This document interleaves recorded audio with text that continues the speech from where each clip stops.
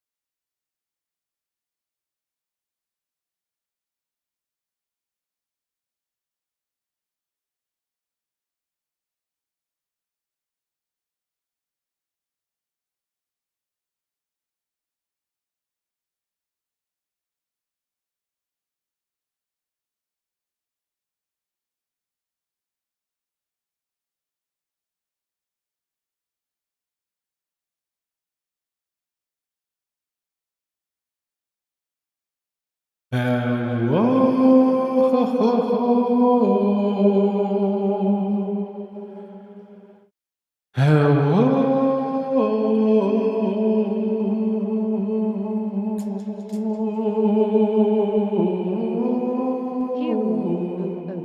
yeah. Oh, hello, everybody. Ah, ah. Oh, hello, everybody. Oh, hello. Hello. Oh, hello, everybody. How are you all doing today? Hello.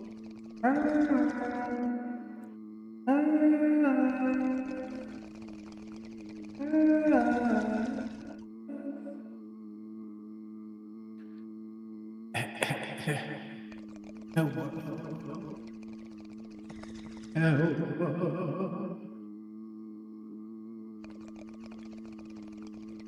Oh, knock, knock, knock. Knock, knock, knock, knock, knock, knock.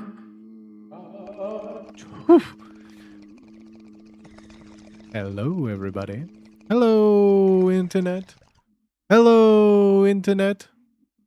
Hello, hello, hello. Hi, Farrell. Hi, Maxie. Hi, Kenso Nisme. I almost tripped. I almost slipped.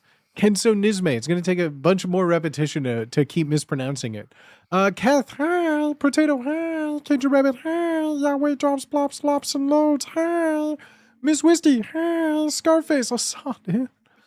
Dr. Fro, hi. Matsuno, hey.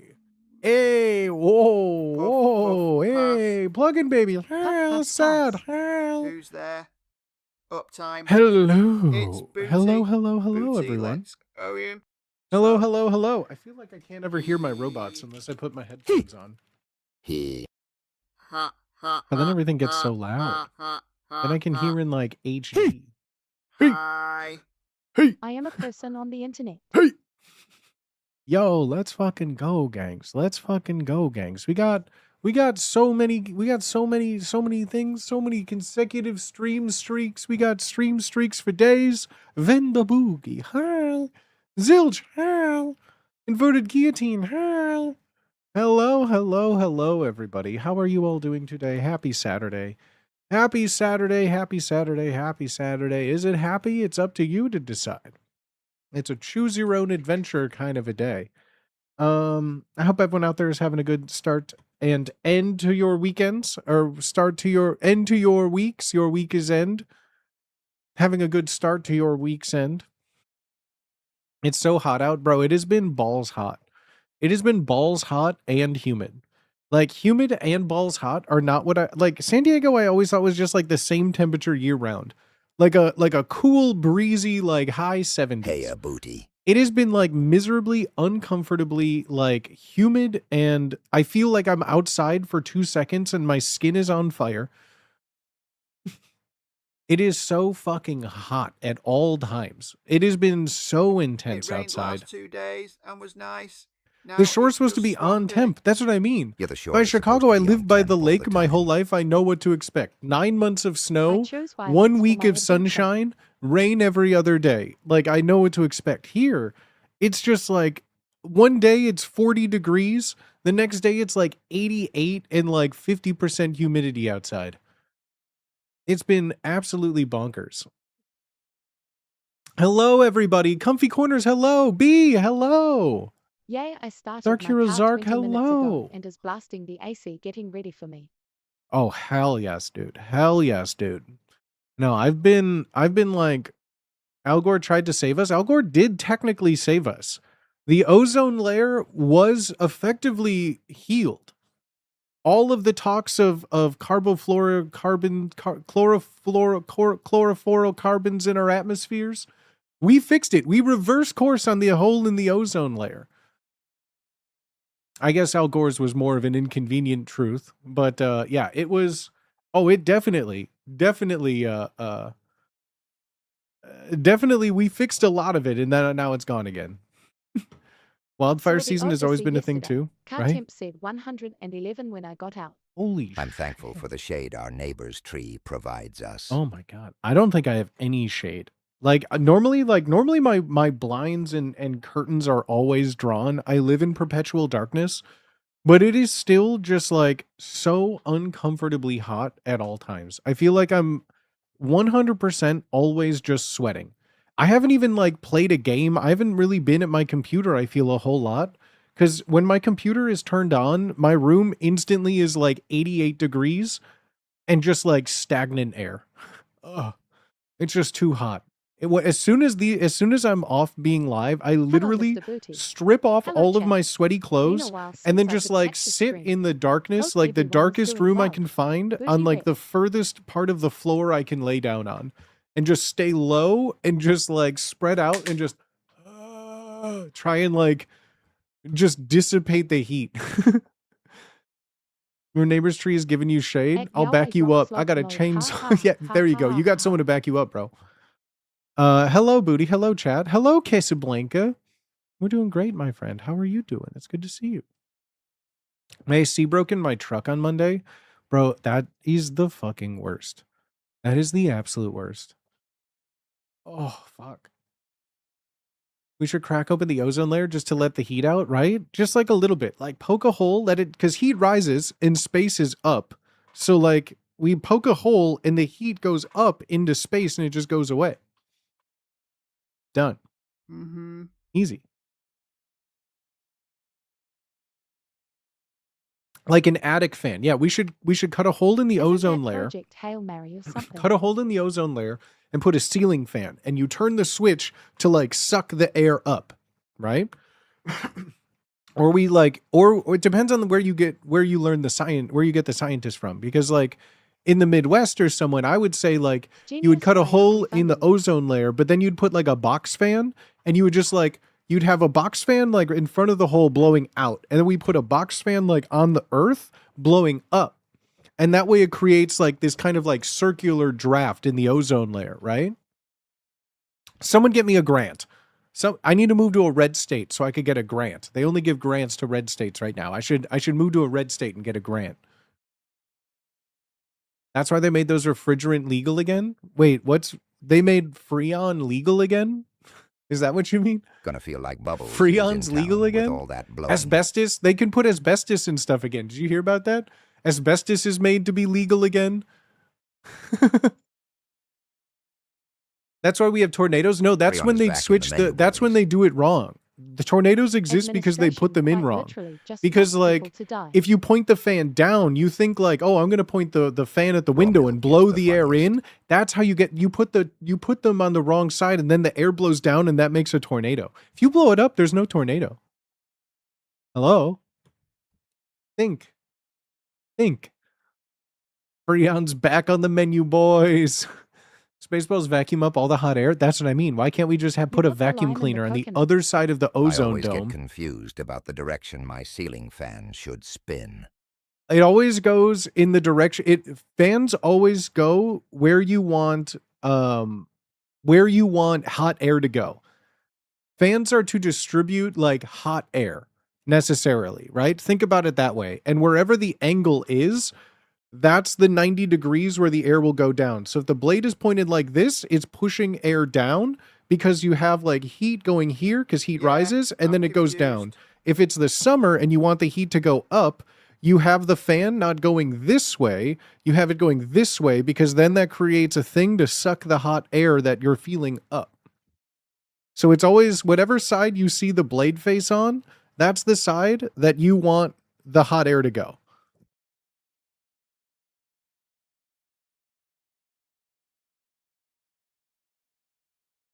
Righty tighty.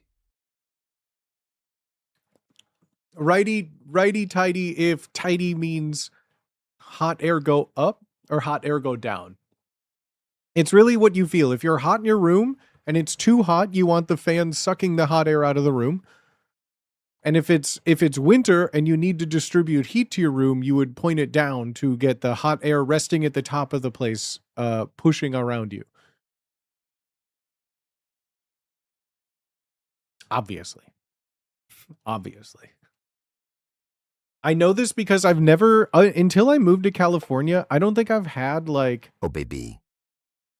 I think like there was always AC, but it was always like, I'm just going to like set any my AC apartment to that I've ever lived 65. in Chicago, especially was like, there's a radiator for heat in the winter that's always on. And so like, it would be like, minus 10 outside, the window's frozen shut. It's so hot. And I'm like walking around in my apartment, just like dripping sweat in shorts because I'm like, it's like 90 degrees and I have like a dehumidifier in my apartment in the winter because of like radiator heat, right?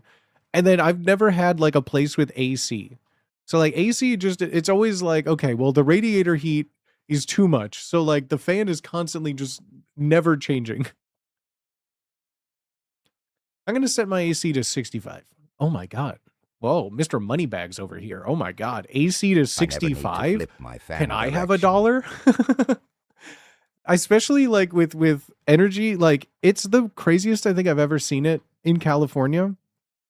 California, the energy is like energy bills are by far like it's almost insane of how When my expensive it clothes is. get sweaty, I got to change out and sit in 72 front of the house. fan Oh till my I'm dry gosh. for the fresh clothes. Like a king over there. I don't think I've ever had a thermostat that was like, whoa, big dollar, big dollar.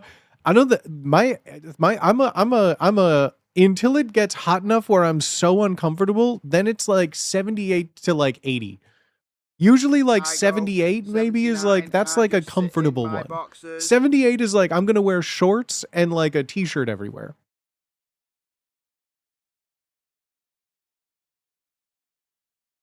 Yeah, I'm a keep it at 78 because with My like electric with bill it was being like $500 at last 78, month. electricity bills are still I'm like too hairy. hundreds and I hundreds and would hundreds of die. dollars. Hundreds and hundreds of dollars. Unless you're living in a place too that has like where your nights are just as hot as the days. Like, I mean, just have your windows open at night. Let all that cool air in, let all the funk out. You know what I mean? I thought my 149 bill was insane. Oh my god, no. There's electric bills in California that It are was like too over humid for that $1,000. last night. Over $1,000 for like 2 hours of your AC running. I don't know, like the average cost in California for electric is like 200% more than like the next state over. Yeah, it's like 33 cents a kilowatt, even more. Oh my god, it's so much more here. Yikes. Excel/Denver Electrics just for increase this upcoming month. Thanks data centers. Yeah, I bet. No, yeah, it's California is absolutely kooky with it. Absolutely kooky with it. Why do I feel like my chair's in a weird spot right now? I miss having a full electric bill that was $50 a month. I remember one of the first apartments I moved to in Chicago, like my between like water or it was garbage and water were covered and I had to pay for electricity. And the electric bill was like $70. Not even. That was like in the throes of like 17 fans running, all the lights left on every day. Like, damn, that's like concerning bills, it would be like, damn, internet is just as much as like all of my other bills combined. Like it'd be like $100 for my now internet is like the cheapest bill I have. like internet is possibly the cheapest thing I pay I bought every a month. window AC for And my that was room, always like, well, I and need it a was the fast best internet. I'm a gamer. I $600 need I've ever you know what I spent. mean? I need fast internet to like stream and just to do anything. Like you need a fast internet. Now it's just like, yeah, internet is, thank God internet is less than $100 still.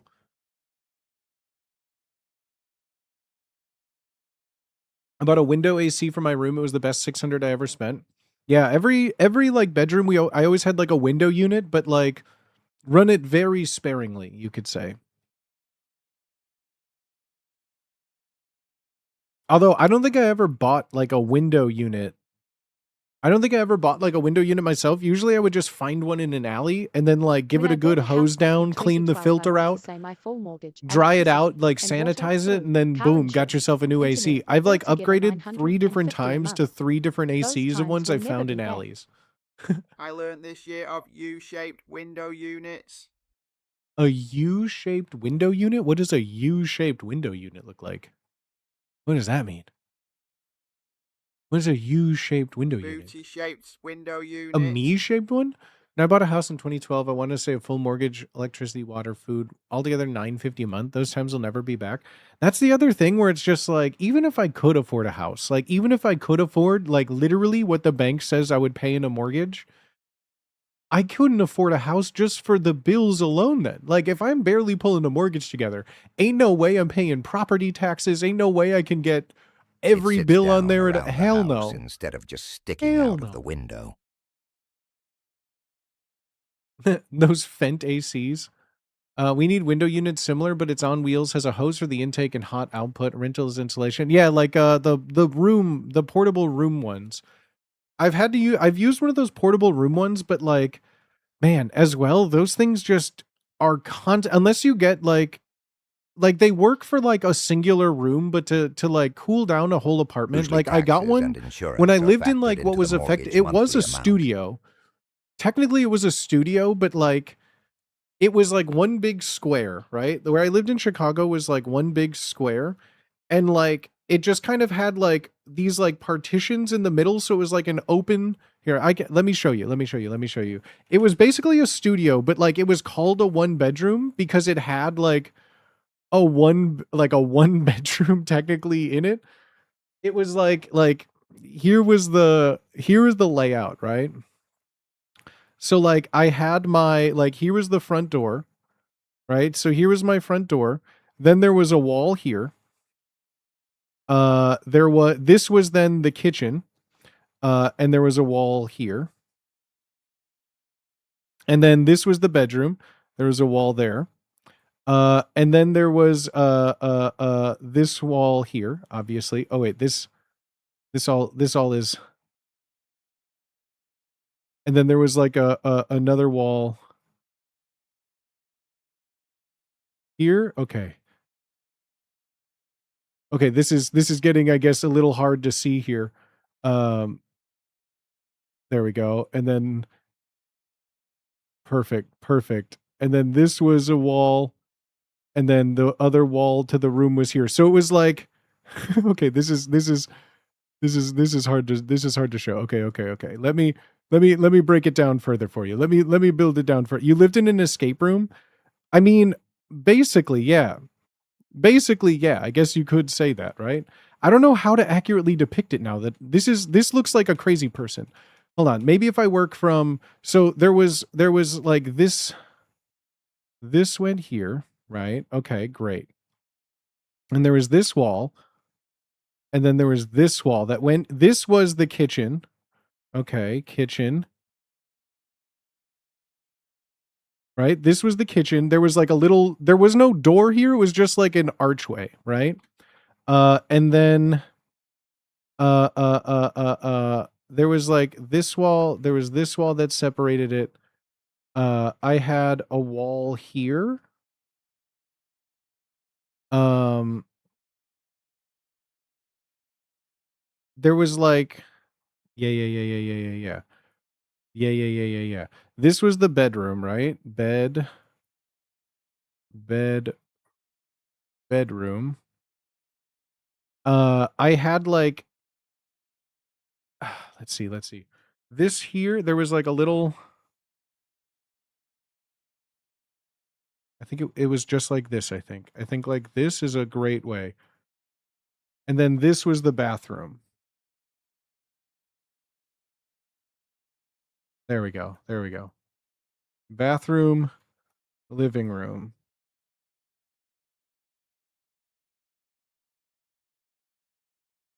There. So like inside of it, it was a square and there were these walls, right? But there were no doors inside of it. It was just kind of like you you know what I mean? This was like this was the only closet that I had. And it was like 3 shelves where I kept like towels and things for the bathroom, right? But it was just like one square room that then they had some walls with no doors to go in there. What is it? Who would it? Yo, Gabagoo gifted a miracle hat! Exclamation mark, enter in chat for your chance to get a free hat. Free hat, free hat, free hat. Where's the teleporter to beam me up to the IBS? That was in the backyard that I didn't have. That was in the other room. That was in the other room. Now, I used to stream from my just like apartment in Chicago. Like a lot of my earlier streams didn't have a green screen. I used a green screen sometimes, but I couldn't afford a green screen. Like mine was like a green fabric draped over like a couple of things in the background, but it was so cumbersome to set up that a lot of times I just didn't have a green screen. Exclamation mark enter, y'all. Exclamation mark enter. It is a free hat.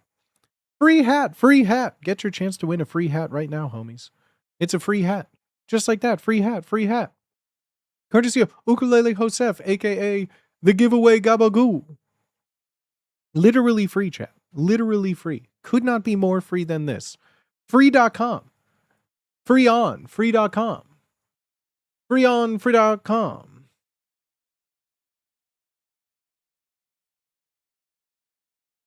Free.com. Free.com.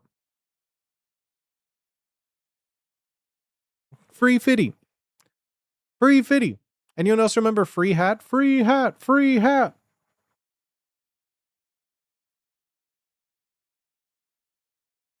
Free hat. He's been wrongfully imprisoned.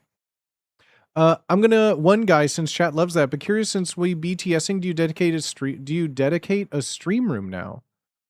You dedicate a stream room now? What do you mean? I'm curious, since we BTSing, do you dedicate a stream room now?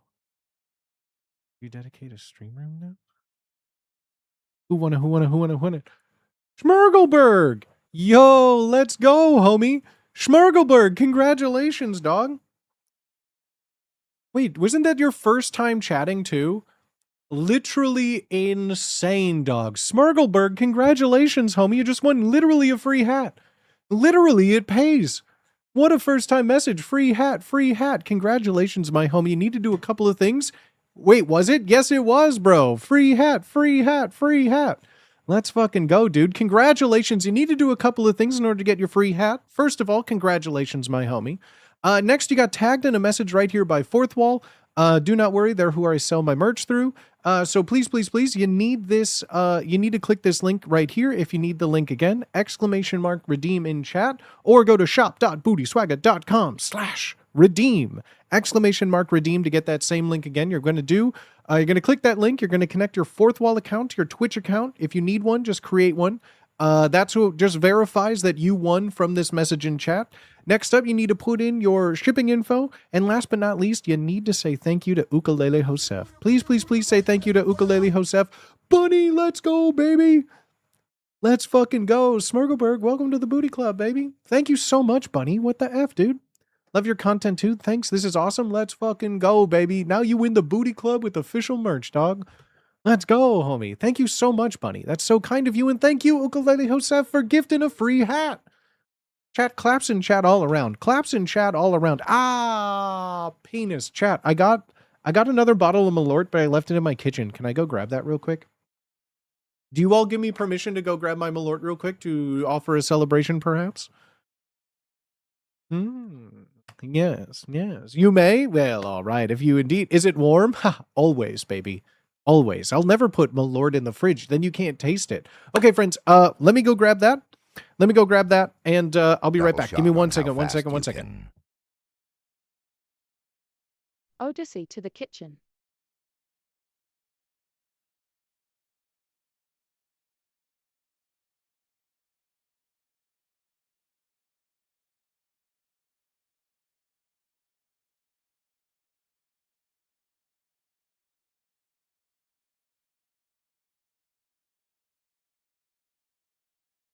Every IMAX in 3 hours of me has been sold out all week.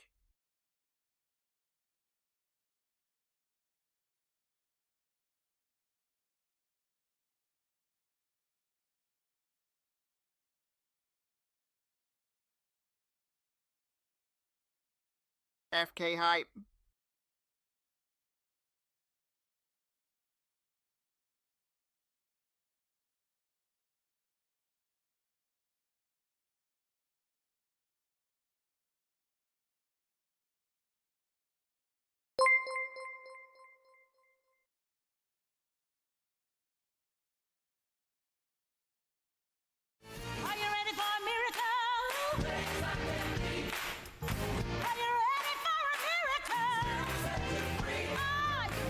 Hello, Smurgelberg, you got your hat. Congratulations. Congratulations, I did it. Let's fucking go, baby. Good redeem, good redeem, good redeem. Let's fucking go, homie. I hope you enjoy it. And what a miracle we're celebrating here. The joys of life. Thank you, everybody, for being here today.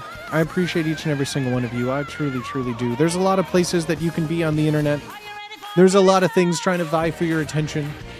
Name a website, name anything, an app trying to get you to do something. Thank you all for being here today in any capacity. I appreciate y'all so much. I hope you guys are having a good Saturday. Congratulations, Smurgelberg. Oohdalally Joseph, thank you for doing a giveaway. I appreciate each and every single one of you, y'all. Zazazoo with 100 biddies. Thank you. I appreciate each and every single one of y'all. Thank you, everybody. If you're not having a good day, let's make it better, huh?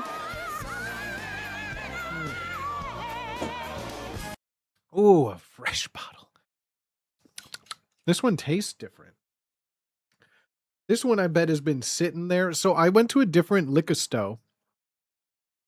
Than I normally go to, and this one has a particular flavor to it that is different.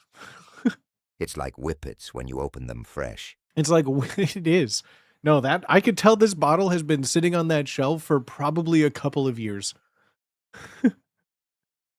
I love cheering go, go, go as the meter passes $30 at the gas station to fill up my Honda Civic. The last time I've driven the same car since, well, for like 14 years now. I have my little Mazda, my 2012 Mazda.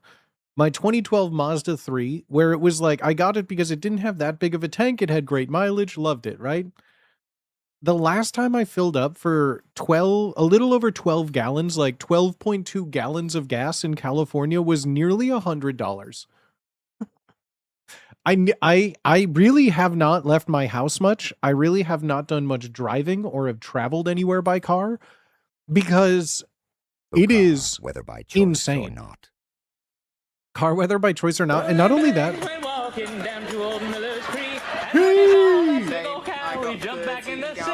Yo, dude, Pete, thank you for the old limber legs. Yeah, I'm tasting a barrel after that. Brother, right? I got 13 gallons for $97. Fuck, dude. Pete Cinco, thank you so much. Oh, limber legs, bro. Just gave my Mazda 3 for my sister, to my sister for college, goated car. I love my Mazda 3.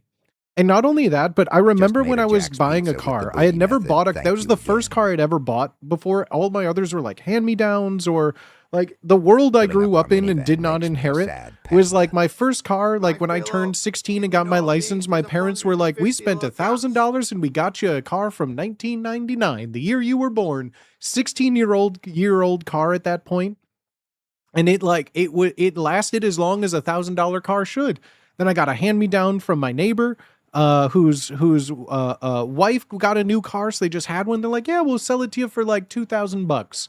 It's almost 20 years old at this point, but you know, if you just need a car to get around, that's great. So I went perfect. So far, I've had 2 cars, $3,000 total that my parents paid for. Thank goodness, right? Like happy days in high school.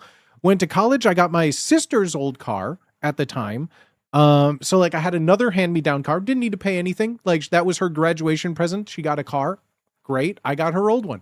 Perfect. Wonderful. Right. Had that car forever until it broke down. I went from like Illinois, moved to Colorado in that car, moved back to Chicago in that car, drove it to the ground, finally just died and collapsed in my arms. So I went, you know what? I've had hand-me-down cars for the better part of my life, almost a decade, right? Damn, that's a good track. So I was like, I'm going to get myself my own car. I've saved up enough money from working real jobs for a couple of years. I had like, not to brag, but about $5,000 to my name of just car money. So I went around to various lots thinking I'm going to get a used car. And this is now circa like, you know, 2015, 2014, my whole life. I'm like, yeah, cars are a couple $1,000s used. I don't need anything fancy. I just need a couple $1,000s of a car. Thank you very much. Oh. So this was about 2015 shopping for my, or no, this was 2013. What am I saying? It's 2013. Got my car, had $5,000, felt like a king. All right, let's take a look at some cars. What kind of car options are they? Oh. COVID hit you like a freight train. 5K down. In COVID hit me like a freight train. What the fuck does that mean? What does that mean? What do you mean COVID hit me like a freight train? What? I went around just seeing like, okay, I just want the cheapest car then. I was like, great, cars are expensive. Okay, shit. What's the cheapest car I can find? So it was like, I looked at all the cheapest one that everyone had. I looked at the Ford Focuses. I looked at the Toyota Corollas, I think at the time, everything. That was all like $13,000 to like $16,000, $20,000, right? I got COVID last week. Blast from the past. The fuck? COVID still exists?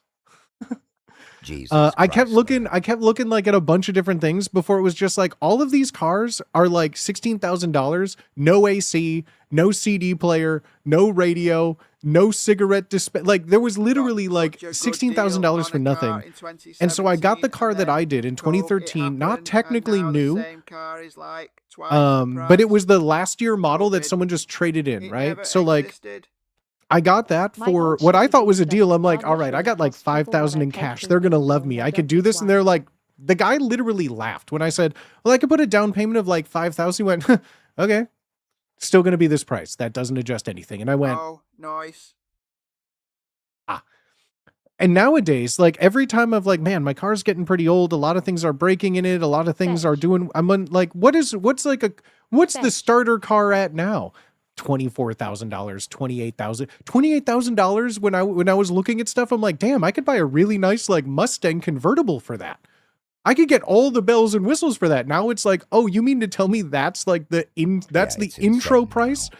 And not only that, but then you have to like reserve it for 2 years because there's just no cars available. I'm planning on getting a Corolla Cross hybrid in January. Shit's 32K. Yes, dude, that's what I'm saying. Like a Toyota Corolla is like $30,000. My Mazda 3, they're like, oh yeah, the base Mazda 3, like last time I checked a few years ago was like $31,000. No CD player, no in-panel navigation, nothing. Like literally the craziest things I've ever heard in my life. Pete, thank you for gifting a sub to Pete. Spired, baby. What the fuck?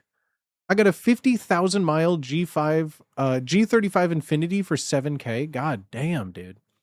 You could buy I a bought my small car in school bus 2019 and before COVID retrofit hit. it That's for so traveling good. for that money. Do I have any native reservations in Cali? There's some. It's 181 a liter in my area, but the res it's only I miss 131. it I don't seeing know if they have like a separate gassing thing. Because just from liters, My Subaru Impreza was about 30K I'm brand assuming new. are you in like Actually, not Canada? too bad. Are you in Canada with that? Because there's some like, but there's like where's there's casinos, but I don't think there's any like cheaper gas stations necessarily because I don't think they need to. They don't in general have gas stations non-natives can use. I'm on Yeah. an Impreza now. I I like mean, it. even like the Costco Pickups gas are station, which crazy. everyone is like, yeah, just I go to sold my Costco gas 1986 station. Toyota One, pickup the with line is like 300K 70 miles for long. 5K last And also year, it's only LOL. like, let's just It's say all the 20 cents maintenance difference. So on instead of my paying Tesla. $7.50, it's like $7.15, right? I'll even give more of a benefit. I'm saving $7. So instead of $95, I'm paying $88. My 2 hours of time is worth more than the $8 I've saved. $0 maintenance on my Tesla. I don't think I've ever lived or will live in a place where I can like charge a Tesla. You know what I mean? I don't think I will ever live in a place that has like a garage, a dedicated like spot for that. Not only can I not afford a Tesla, but like I don't even think I can afford wherever to store one. Costco's like 3 cents cheaper here, right? You got to buy a membership. Yeah, I don't even know where I've only gone to Costco cuz Yeb had a Costco membership. So like I remember I kept seeing a bunch of posts for things that I liked at Costco. I'm like I And tagged a along with used Yeb once. electric car But is that was a like I gamble. feel 2 years ago, the last time I've been to a Costco. There was a hot minute there where you can get a Tesla for 10K. I don't even think I mean, one, I'm not even looking for a new car. I don't have new car money right now. I don't have a car savings to get a new car. So we're riding out our Mazda 3 until we sunset it, gang. Let's be very clear. I do not Probably have the charge you come up more of new car expensive money than right gas now. at Let's be some very places, clear though. about that. Mazda 3 is a car you can keep decades. I mean, I've had mine for almost 20 years now, yeah.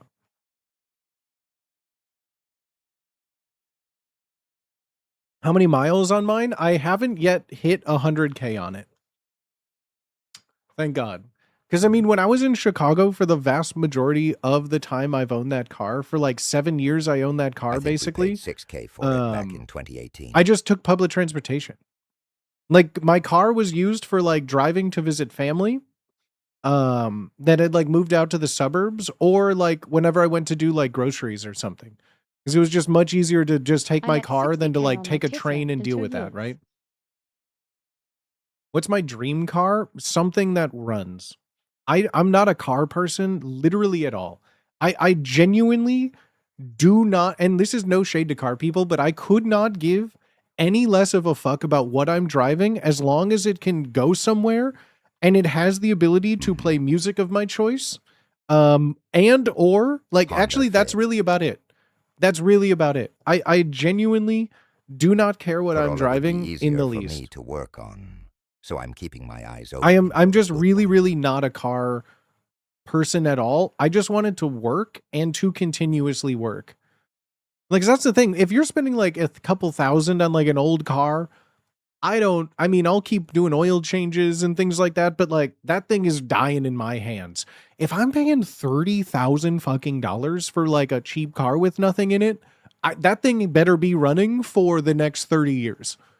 Maybe not Volkswagen, unless you like playing gambling against whether or not you need expensive maintenance. No, I've had friends with Volkswagens. I've also had friends with like that got their BMWs. I've already learned with a lot of those cars, the maintenance in itself is just not worth it. And I learned that because one of my first cars I had a Pontiac Bonneville. Max Uh, 3, yep. Half of the time while Pontiac was existed as a company, and then the second half is Pontiac didn't exist as a company. And then the further Pontiac didn't exist as a company, trying to fix my old Pontiac became like literally the most nightmare of headaches. It was like, oh yeah, let me call For Jim Bob. maintenance. Jim Bob is out of Pontiac. Let him call a buddy that has a connect with a junkyard that knows a Pontiac deal. It was like buying like illegal drugs to track down parts for like certain cars.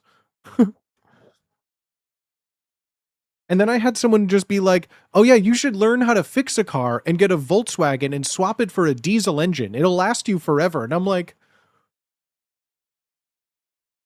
I can barely afford $1,000 in rent right now. What are you talking Crazy. about? For a Swap good out an 10 years, engine on a Chrysler make-believe was car I owned by don't have. Mercedes, so the maintenance was dumb. Just do a diesel engine swap. I Just literally, with a engine straight face, swap, this was the beep. same place where I was like on a work call. I was doing like a bunch of work calls, and I had a work call with someone that I was just saying like, student loans are so expensive.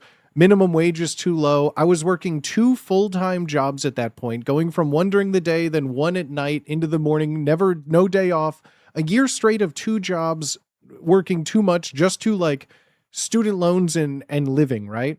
And with a straight face, the person who owned the company I was working for, paying me minimum wage, said, well, you can't complain about just not making any money. You should really be investing in real estate. If you buy an apartment building, you won't then that apartment building will pay for the next apartment building. And I went, you're paying me.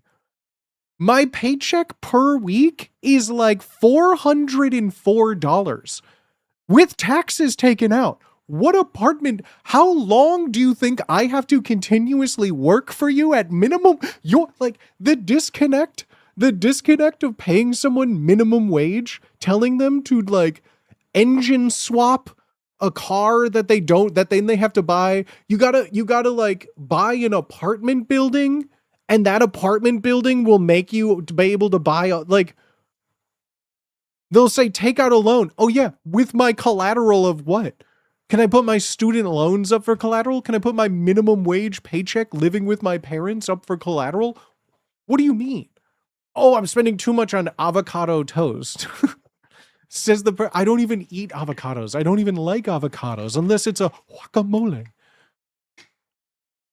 Like I eat the poorest that you'll ever see. Like I can survive on like hot dogs and like cheap beer.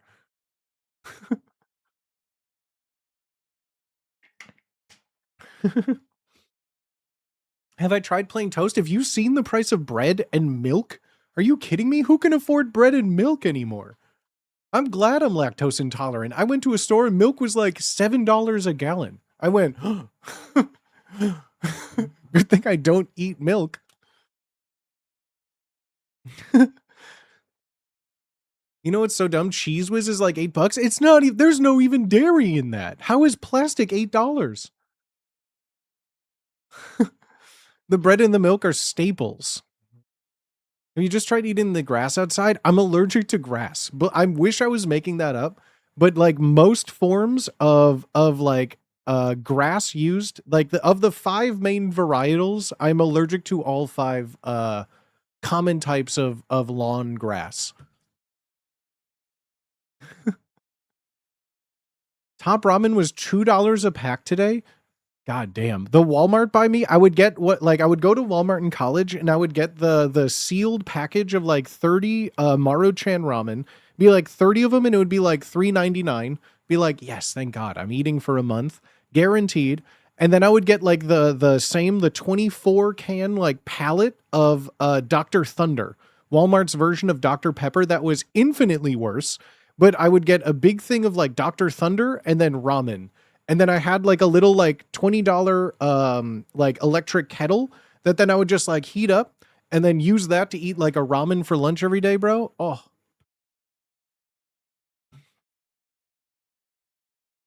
It was like $4 or $5 for $1. Yeah, I was getting like those just giant packs of them of one flavor, and I would just switch between like beef and chicken just to like keep things fresh every month.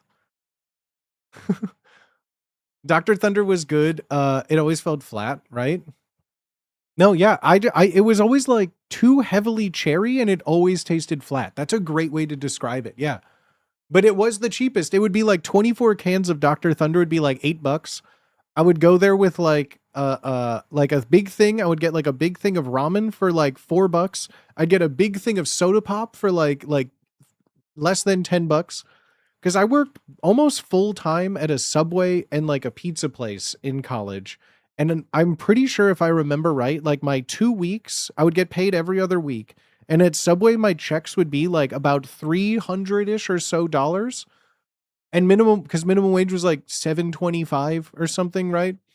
So it'd be like, my checks would be like $500, and after taxes, it would be like 320 some.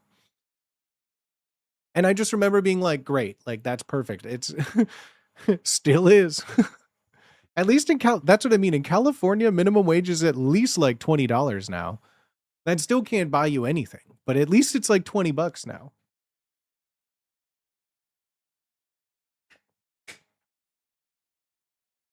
Hate this dismissive advice. Most people tell you to work hard, buy a rental place, use it to get another. Like, brother, I'm choosing between a 6-pack of beer and a stick of Parmesan this week. I can't get both.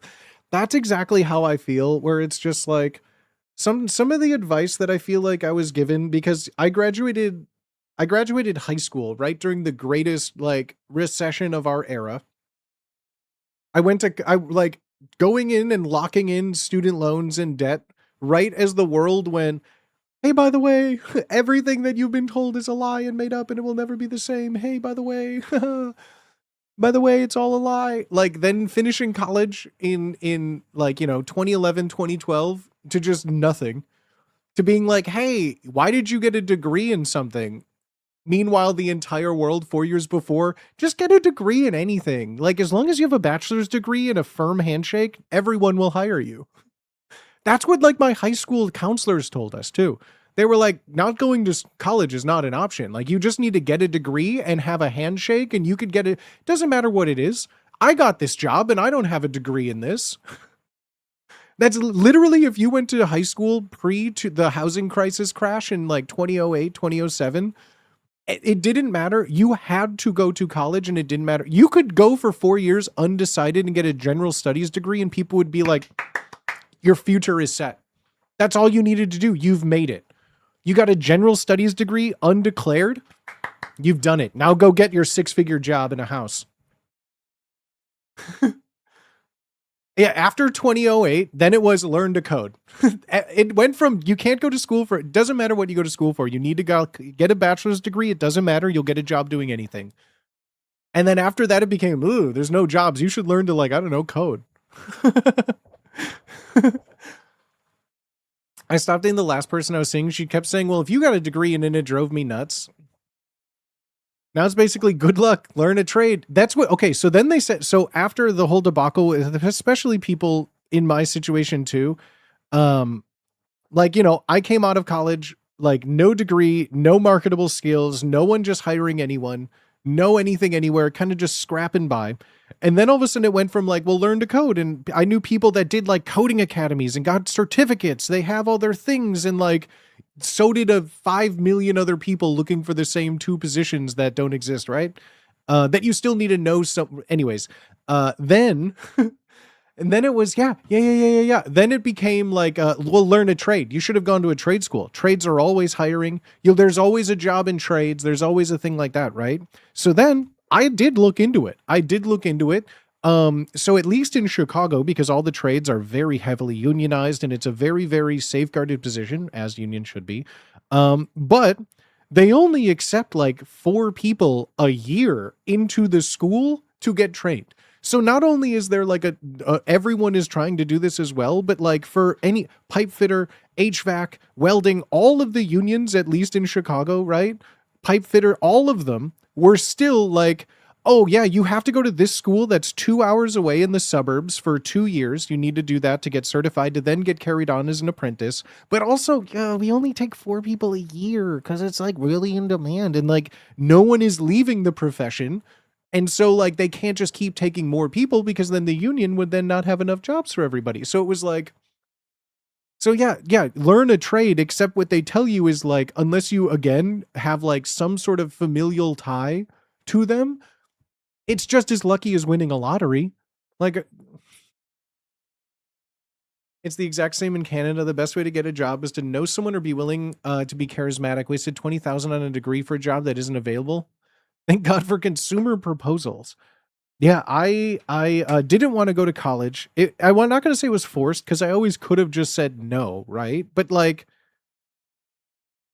you always need to know someone. Oh, exactly. But like, no one in my family was in any trades like that. So like, because like even still, like no one was in unions or trades like that because all of like my family was just like, yeah, I just like do construction sometimes. Oh yeah, you need a patio build? Yeah, 3 uncles will just show up and build something.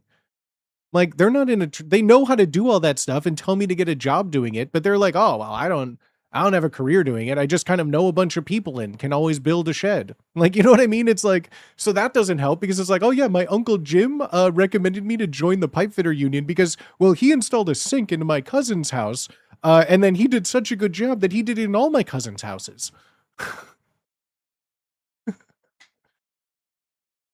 I did trade school at 4 years. Union caused all the metal shops to go out of business. Haven't been able to find a job in 2 years. Managed to make money buying used records, used video games from yard sales and selling them. Let's fucking go, dude. No, I don't know.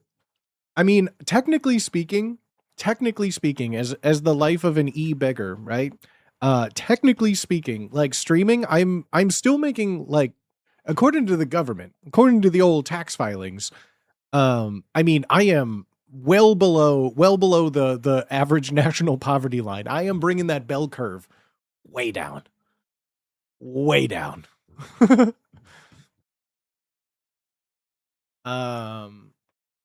And that's the thing, yeah, sure. Like anyone can move to bumfuck nowhere in a town of 200 people and get a job as a internet person for the K through 12 school.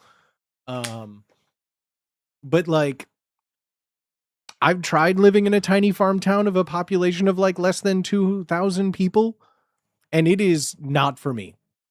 One, I don't consume meth. I don't really like country music, and so that pretty much eliminates me from like 90% of the landmass of the country. I'm not religious.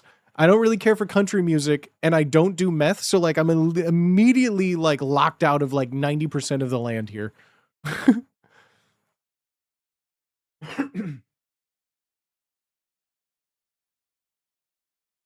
You should give meth a shot. You know, I did read that book Crank when I was in high school. Really does glorify meth, you know. Heroin and metal are an option in some of those places. Nah, I'm full.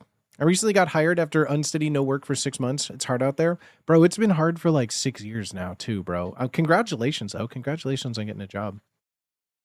That's why, like, the moment that streaming doesn't work, I'm fucked. You're going to find, like, it's going to be one of those, someone's going to do, like, an introspective in, like, 20 years. I'm giving myself way too much credit. Like, what happened to those streamers that you used to know about? And for some reason, they're like, no one knew about him. But Booty Swagger, where are they now? And it's like, he's living as a mole person beneath Las Vegas. And it's just like, so Andrew Callahan is like a 70-year-old Geraldo Rivera, like, comes down into the mole caves to find me.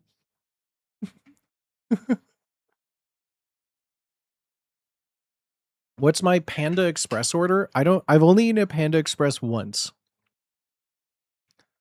And that was like maybe 4 years ago, and I don't remember. I've only been to a Panda Express once, and it was at a mall. I'll assume I got like maybe the orange chicken Panda burger, raw and wriggling. We're talking about being poor. Who can afford $20 fake Chinese food? I really eat out whenever I'll go to I'll go whenever I go see a movie. I'll go to the bar to get like a beer and a pizza is like a treat for myself, right? But that's like a very rare occasion. There are none near me. I only ever get it when I'm traveling at the airport. I just kind of get whatever because I forget every time. If my go-to at an airport, if it's not in Chicago, I'm hitting up for that authentic New York slice of Sparrow. Oh, I'll always hit up an airport Sparrow. I just want to taste of New York. Galactic Musing, thank you so much for the Prime for 2 months, dog. What the F? Thank you so much. I don't remember the last time I went to a fast food restaurant. I talk about this all the time, and I know people don't believe me. I think the last time I went to a fast food restaurant was on stream with Yeb going to like bad Taco Bell. I genuinely think that was like, what, 3 years ago now? I went to a McDonald's when we went to Japan, and that was also awful. I really, really, really just don't eat. I don't like fast food was like saved my life because I could get like 2 Big Macs, a large fry, and a drink for like $4 when I was at my poorest. Nowadays, I can't afford that shit. A McDonald's breakfast of like 2 hash browns for $1, I would get like 6 hash browns and like eat for the whole day. Now it's like $4 for a hash brown. I don't got time for that, dog. It's not a great time to get into fast food. It's really not a great time for that. If I watch the Odyssey, yes, dude. Yes, dude. I watched the Odyssey in Limax, bro. I watched it in Limax, bro. Went to McDonald's because they had a good McChicken deal for a while. You buy one, you can add one more for $1. That's what they had like deals, especially around like COVID time when I didn't have a job, like no income except for like paying rent on stream and getting like $30 a month to eat on. I would go to the McDonald's across the street. I would get like buy 1 Big Mac, get one for like, $1, and then like a large drink, and it would be like $5. There was no app deals. This was pre-app deals. I've never downloaded an app for a fast food restaurant either, because like that just I know you could get better deals on there, but like that drives me insane. It literally drives me insane. I don't want to I feel like Dennis Reynolds. I don't want to download an app to eat a fucking like 99-cent chicken McNugget. Like, what are we doing? Have another cheers for Oohdalally giving me a hat and Bunny for giving me a sub. Huzzah! Huzzah! Do I remember the dollar menu? Bro, Farrell, I'll drop even more booty lore on you. I played sports year-round my whole childhood. From the time I was a little boy, like 3 years old, I was playing like soccer and t-ball. Like all the way through high school, I played sports. Like competitive sports, right? And from like 3rd grade, 4th grade, 5th grade, 6th grade, like basically all of like grade school, like for 4 or 5 years, we would always have like games on like a Saturday morning, right? And we would always go, or no, they would always sometimes be on like school nights too, like Tuesdays or Thursdays. And I just remember I would always go on, I think it was like Wednesdays. McDonald's on Wednesdays would do like 15-cent hamburgers and 25-cent cheeseburgers. Because my dad's go-to McDonald's order, I'll always remember he would get a Big Mac and then he would get the 2 cheeseburgers for $1. He would get like a Big Mac and 2 cheeseburgers for $1, like the super size fries with a Diet Coke. And it would be like $5. You know what I mean? But like, I remember because like around that time, my dad had like a minivan too, right? And so like after one of those games, I just remember like a few kids from the basketball team like getting in a minivan and my dad taking us to McDonald's because it was like 15-cent hamburger day. And like we just were like, I am eating 5 hamburgers, you know, like going crazy into McDonald's. Just things that kids do because it was 15-cent hamburgers, bro. What in the world? That's not even like, that's like back in my day, it was a nickel. You know what I mean? Like that's the hill that I think like will for like back in my day the internet was a phone, and when you wanted to go on a computer you had to make sure that no one was gonna call. It was a combo of that, and McDonald's sold hamburgers for 15 cents on one day. You could buy 2 cheeseburgers for $1 any other day. Like, okay, grandpa. Okay, grandpa. And what did like 15 cents cost in today's money? A bajillion dollars? I am curious to know, is there like an updated like line graph showing the Big Mac scale? The Big Mac scale is like a real thing used around the world by like global economy, but to deal with the global economy of the value of a purchasing power of wherever it is based on a McDonald's Big Mac. Because in this global world, there's so few things that exist on every continent in almost every single country, except for like McDonald's, the economicon, right? The econominomist. And so it goes by the Big Mac value index, by like what is the cost of a Big Mac relative to like the average power of the dollar in working dollar, right? What is that like now? Because before it was always like a true thing, but now a Big Mac's like 13 fucking dollars. I miss being able to go to Taco Bell with $5 by the entire menu. That's what I feel like. I do feel bad for a way for like kids like that don't like, if I was like a teenager now, what do you do? Because like I wouldn't have a car. Gas is too expensive. Cars cost too much money. Insurance costs too much money. Like not only that, but like what kind of job does someone have to afford like a $25 McDonald's meal? Like, you know what I mean? Like, is it just like, where do people, because I would go with my friends, we would just go to a Taco Bell, get like a drink and like 7 like things for like 39 cents, and yeah, spend like $5 and literally eat like a high school kid would. They just play Fortnite? Do they play Fortnite still? They have e-bikes now. For one McGangbang meal, it's $20. Bro, McGangbangs saved me in college too, because those were like dollar menu items. It'd be like $2 for a McGangbang. I'm in. At least the price is helping with obesity? I mean, I guess so, right? Those were the days.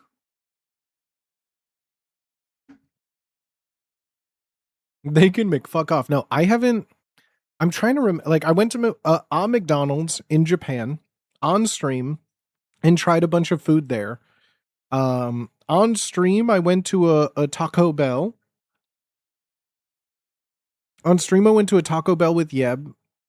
It was okay. It's been years. It has been years.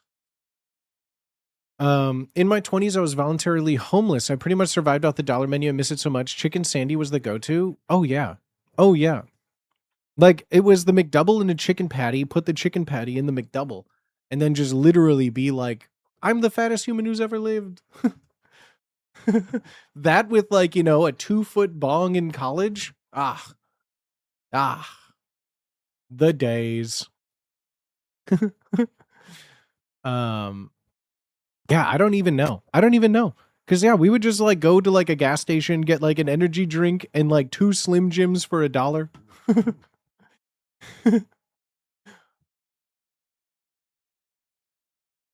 Yeah, I genuinely have no idea, man. I have no idea. It's all so kooky. It's all so kooky. But we got some things to talk about today, friends. We did a little bit of our survey yesterday. We will do some more of our surveys. We will get back to answering some of our community survey, but we didn't get to it. Last time or earlier in the week. So I do want to talk about, as I always do, a little behind the scenes of our game show we did last Sunday. There will not be one tomorrow because I'm getting ready to do the one that we're doing in person, not live, but pre-recorded for the old YouTube. On Tuesday. So I think I have to miss stream next week on Tuesday. I'll give you more info on that as it comes up. But we're doing a recorded one for the old YouTube. I'm very excited for it. This one is one that I've wanted to do over, this one was originally planned, like all of them were, to do over Discord. But then when Wubby expressed interest about putting one together live, of course, things doing in person is always a lot of fun as well. So one of my favorite ideas. I hope it goes well. I won't tell you what it is. You're just gonna have to see how it goes, and I'll be sure to talk about it too when we come back from that. But the one we just did on Sunday, put a 1 in chat if you saw the game show from last week Sunday. We had Wubby, Alex, and our friend Poob join for our wonderful game that I lovingly refer to as here as the Kingmaker. As the Kingmaker. Pretty much all of it we'll go over. If anyone has any questions regarding anything on game show, or how stuff is made, I am always more than happy to talk about it and make some stuff as well. Huzzah! If anyone has any questions on how they're made, more than happy to share. More than happy to go over anything. I'm always an open book when it comes to these things. I love making stuff like this. I love talking about how I make stuff like this. So if you have any interest in how it's made, yeah, you're in the right place. You're in the right place.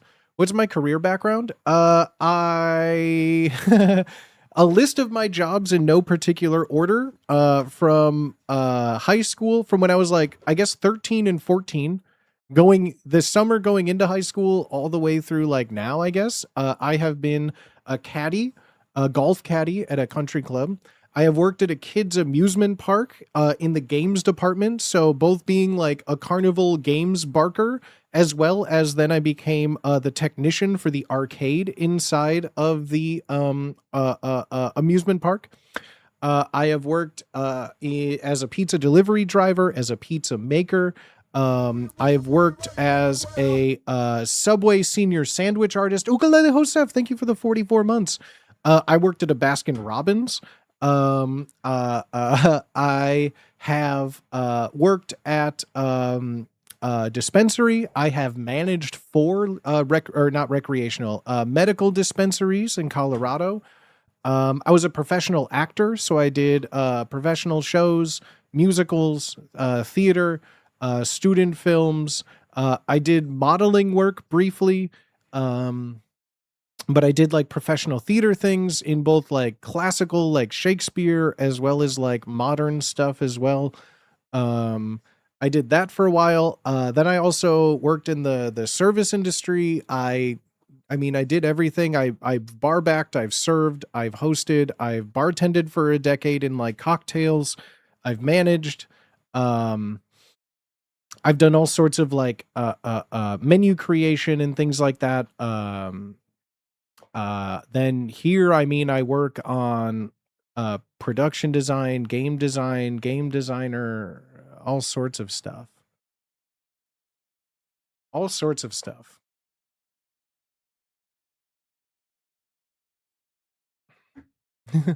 Does a really good Henry V. Now is the hour of our discontent, made glorious sun by the sun, made glorious summer by the son of York. Now as the clouds lowered upon our house, in the deep bosom of the ocean buried. Nailed it. Nailed it. Thank you. That's Richard III, by the way, not Henry V. If anyone was keeping score, I just thought we'd point that out. If I recreate that resume, will I become a game show designer? Yeah. Yeah, of course, sure.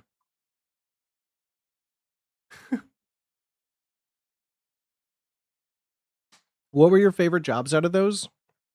Well, the only thing I have ever done in my life that has been any sort of like creative fulfillment in the way that I have now is streaming. So that's cool.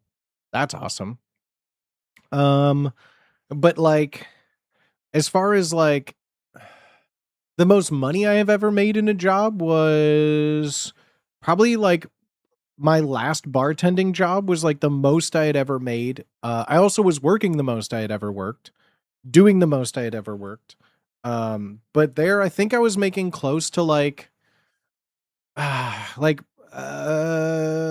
don't know. It was what would you say? It was like anywhere from like 50 to like 60,000 a year. That was kind of like the most money I've ever made in my entire life. So like that was pretty good. I felt like I was able to like save money. And then COVID came and I lost that job. So what are you going to do? But yeah, that was kind of like the most money I've ever made. So like that probably is like my favorite job just because I had money. Streaming is the most creatively rewarding, but like pound for pound, probably the least amount of money I've ever made.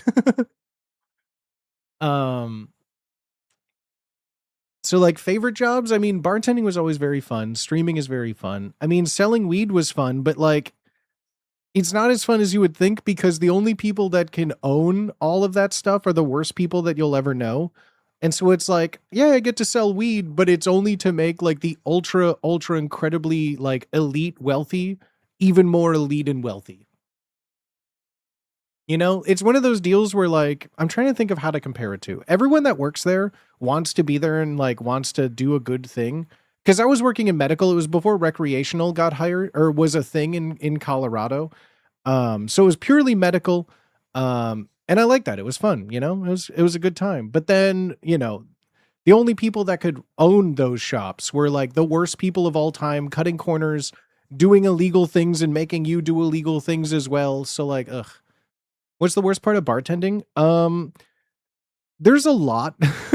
One, the hours my body was beat up forever, never getting a day off. Up until like I lost my job and it was like over COVID.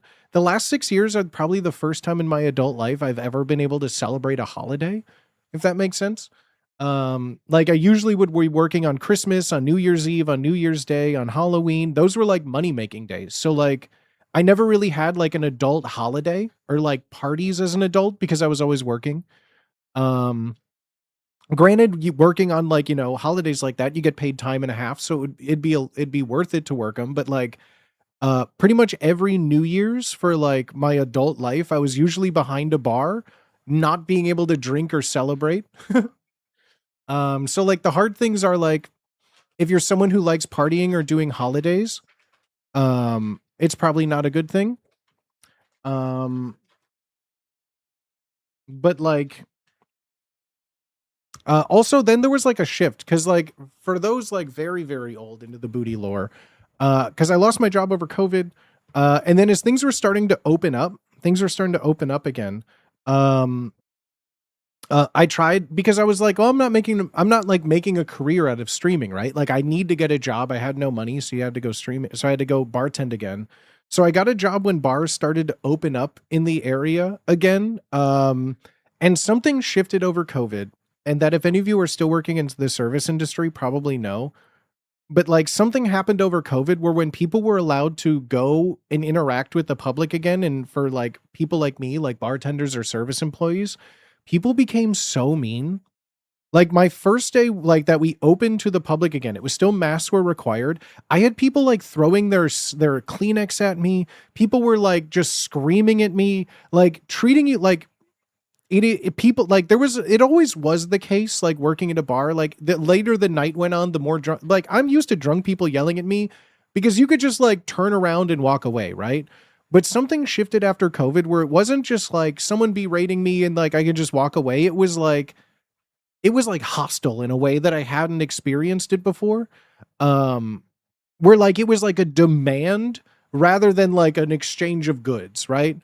Like I'm happy to do a mutual exchange of goods. That's what I'm here for. I'm here because I want to give you a drink and I want you to give me money. Everyone wins in this scenario, but it became like people would be screaming, and we're not even talking about late into night. Like it was like an all shift thing. I worked for like 5 p.m. to 2 a.m. and I had like drinks thrown at me. I had all like right. Like I just it became too much. I quit that job and like I took like a month or two off of streaming to like train and like work at that thing, and I came back to streaming and started doing it pretty much like consistently full time to try and make money from it. Which is why I'm like terrified. If streaming doesn't work out, I don't know if I could go back to bartending because like I've still seen how people act at bars and it's like absolutely terrifying. Absolutely terrifying. And I don't know if I could do that because tipped employees get paid less than minimum wage, right? So like I don't know if I could go back to getting like screamed at and belittled and just made to feel like less of a person for like $7 an hour again. Dream job outside of bartending? I don't know. I would love to just like not have to worry about money. Any dream job is something that can pay me for what I'm worth, which is just like I want to be able to pay rent. I want to not be yelled at. Like literally, I have such low standards and like I mean, I'll do anything. I just want to be able to live, right? Is it like that at smaller dive bars? Smaller dive bars don't really even exist here, bro. Also, I can't afford going out. I used to go to bars all the time. I'm not making my bartender salary right now. I said it before last stream, because like right now, year to date, my Twitch revenue is like under like 20K. It's like around 18,000 up to this point in the year for Twitch, right? So like we're looking at like a little over 2K a month, about 500 a week on stream. I don't have going out to bar money, guys. We're not living it up, baby. We don't got like the we don't got it like that.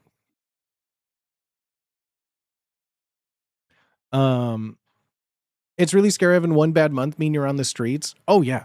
I mean that is also why I've been the most consistent I've ever been, right? Like I've missed very few streams, and when I do, I at least let you guys know. Cause yeah, this is it. This is the job. Have you considered going somewhere cheaper since you don't go out anyways? Name a cheaper place. I would love to know where. And if you say somewhere in the middle of nowhere in the country, that ain't gonna cut it, Chi. I had a friend that does bartending private events, and it does really good. You would make a killing at that. Sure, I've done that, but like the problem is, just like anything, you can't just show up and get a job somewhere. You know? Detroit, maybe? Sure. What's rent in apartments and utilities in Detroit? I love Detroit. I've been to Detroit many times. Cleveland, I would rather die. I hate Ohio with such a passion. No offense to anyone from Ohio. I've been to Cleveland, and it is one of the most miserable cities I've ever been to. I've been to Cincinnati. It is one of the most like weird cities I've ever been to.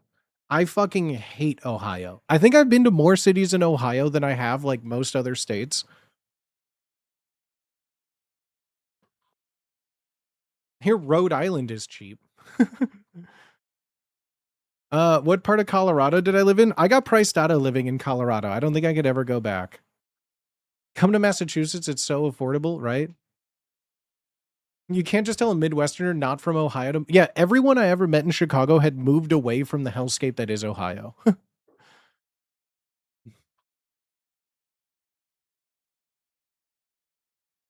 can get a place in Detroit under $800 a month. Here's the thing. I could get a place where I'm at in San Diego for $800 a month. Where is that though? Because the places for $800 a month have like literal like homeless screaming outside 24/7 with cars broken into, and there's places like that that exist everywhere. But the fact of the matter is, like, what do you mean? Road trip through Ohio for a friend's wedding place sucks. Yeah. Oh no, absolutely. Are you a regular employee? I get paid when I make something. I'm not on a salary. I don't get paid just to be around or to hang out. I don't make money from the podcast. Like none of that is me. The only things I get paid for are when you see me doing something. So like I get paid when I make a game show once a week, right?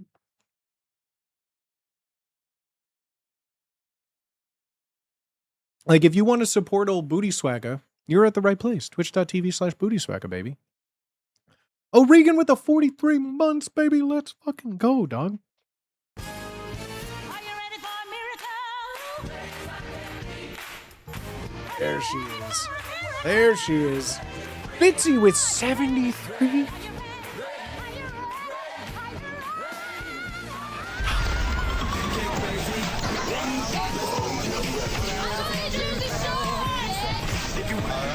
Yo, bro, sleeps in with the motherfucking bomb, dude. Thank you. Holy shit. Making it rain them $50 bills, gang? What the hell? God damn, thank you, man. Thank you. Fitzy with the 73 months, baby. Hard out here for a Booty Swagga. I'm not saying that this job is hard, but I am not... I don't have a retirement fund. I'm not saving money, gang. We're doing this for the love of the game. As soon as I can't afford rent, the love of the game is gone, baby. It's gone. Yo! Kenso Nizme. Kenso Nizme with a meat Kano, dog? What the fuck? What the fuck? Thank you. Holy shit. Sleeps in Kenso Nizme. So Nizme. Everybody says that. So Nizme. Thank you, homies. God damn, Fitzy, thank you for the 73 months.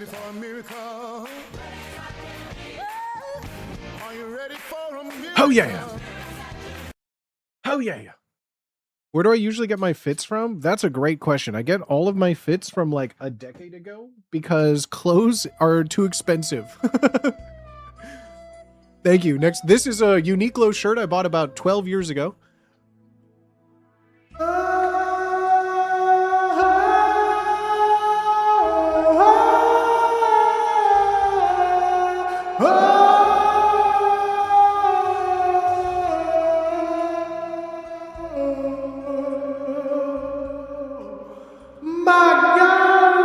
Ukulele Joseph.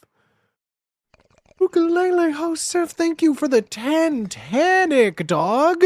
Potato with a 6-pack. Cracking open a 6-pack. Well, all right. Don't mind if I dug dim a do. Don't mind if I dug dim a do. Goodness gracious. Thank you so much, homie. What the frick? No, I appreciate it. Thank you, guys. If you like this content, if you want to see me keep doing this, you're in the right spot, baby. Thank you for your support, guys. Seriously, this is, like, I am not joking when I say this is my sole income. This is the only thing that is consistent that I can get money for. Please. Please. Thank you so much, everybody. Holy shit. Cajun Rabbit, thank you.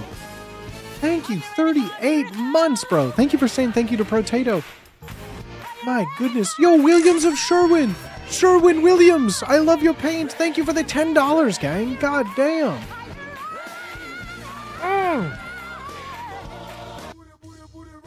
Frickin' win. Frickin' win. Thank you for the 39 months, dog. Going to the Malort event. So I have not gotten into the Malort event. The tickets, so what I didn't know, the tickets sold out like instantly.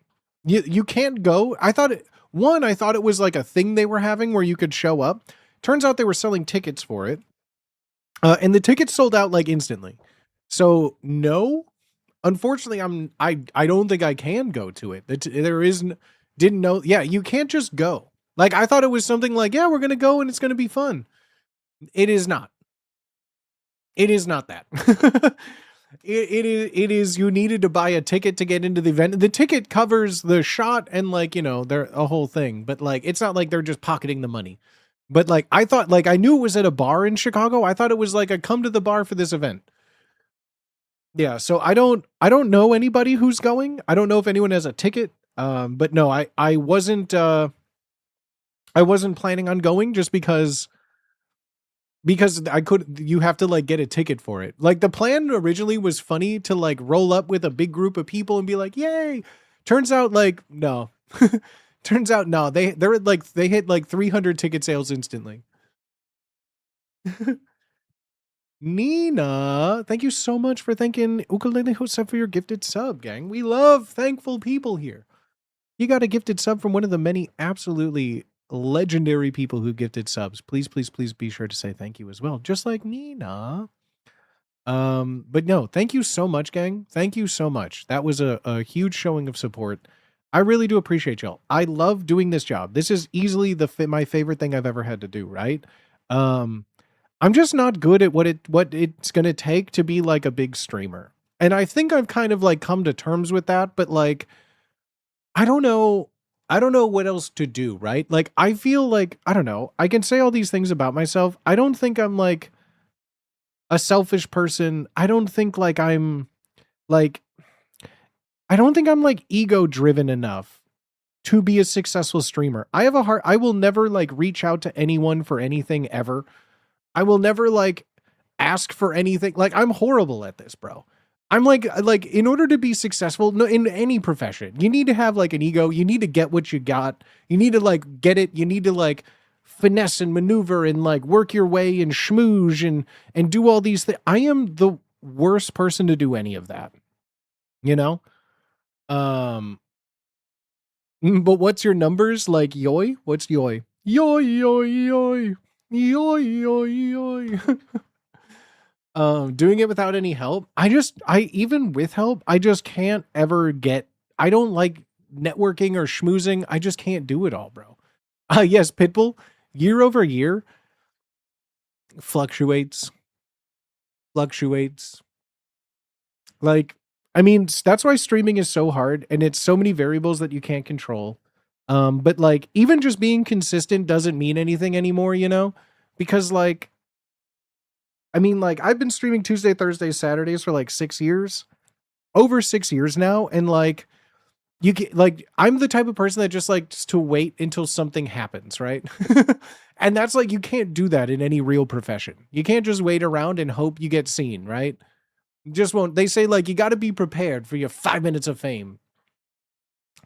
Worked my way to the top by just faking it, sucking up to corporate idiots. Now I make an okay salary. It's hard out here. I just don't have it in me to do that. I don't have it in me to, I think I was just raised with too much Catholic guilt to like, just like deliberately lie and manipulate myself into a position of success. And like lying and manipulating is such a harsh way to describe it, but like, you really just kind of have to lie and manipulate yourself in a way to make success. You know what I mean? And I just don't have that dog in me. I just don't have that dog in me. I don't have it in my heart. I don't have it in me to like scam bait, rage bait, clip farm. I don't have it in me. I don't got that dog in me. And like, to be successful, you need to. Like, every single famous actor that you know is an insane person. Every politician that you know is an insane person. In order to get into a public facing thing, you have to be insane. And like, I love performing. I have loved performing since I was a child. I love making people laugh. I love making situations for others to shine and make them laugh as well. But like, unless you do so much more for yourself and like selfishly take it, it just doesn't happen nowadays, you know? Gaslight the community into thinking you're the greatest. Glad you don't do that. I don't have it in me. Because I think you also have, like, I have too many mental illnesses in order to like delude myself into that, right? Like, I don't think you can like simultaneously say to my chat, like, I'm the greatest streamer ever, give me all your money, while also like having depression and just like fighting constant battles of like self-validation and self-worth, you know? Not even like, besides like, you know, imposter syndrome. Like, I don't, what do you mean? Like, how am I supposed to tell everybody, like, I'm the greatest, give me all your money, I should be famous, I should be streaming and collabing with everybody, but also at the same time be like, I don't think anyone cares. I don't even, like, what am I supposed to, I don't care. You know what I mean? It's like a hard thing. Like, you need to have this, like, aversion to almost like a self-reflection. You just need to, like, and like, like, think of any famous actor you know, they want it, they commit to it with, like, they give up everything around them to achieve that goal. And like, I know that I could, but like, I just don't have it in me to like give up everything to do it, to have that kind of like self-awareness, but like, that's what it takes in a way. And I'm not saying everyone that makes it is like that. There are outliers to it, right? But like, yeah, if you want to grasp it yourself, grab the bull by the horns, you do have to be like almost in a way like Patrick Bateman, not to the degree of like an alien in human skin, right? But like, you have to have that self-confidence, which I just completely lack. I'm glad you can pay the rent.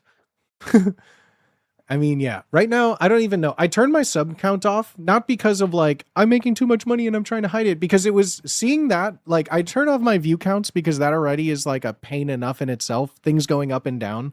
And like, I have to turn off my sub count because looking at it will be like, uh-oh. And that's also terrifying. That puts you in a paralyzed state of being like, uh-oh. Because yeah, I mean, year over year, it's hard to say because Twitch also is down year over year, you know? So like, how do I compare year over year in a way that is good? Because Twitch as a whole is year over year is down. And not only that, but like this job, I have some sponsors, right? Like some sponsors I get paid, like most of them are in the couple hundreds of dollars. It's not bad deals for someone my size, you know? $500 here, $500 this month, couple $100 this month, right? That's not too bad. That's not too shabby. But like, you know, most people don't have, people have less money to spend too. Like this job is e-begging, right? And like a large portion of some of the bigger streamers you watch are kids on, you know, without having to do too much effort. My audience is like on average, I think like over 30. I think my demographic is like heavily, like 80% in 28 to 35. That's my big demographic right there. 88% United States, like 8% Canada. Oh, Canada, my home and native land. You know what I'm saying? Shout out my Canadian homies. Last time I checked too, I think we have a viewer or at least a booty fan in every province except like Nunavut. I think that's like that and like Yukon are like the only like two that I think like didn't check in. But we even had someone from like Prince Edward's Island. Like what? We had like Newfoundland and Labrador check in. We had, I mean, of course we had BC and Ontario, Vancouver, Manitoba. We had all of the homies check in. I said Vancouver as if that was a province, but yo, Czech Republic, let's fucking go, baby. You had Northwestern Territories log in? We did. No, literally it was, I'm pretty sure everywhere but Nunavut had checked in. It was like literally the craziest thing. Cause I asked one stream, we took a poll and almost everyone in my chat at least had one. There's a Nova Scotia homie. Let's go, baby. No, it literally my demographics did say like 8% Canadian. That's awesome. I love my Canadian homies. I think it's because I wear hockey sweaters all the time. I think it's for all the hockey talk. I always tend to catch like a fishing net. I always catch all the Canadians when I got like my hockey gear on. Lately, it's been way too fucking hot in my room to wear anything other than like a loose fitting t-shirt. Shout out Vancouver. I would love to live in Canada. I would love to live in Canada. I love Canada. How do you feel about the Maple Leafs? Well, the Blackhawks are my 06 team. Blackhawks are my 06 team. But I mean, like, I'll never fully, truly hate any original six squad. Like, I mean, you just got to give respect to them. But like, as far as like, if you're asking between like, in general, I have no issues with them. If someone's asking me to choose between like the Leaves and the Habs, I will say my WPHL, my women's professional hockey league team. I mean, I'm a Victoire allez all day. Allez Victoire. I mean, that's where my Montreal allegiance lies. As far as the Maple Leafs, I don't think I have any strong opinions. I'll root for them if I need to. If they're playing like the Blues for whatever reason, I'll root for the Maple Leafs. If they're playing anyone in my division, if it's the Maple Leafs versus the Mustard Cats for some reason, Leaves all day.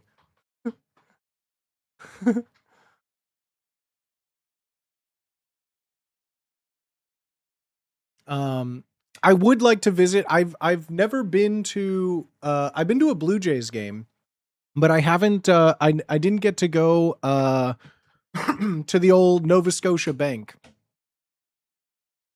Been a fan of the Leaves since I was born. They're absolute booty nowadays. $1,500 for shit tickets, business, not a team.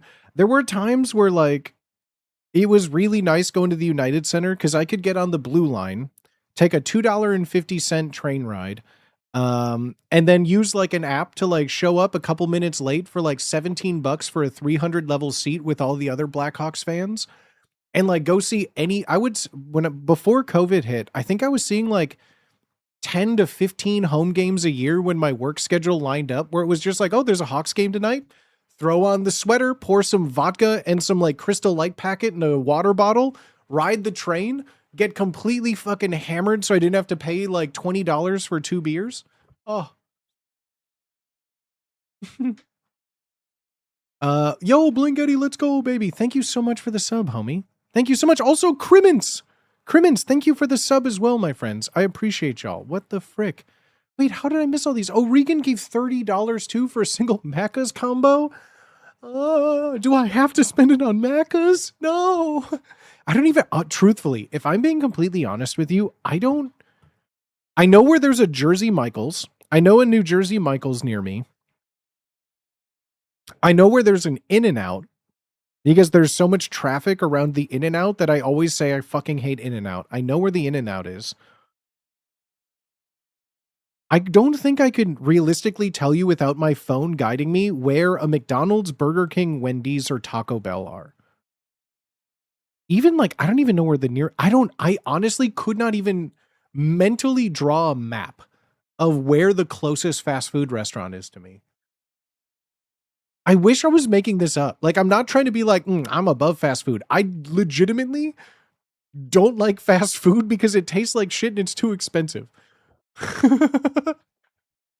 I really try to do the McCreely challenge. Okay, I saw that video and there's no way that can be real, right? There's no way that's real. That's like so much fun. That's like seeing someone do the 50 chicken McNugget, or was it 100 chicken McNugget challenge? I don't even remember the last time I've eaten it. The last time I ate a chicken McNugget was when I was like 7 years old. I bit into like gristle and it made me throw up and I never ate one again. One double quarter pounder with cheese meal. No mustard, no ketchup, no pickles. The fuck is on it? It's just a dry burger. It's just a dry burger with cheese? Ew. One large French fry and one Diet Coke extra ice. One additional large Diet Coke extra ice. I have opinions on this. 1 20-piece chicken McNuggets, no sauce? Bro, this girl has the fucking tongue of sandpaper. Why is this so dry? 1 mini Oreo McFlurry, add M&Ms. Do they even have that? I didn't even think they had those anymore. 1 large chocolate shake. Oh, in case you get thirsty. And 1 2 cookies pack. I have so many opinions. There's no way that's real, right? Ew. Bro, I'm calling it right now. That is 500 grams of sodium. 500 grams of sodium in one meal is insane. I would rather like drink ocean water because you would get less salinity in your body than that. I would rather drip a saline IV into my nostrils and snort a bag of IV and get less sodium than eating that meal. There's no way. I'm 36. If I eat that, I think my heart does irreversible damage to itself. I feel like if I have like 2 glasses of whiskey in a night, I feel the cirrhosis forming on my liver. My body, I don't think can handle 500 like grams of salt, dude. Are you kidding me? I would rather eat 500 grams of Malden salt because at least it would taste better than McDonald's, right? The massive meal totals approximately 4,110 calories. I'm telling you right now, that's like what I eat in 4 days. That's like 4 Jack's pizzas. That's like 4 Jack's pizzas. That is 4 meals in one. And that's just one meal. That's a milkshake, 2 Diet Cokes, 2 cookies, and a McFlurry. 6 of those items are just pure fucking sugar. It's literally just eating sugar and sodium. Oh, maybe milligrams, right? Oh, I never thought you were 36. You look great. Thought you were late 20s at most. Yeah, I'm the oldest of everyone here in San Diego. I'm older than everyone else in San Diego. Isn't that fun? I'm the elder.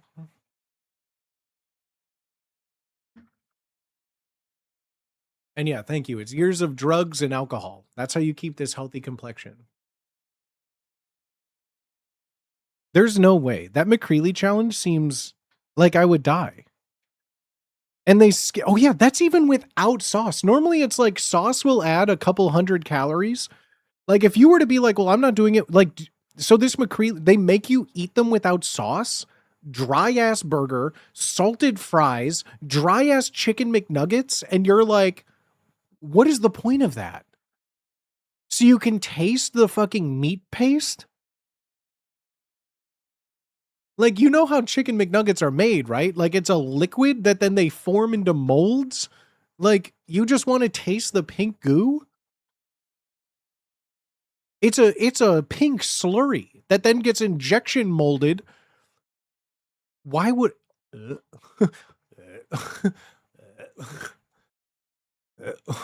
what do you mean, dog? That is the craziest thing ever. Still got the good hair. I am fortunate for hair genetics. Because don't they say your hair genetics come from your mother's father's side? My grandfather, rest his soul, on my mom's side, my mom's dad, for the entirety that I forever knew him, had a full fucking head of just big white hair. Just big old head of white hair. So like I am, of all the things, I got good hair genes and low testosterone, which means that I won't lose my hair and I have no body hair. I think low T and good hair genes were in.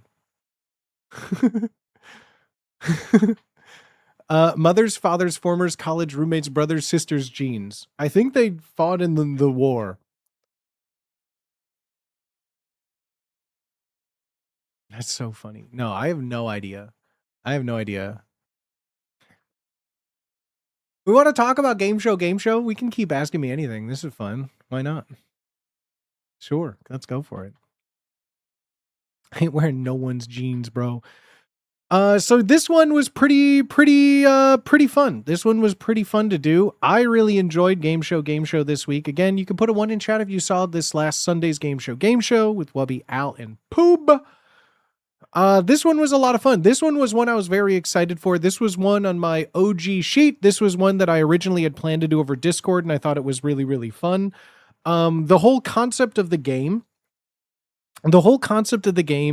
in a nutshell, was that instead of winning by like the general thought process behind this one was, instead of winning by getting questions right and getting points, the way to win necessarily would be to take points away from other people, which I thought was a fun concept. So like everyone's starting from 10 points, and then having people being able to take points away from someone, I thought was a cool concept for a game. So the initial, how everything basically worked, how I tried to get the game theory of it all planned was that the king would always make a set amount of points no matter what. And the players themselves, as the rounds progressed, would get more points than the king could. And that was kind of like the whole game design behind it in the 3 rounds of it. So as always with all of these, I like to always just kind of go over my thought process. This is exactly the document that I had open that I was reading off of for the show. So if you're wondering how I make these, what I read, how I do all of this, this is pretty much all of them. I've shown all of them before, from all of the previous games. I just kind of make everything in a Google Doc, just keeps things pretty consistent in a pageless format. Structured 3 rounds, 8 questions each. Here's the intro. I usually write a little intro the day of just to kind of get things going. The concept behind this, like I said, was that when you get a question right, you would, to start, take points away from someone else. And then to kind of have like a kingmaker. Like kingmaking is like a term, and I know like board games, especially in Magic, kingmaking is like typically a derogatory term. It's something usually in like a group 0, rule 0 session before a game, you would say no kingmaking. What that means is essentially, if you're out of the game, say you have lost the game, but your actions, your last turn's actions basically can make someone who may not be winning, allowing someone to just win the game based on you losing. That's technically called kingmaking. It's usually frowned upon. In the case of an inevitability, like you need to do something where one person then will win or lose, like what are you going to do? But to deliberately go out of your way to like, well, if I lose, I'm taking everyone down with me and I'm going to let someone else win the game. It's usually considered poor form, right? So like the name Kingmaker comes from that concept of like someone choosing who loses and who wins is kind of what I was going around for it, right? Falakarakarakarakax. Thank you so much for the 30 Falakarakarax 33 with the 52 months, gang. 52 months, bro. That's 4 baker's dozens by my count. I believe that's 4 baker's dozens. Let's fucking go, gang. Thank you so much. So for this one specifically, for our Kingmaker one here, that was the general concept of the plan. Whoever gets a question right not only would get some points, but then they would also be able to take aim at someone else. How I've envisioned this working is that alliances would form, alliances would break. I wanted it, and once like the king concept came in of making a king, everything else kind of flowed. I never designed these games to have like, when I first sat down to do Kingmaker, it was just in the name alone, right? Like I have episode titles for all of these, as you can see, like season 1, episode 4, Kingmaker. I have like names in my head because in my mind, these are all highly done professional television shows with seasons that'll go on a Plex server somewhere, right? But that's not the case. So like, I still like to name them that way. It wasn't even the concept of like everyone's in a royal court and there's a king. I just thought like stuff like that is just a little fun. It adds a little flair. Once the game's designed, if a theme can fit in it, that works. Prisoner's Trilemma was the other example of like a fun theme where like, the prisoner's dilemma was the concept of the game, but with 3 people it becomes a trilemma. And if they're all prisoners, they're in a prison. Like it just works in it, right? And so this one here, the Kingmaker, just was on the name alone. It wasn't like Royal King. It was the Kingmaker in the sense of like board games or playing a game with someone where if you're losing, you can make someone else do poorly or make someone else win, right? That was the concept of it. So once I had that down, it just became like we were in Castle. We were in Castle Game Show. Just a little fun intro from everyone. Castle, this is, in case people didn't pick up on it, the Democratic People's Republic of Korea is the name for North Korea. So I just thought it was kind of fun to, once again, rule of comedy threes, Alex, Castle Poob, and then dropping a North Korea thing for Wubby. I just thought it's kind of funny. Calling them all lords and ladies, I just think is fun because they're all trying to be a king at the end of the day. No one called me out on it. If anyone said like, Alex can be a queen, I had things in the gun. No one questioned it, so we didn't come up because I was just going to say ladies can be kings too. Go and dust your shoulders off. I had a whole Jay-Z pun ready on rip and no one brought it up. I had a whole Jay-Z pun ready to go. Girls can be kings too. Go and dust your shoulders off.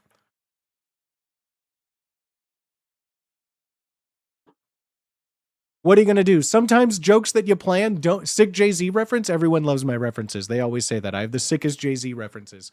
That's the thing. I feel like, the concept is to plan for inevitabilities. And in this game, I would say this was one of those that I don't think, I thought with all of them, I usually plan for most contingencies. But this one there, I did have some notes for myself on this one that I think we can always do better. So yeah, we have our whole intro. As always, all of this is here, reading most of this verbatim. Because I write it, this is mainly just so that I can keep my thoughts together, make sure that it flows nicely. I'm not repeating words, so I don't have filler words like I can just look down into the barrel right there, right to your pretty little face, and just read a thing and know that it's going to sound okay, right? Round 1, I just decided to name all the rounds like petty court, high court. I had talks of like, using like the House of Commons and the House of Lords, or using like real examples, but then people get confused. Calling things like petty court, just like the round, it starts off pretty petty, starts off pretty small. Correct answer, someone gets 2 points. Correct answer, someone gets 2 points. Then just take aim at someone, they lose 1 point. Wrong answer in the first round would be no penalty. King, protected, can't be aimed at, you earn 1 point instead of 2. So again, the philosophy of this game was that even if you were the king, in my head, the king would always get less points per question than the other 2 people. That being so that, there can be alliances of who loses a point. Who, if the other people can always have a chance to get more points than the king possibly could, that way the kings would constantly be switching. In my head, how this game was designed is that I thought the points would be structured well enough so that the king would constantly be bouncing around and jumbling about, right? That was what happened in theory. And if you watch the game, Poob was king for, I think Wubby was was Wubby the original? Wubby was the first king, and then after question 2, it was Poob for the rest of the game. I think after question 1 or 2, it never changed, which obviously leads to a game design issue on my end. But like also, yeah, I with games like this, it's hard because I'm the only one writing them. I'm the only one testing them. Like I don't have, you know, a gang of interns to like play these games beforehand with me. So like I kind of just have to imagine how it goes, which for this one is one of the first ones I think didn't go how I imagined it. I think it still was fun. I think it still worked in the end. I think the game itself was still good, but it didn't, a lot of beats didn't hit the way that I thought they would. And it kind of, it kind of changed how I thought it would be. So with all things like, especially with making a game like this, it's hard making what I consider like general trivia because I can only pull general trivia from my general knowledge of things and like what I think is general trivia. So like in my mind, I wrote down questions that like I tried to do a bunch of things, like just general, like things that most people like the playing card question. The very first question, how many cards are in a deck of playing cards? Even if someone doesn't play poker, even if someone doesn't use cards, in my mind, that's like, it seems like it's a question that like, I think most people just know. Maybe I'm wrong.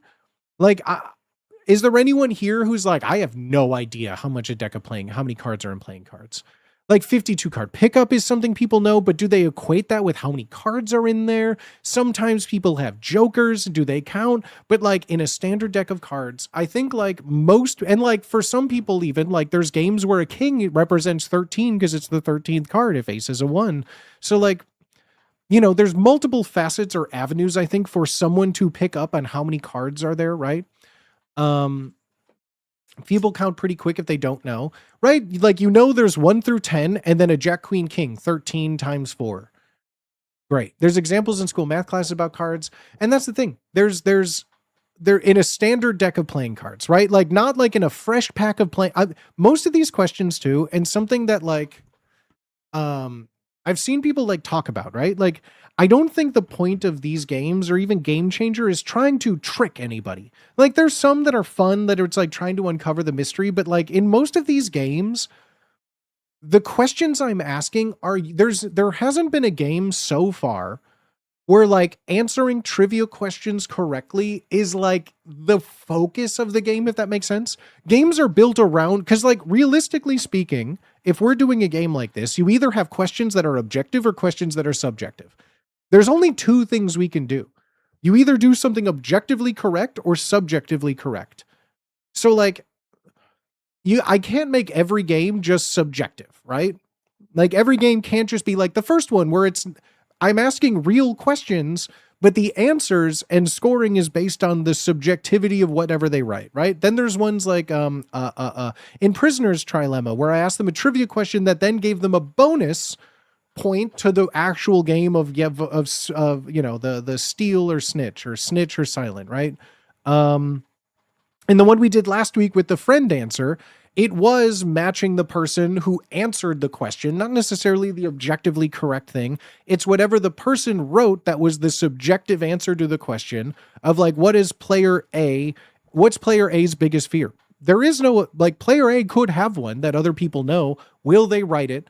Because whatever they write, they don't get points for it. The other people get points trying to guess what the person would write. That's the game. In this one, it's all trivia questions. You know, it's 3 rounds of 8 questions each.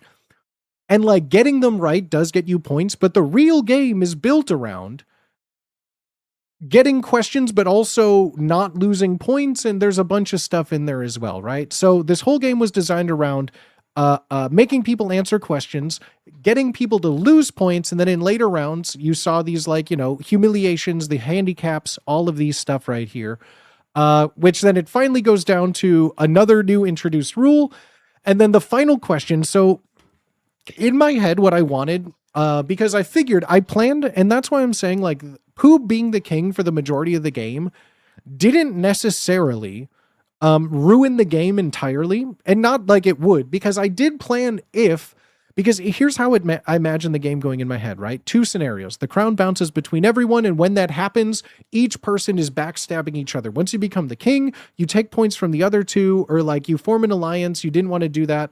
And we establish right away, I saw some people in chat pick up, if you didn't want to say, you know, pick someone to lose points, we established that you can pick the king and nothing would happen.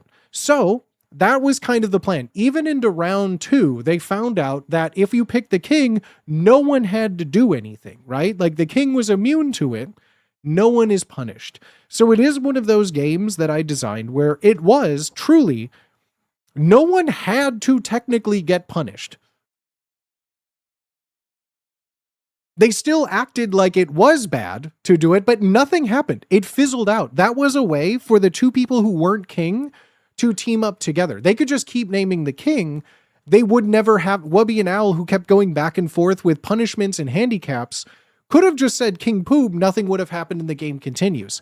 That was a very real possibility that I, in my mind, was expecting. Like, okay, well, if someone's either two options again, the king is bouncing between all of them. They're handicapping each other, but when they become the king, they don't have handicaps anymore. The king doesn't have any handicaps. They go away. That one never happened. Or one person has been the king for too long that the other two people will just decide to not mess with each other just to become the king, right? Something like that. So like but neither of those scenarios happened. Poob stayed king, and both Al and Wubby just kept doing it to each other over and over and over until their points were dropping lower. However, that still was a particular thing I thought of, which is why instead of just doing the normal 3 rounds, I had the final question because I thought it would be fun to infuse like a little surprise, right? Because no one wants a game where someone is just losing completely the whole time, right? Like I wanted that to still be a part of it where how many times do you think like, so everyone is backstabbing each other. I kept saying like Game of Thrones backstabbing each other, right? To establish the presence of like, huzzah, King Poob, hooray, huzzah. But like, oh my gosh, if only there was some way we can remove this ability for him to not be affected by it. All of that was like internalizing and prepping for the 3rd round of the democratic monarchy, right? All of that was leading up to this one moment. So handicaps, in case you didn't see, I don't think we rolled some of them even. So like these were the 6 that I had, how handicaps were going to work. If one person was getting them stacked over and over and over, what I wanted to happen, and it never happened, which is why I find it kind of funny. If you got the same number twice, one person, same number, it would toggle it on and off. If it would toggle on and off. So like if Wubby got 1, only talking questions, and then rolled another 1 because he was being targeted enough, it would go away. It turns off. So like in my mind, if there were 8 questions, if someone, what are the odds and you don't get the same number? I mean, I'm sure there's a number for it. I probably could have done this better, but each of them got individual responses, individual numbers, never a second one. They each kept stacking things on top. I think they each had like 3 punishments to them, right? So going into that, I fully expected going into the 3rd round, the democratic monarchy. So again, correct answer, 4 points. The king still only gets 2. And if the king gets it right, they lose 1 point. So effectively, if someone gets it right and the king gets it right, they move up 3 and the king effectively like gets 2 points, right? So like there's still always a point ahead of the king to try and catch up. By that point in the game, no one was really going to be cut. Poob was like on such a runaway victory, but here's what I thought would happen. We'd go into the democratic monarchy. The moment that the king didn't win, right? The moment that the king didn't get a question right, I honestly, if I were a betting man, I would have bet money that both Wubby and Alex, when I told them that they can either steal 2 points from someone or they can like make an edict that if 2 people vote on it passes, I could have sworn they would just say, please turn this off. I could have and then I was even hinting at Poob to do it. I was telling Poob, it sure would be great. You can even allow them to speak. Please, you can allow them to speak if you want. And instead he would just take 2 points from them, which is fair and valid. I don't think he needed the 2 points, but I was really hoping that the first thing they could have done is to remove all of the handicaps. Because both of them had them. I genuinely thought that one of them would have, because it would have been easily. Poob could have said no. They each would have been like, yes, we don't want to do this anymore. You know what I mean? Like that was legitimately the first thing I thought of was like, okay, so now they have all these handicaps. How do I go into round 3 and get them to be removed? Okay, well, more than likely there'll be one or two people that need to get them removed, have at least one of them on them. So like this is a surefire thing. Whoever gets it right, let's stop doing them. Let's just stop doing them, right? Like that in my mind, that's like the first time when like I genuinely was like, maybe I messed this up. Maybe I should have just said at the beginning of round 3, and this is how I would do it differently. At the beginning of round 3, the handicaps are gone. Because as far as like an entertainment stream goes, which is what these are, no one wins. No one wins. There isn't a winner. There isn't a money. There isn't a prize. Like this is just to make something fun for stream, right? I don't think having 2 of the contestants not being able to speak for a large majority of the game, like freely, wasn't the best. From a game design thing, right? I think it was still fun. I think they still were funny. But I just don't think it was the best. So if I had to go back, I would start at the beginning of the round 3 to just get rid of them and let them talk again and be free with it, I guess, right? Handicaps in round 3 are great, especially with Al losing it. So I knew but I still planned maybe if they didn't do that, right? If they didn't do that, I still liked the concept of like one evil tyrannical court, a bunch of lords and ladies plotting and doing a bunch of stuff together, right? Here's other things I planned for. So like I planned for someone to be like, here's another one, right? Here's another one. If Wubby or Al, anyone, like this is where I thought it would have been too overpowered. And I thought of so many ways that the game could go off rails and how to get them back on rails. Here's some examples. There's always going to be 2 people who aren't the king. The people who aren't the king always have the majority, right? So all you have to do is like make an edict that appeases to someone who isn't the king, right? Like that's where my mind went. Like there's like in my mind, these edicts would always be like how to make the king not the king in a way, right? So like I planned on them saying like, let's kill King Poob. Let's kill the king. The king dies. We get all his points. If 2 people voted on it, great. I had a whole thing set up where if they decided to like eliminate a player, let's just say, that person would have come back as the final question. That person would have come back as the final question. They would have had this role. This is what this whole bottom one was designed for, was so that there was always someone to play. The last place person is ultimately the one that matters. In the story of tales and kings and corrupted courts, there needs to be like an underdog, right? A hero. And what part of chat wouldn't want to cheer for someone who got eliminated, who was doing well? Like whoever is in last place, they feel bad, they're out of the game. Whoever was in last place would still have a chance to rise up and become the true king, right? I thought the storyline and the plotting of the game was fun, right? Keep it fresh all the way through the end, right? I wasn't anticipating things like whoever's the closest to 0 is the winner. Like to nominate something that only benefits one person is what I truly wasn't expecting. When Wubby said that, I was so confused. I'm like, well, this isn't going to pass. Why would this pass? This just means Wubby is now winning by like, Alex had like -20, Poop had over 20, Wubby had like 0. I'm like, well, why would anyone choose to vote for this? And Alex went, sure. And I went, I mean, I wasn't planning on this happening. And then the very next one, they say everyone's scores are 0. So now everyone is just, there were things I couldn't necessarily plan for. I genuinely was not anticipating that vote to pass because I did not think that like more than like the whole way I had these edicts designed was that they would always benefit 2 people over one person. And that creates more of a story.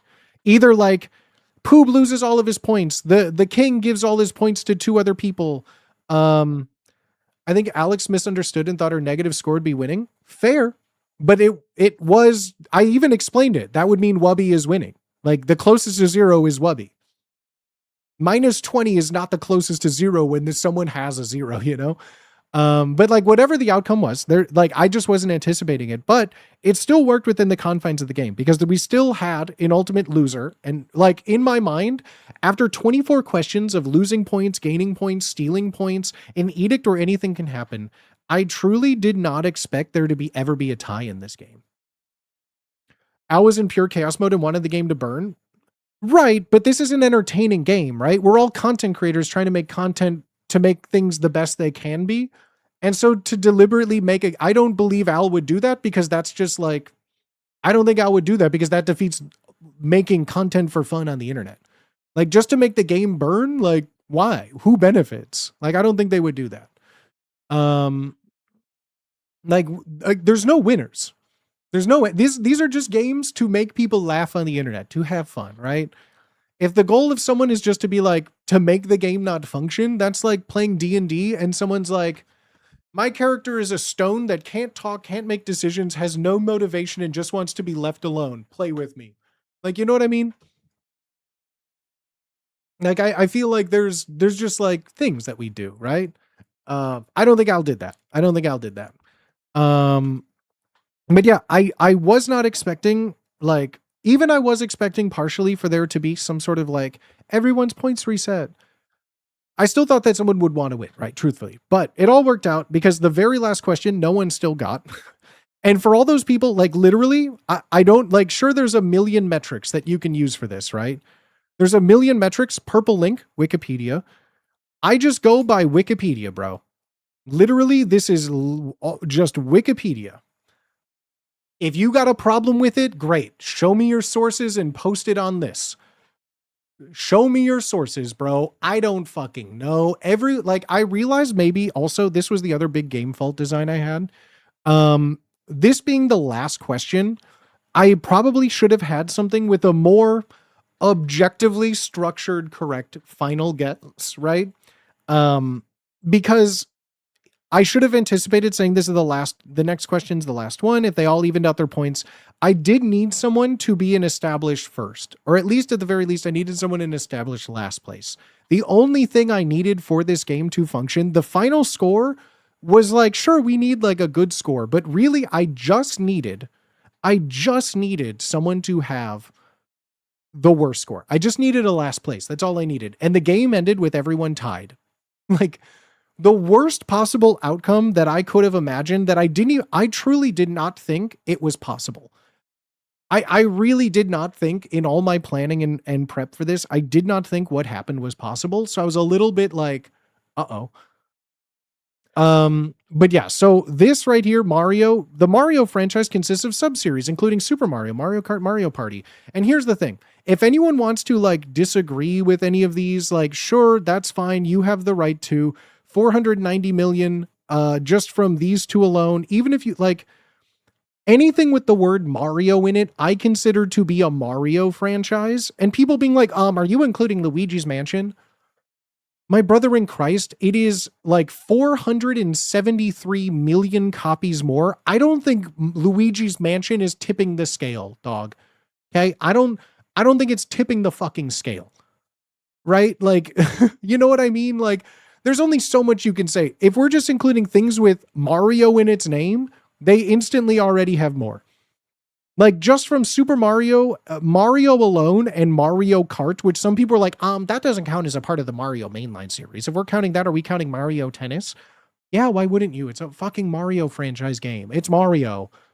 Are we being so pedantic that something that has Mario as a main character to play as isn't a part of the Mario franchise? Are we doing that? And the people were like, the Minecraft movie made over again, this is a video game. We're talking about video game sales. And people that are like now like, well, the Pokemon movie made $1 billion. What does that mean? Does that include Dr. Mario? Sure.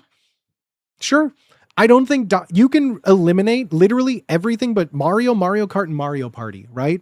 We just take Mario, Mario Party, and Mario Kart. Three things I think definitively no one would argue. We're not even including things like Super Smash Bros. We're not including any of the Mario sports games, right? We're not including any of those, right? We're just simply including Mario, Super Mario, Mario Party, and Mario Kart. I think that's fair to say those can belong in the franchise of it. Those three alone already are more than Tetris by like 100 million.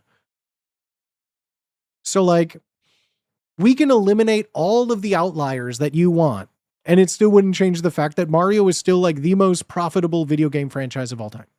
Like by like literally 1.5%, 1.5 times, right? 150%. Yeah, fuck it. That's not right. Like, whatever it is. I don't care.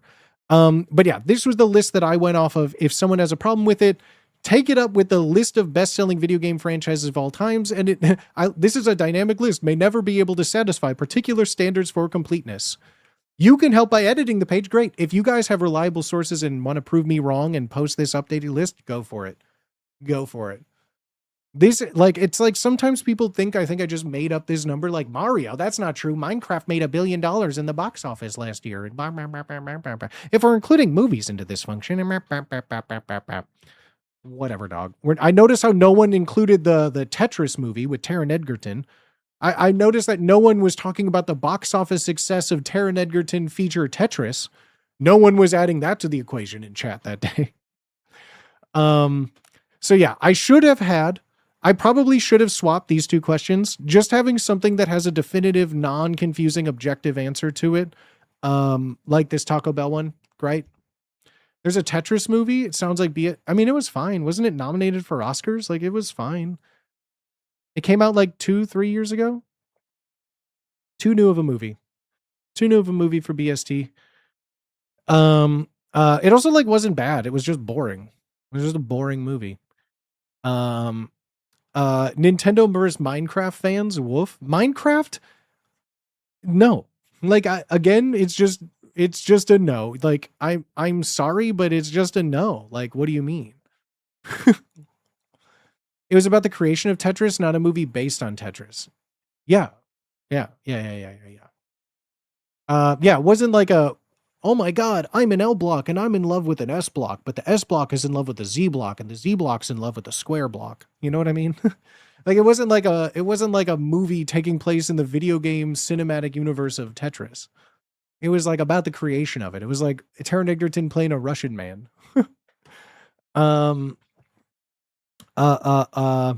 But yeah, so how I thought these all like democratic monarchies would go was like, they would eliminate the handicaps. They would try and like, make something happen to the king. So like a big one here, one of the things I thought would happen, one, they'd eliminate the humiliations, the punishments, the handicaps. I thought they would eliminate those round one. Round one, I thought they would get rid of those. Round two, I thought that they would have gotten the ability to make the king immune to things. Why not? Only 2 people had to vote for it. Great. Right? Like that would have been great. Like they could have got, like, that's what I was hoping for, where they would eliminate like the king's power. They would take the king's points. They would eliminate the handicaps on themselves. I thought someone would just be like, literally, I thought someone would even try like, give me and this person 1 million points. Why wouldn't they? Sure. You know what I mean? Like, I feel like I was anticipating more of those than what we ended up getting, right? It still was funny. It still was fine. So then the final question, I'm at least at this point, because how the questions worked and they tied, I'm glad the handicaps were still there, because I had to get as you can see here, this was always planned. I needed someone in last place, which it just so happened that Wubby had messed up the last time as we were closing things. So I just gave it to Wubby, right? And now I don't know, like again, I wish I had anyone to test this with or test it on or like anything like that, right? Because like in my mind, and I'm so close to this subject matter, I made these questions not to trick anyone. Again, these weren't like supposed to be tricky questions. They were supposed to be things that you've either heard in passing about music, but like it was like general trivia, science, music, some literature that I feel is like ubiquitous, like the Bible and Black Beauty. Even if you've never read it, I think everyone, at least in the English speaking world, knows what Black Beauty is, right? It's one of those things like if you were to say, oh, do the Matrix thing, I guarantee not a single person wouldn't do like a bullet time or like make some reference. Like it's something that's just so known, I thought, right? Some of these questions were hard. When was the iPhone released? I know when it was released because I imagine the year in high school it was when it happened. Like my senior year of high school, I remember the iPhone. Like I remember that, but like that's why it's hard for some of these, right? Same with like Dolly Parton. Like this question is just like all of this is just like superfluous information, I thought. What song by Dolly Parton did Whitney Houston cover? Literally, I was just impressed. I was just trying, and that's why I followed up with, or in other words, AKA the question is, name a Whitney Houston song. Because, like, let's be real. If you were to ask this question, like 9 out of 10 times, you will only hear one answer. I just threw this in just for, like, more dramatic flair. People love my references, right? Like, of course. Like, it doesn't matter what it was for, but, like, name a Whitney Houston song? Easy. What's Whitney Houston's favorite type of coordination?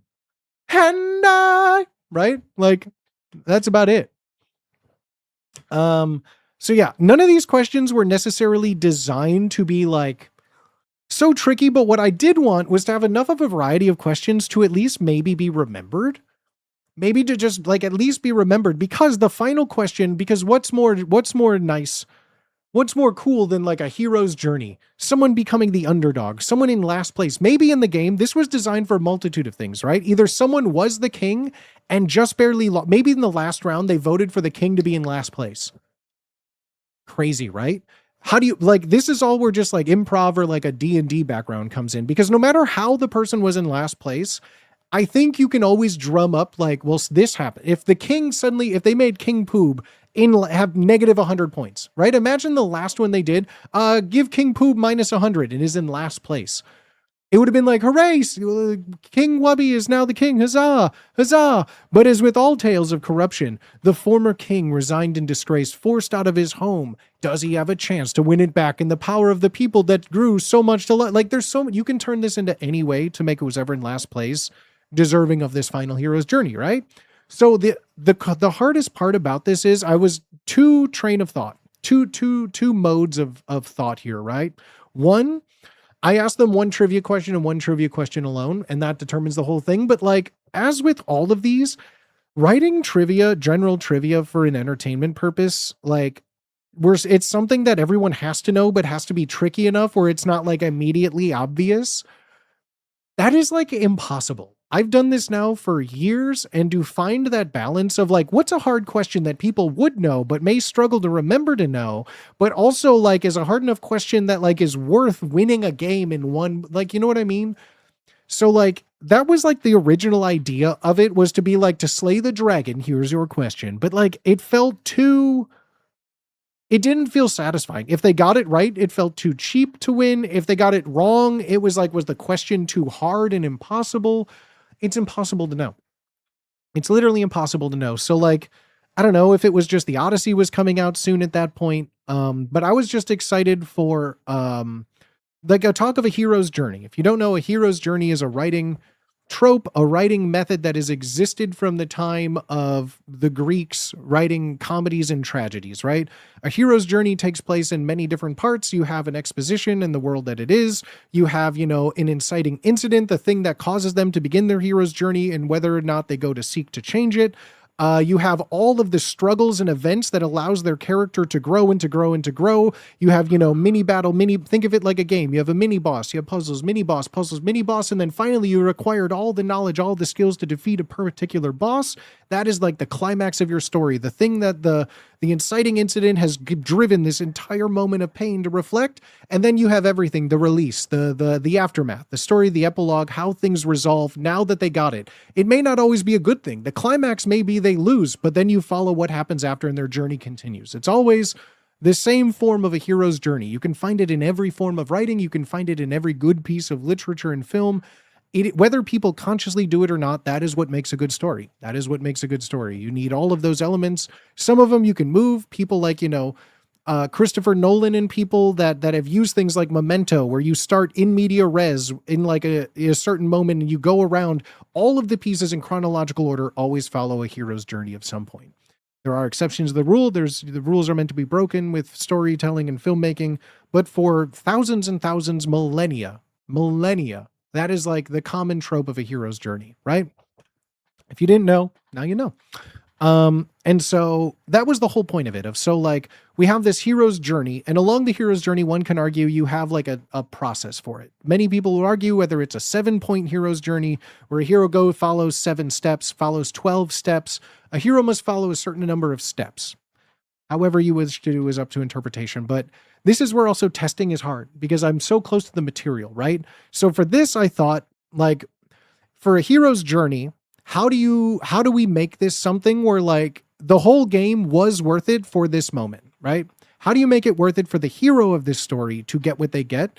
Well, it's to remember where they came from. At the climax, you take all of the information that you get through all of these incidents and all of these rising stakes and rising story beats and everything leading up to this moment here for the climax. Well, how do you categorize all of that? But like by remembering where you came from, by remembering and taking everything you've learned, and how do we do that? Instead of asking them for answers that they had to answer, by remembering just half of the questions. There were 24 questions I asked, and I needed 12 answers of them, right? I thought it was like, I don't know, I thought it was a cool concept. And I didn't know, but here's the thing, like asking someone to memorize and repeat 12 things when they're not expecting it is hard. I didn't know how hard it would be. I truly didn't. I truly didn't know how hard this would be because some of them were like, I was impressed with how many he got. That's the thing. I didn't know, like, because I figured you could work at it backwards, right? Even if you didn't get the question right, usually you would still hear the right answer, the correct answer to it, or something like that.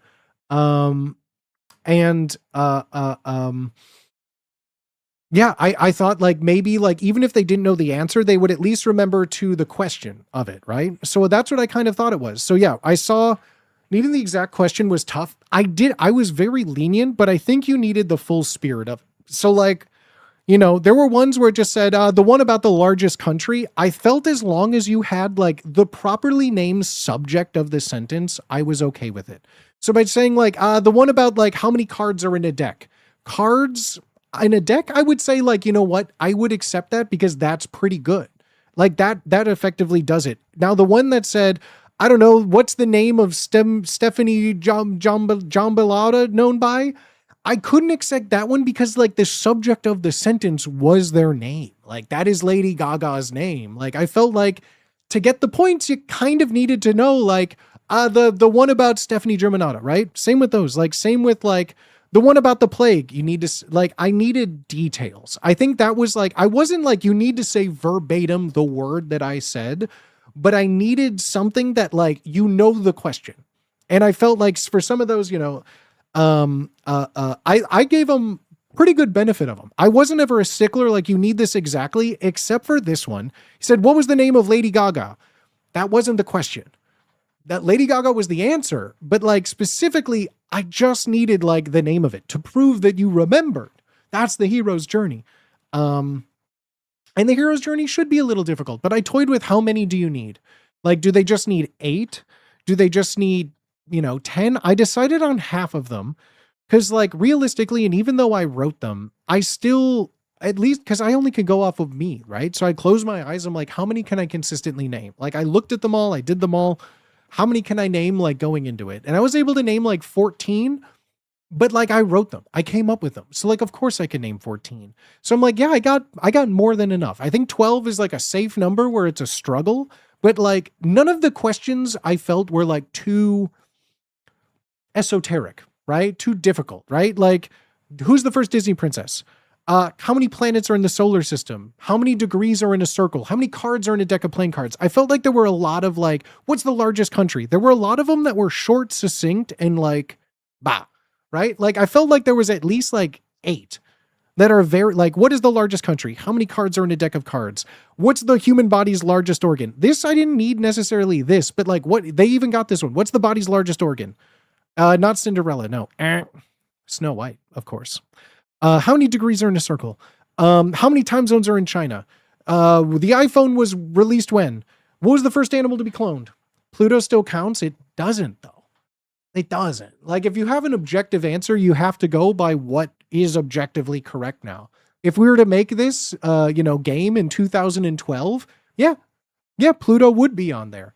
But Pluto has since been reclassified. And like, I'm not enough of a scientist, but I do know that Ceres and, Europa, all of these are moons. All of these are orbiting things. And Pluto is, smaller than those. So how can a planet be smaller than a moon? Right? Like if you had a planet that was smaller than Luna up there in the sky, I wouldn't be saying like, that's a planet. I'd be like, wow, that's a small rock orbiting us. It's a planet in our hearts, and that's okay. But objectively, from a scientific community perspective, Pluto is not a planet anymore, and that's okay. That's okay. That is okay. It doesn't affect anyone's day-to-day life. I will absolutely concede that you have to tell me I'm wrong from a trivia standpoint, but my heart will never expect it. That's okay.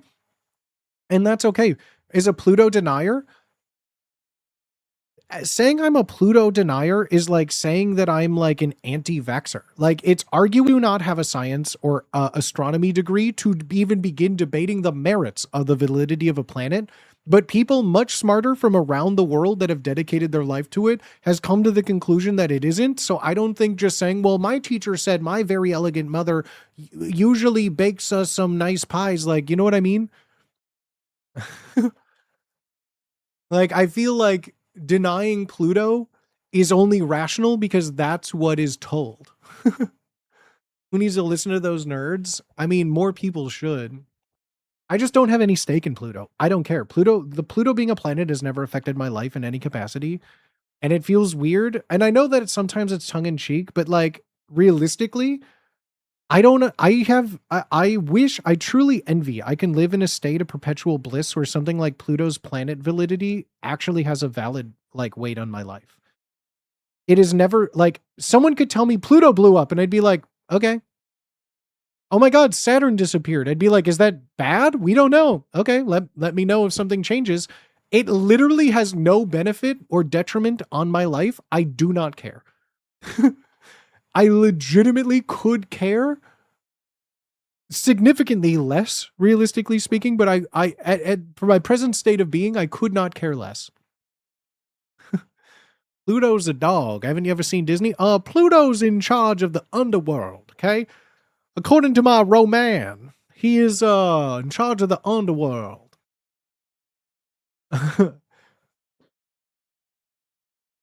I'll bet you say the moon isn't made out of cheese. I mean, well, hold on now. There's no scientific evidence that says the moon isn't made of cheese. We don't know. We simply do not know. But yeah, friends, this was basically the final parts of this here. I in my head, I thought like maybe I didn't know how this would go. I didn't know how this would go, and the alternative of this is there was no king. There was no king. Everyone was tied except for Wubby, who I had to make just lose points so that someone could be in the end, because I didn't want the game to just be, okay, well, since no one won and no one lost, the game's just over. Like, that sucks. That sucks as far as like entertainment. So we still had to get there somehow. I think I did okay with it. I think it was still fun. I thought it still, I think it still hit its mark. I don't think that, like, even though it wasn't how I anticipated it going, I think it still navigated its way to the finish line pretty well. I think it still found its way to the finish line successfully. Still in a sprint. I think we still got there. I was still happy with how it turned out.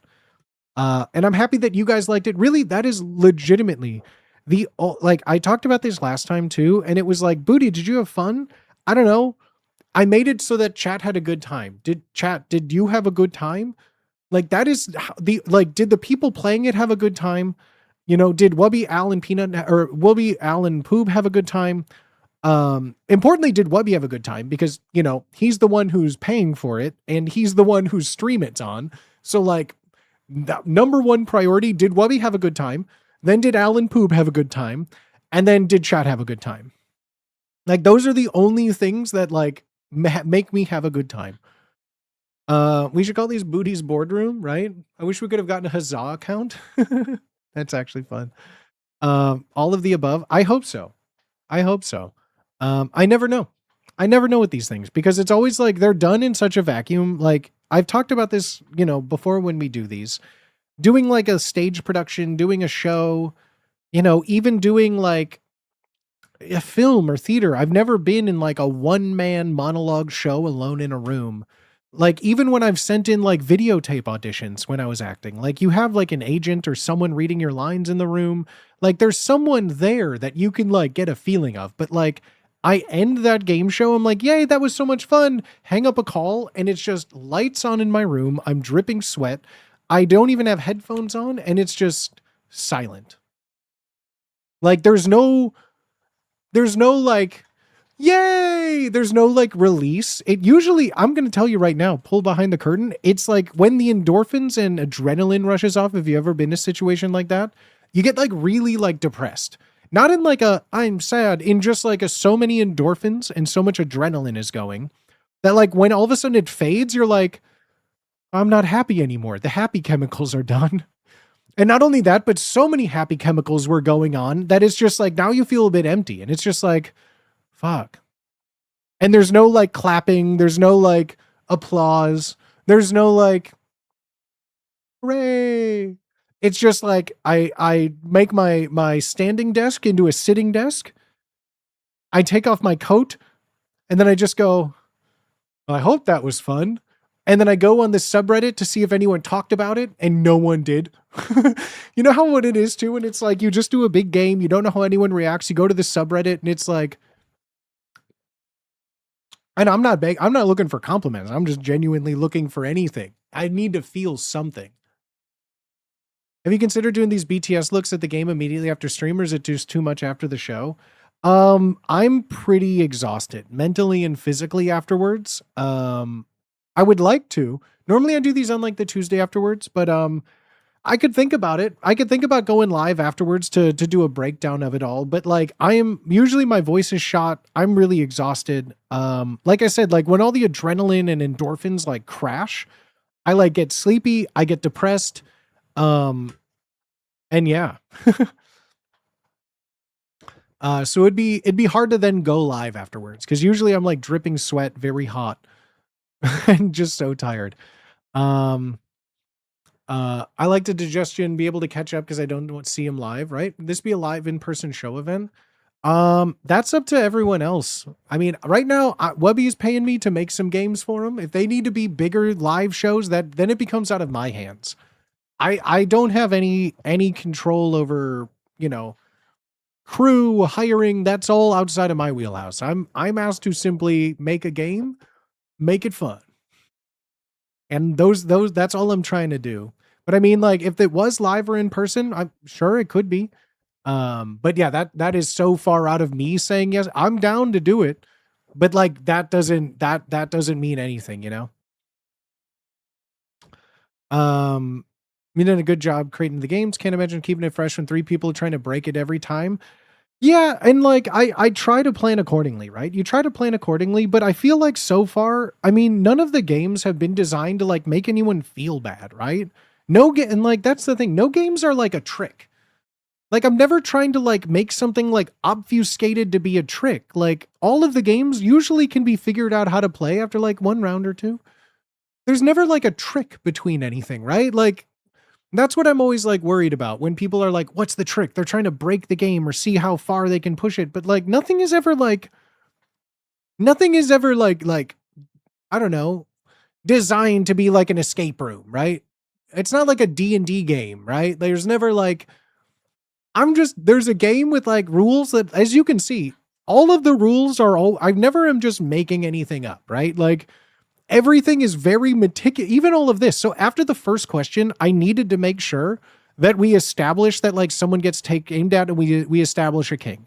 So like after this one, very first round, someone gets it right. Someone gets 2 points to someone. They lose 1 point. We have a king. There's no trick. The trick is over at this point. Okay, there's a king. We lose points and we get points. And then the next round, point to someone. Oh my gosh, instead of losing points, they have to do something that makes it harder. Right. Perfect, right? Like I'm not trying to trick anyone. And the Prisoner's Trilemma is probably the only one that was designed to like, because it's the Prisoner's Dilemma. That's the whole point. To you know, what's in the box, split or steal. Like we played those games so much, but never in that way. So I'm never designing a game around like making people upset. Like that to me isn't a fun game. Games are fun when people that play them have fun, right? And all I'm trying to do is like, make a funny situation happen that isn't like bad, right? Even the one we played before that with like the French, I called that one, he said, she said, me said, he said, she said, they said, me said, he said, she said, me said, something like that. So I called it something like that because there was no objective answers. I wasn't asking, like, again, there wasn't like a right answer. When I was like, what's your biggest fear? They could be as personal as they want, right? Someone had to write down what that person wrote. There was never a point to be like, this question is mean or malicious, or, you know, I need you to be open and like feel bad about anyone. Like these games are just designed to hopefully put funny people in a funny situation, right? Because there's a difference between like full improv games, right? I'm never going to do a full improv game with the group where it's like make up your own scenario and be funny for points. Like that doesn't work necessarily for me because like I think comedy always comes best from restraints. All projects, all art comes best from having some restraints. So the games are just designed a loose constraint in different ways for funny people to be funny, right? Games are like shenanigans. People should have fun with it or it's evil. I don't think I've made any game that's like evil, right? I don't think whatever I've not made anything with the purpose of making anyone feel bad, to make anyone have the worst day at their job. I've never like made a game that was like this one is to make everyone feel bad about like my only goal is to make something where funny people can say and react funnily for the fun of people watching people try to be funny, right? You're glowing today? Thank you. It's my blue shirt. It brings out my blue eyes. When they couldn't figure out the scoring to the he said, me said, she said, and chat figured it out because Ham fucked it up. And that's the thing. The games are all designed for them to do. It's never a trick, right? There's not a trick. I mean, I don't know. It defines it. It's all subject. How would you define a trick? Not telling them how to get points. Is that a trick? Because like the points never change. Nothing, like I always joke that like something's made up, right? Correct. All your games have been a blast and probably to all the people playing. I hope so. I hope people are having fun. The last thing that I want is like for people to be like, actually, I just don't want to play them anymore. Like that's like, I mean, it's not like I need and am seeking approval either. I'm always just like, haha, please tell me, did you have fun? Because if you don't have fun, then like I don't need to make these games if no one's having fun, right? Like I can go back to ask and chat what their bathrooms look like. I need to make a game every week if your boy Booty wants to get his cheddar, right? Like if I need to make a game a week to get paid. So like I need to make a game a week regardless. If no one's having fun, I won't make them anymore. If chat doesn't like them, I won't make them anymore. If Wubby's not having fun, I won't make them anymore. I'm only doing this as far as people have fun with them. Like that is the whole goal. Like you don't make content that no one wants to do or see, right? So as far as I know, everyone's having fun with them. As far as no one has said otherwise of like, Booty, please don't ask me to be on these games anymore. I don't want to do them. I prefer you make games over having to deal with chatters that can't read instructions. Those are always fine too. I just feel like, we made so many chat games for so many years that like we've asked chat for like everything. From their socks to their shoes to their underwear to every possession they own. Like we've asked everything. And like, I don't know. I like doing these because it's fun. Microwave? Yeah, like 6 years ago. Chat, I need to go pee. I've been holding it in to get through our little list right here. But if you guys will still want to, if you have any more questions about Game Show, keep it in. We'll be right back. I'm going to leave the music running. I'm going to go to the bathroom. Use this time, get yourself a drink, get yourself a little beverage, get yourself a little snack, go to the bathroom, stand up and stretch. And if you want to follow while I'm not here to be a little sneaky Pete, that's your prerogative, baby. But thank you all for being here. I appreciate each and every single one of you. I hope you all learned something. I hope you all had fun with our little post-mortem. Every time we do one of the Game Show, I always like to talk about it afterwards. So I hope you enjoyed this little talk. If you, again, this isn't over, if you guys have any questions or anything like that, I'll be back in just a moment. But cheers, friends. Thank you for being here.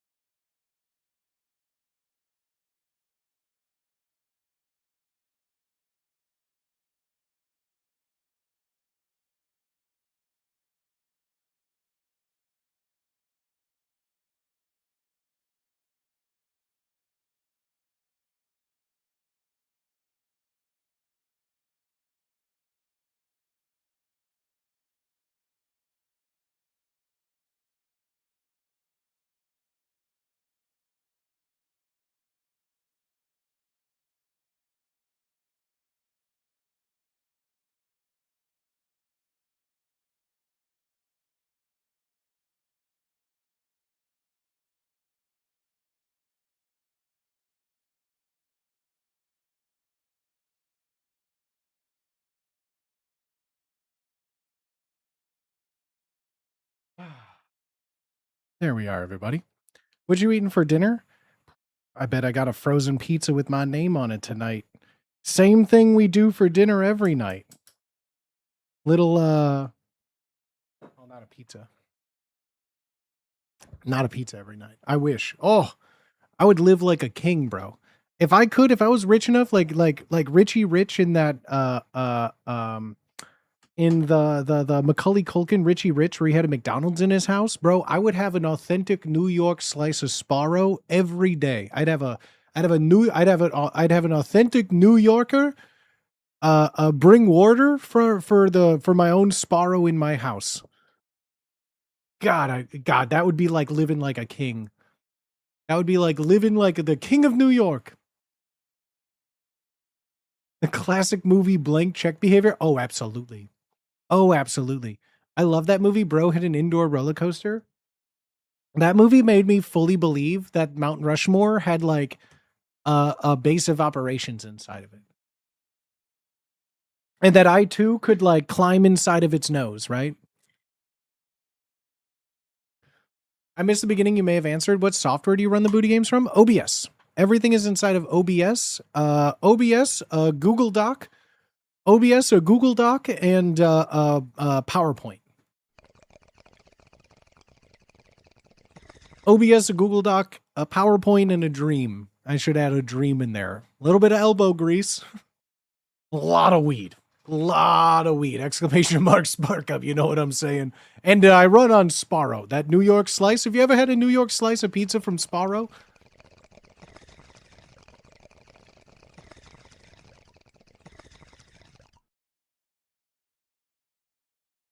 But no, I do everything out of OBS. The same OBS you see now, except it's under a different profile I can't easily show.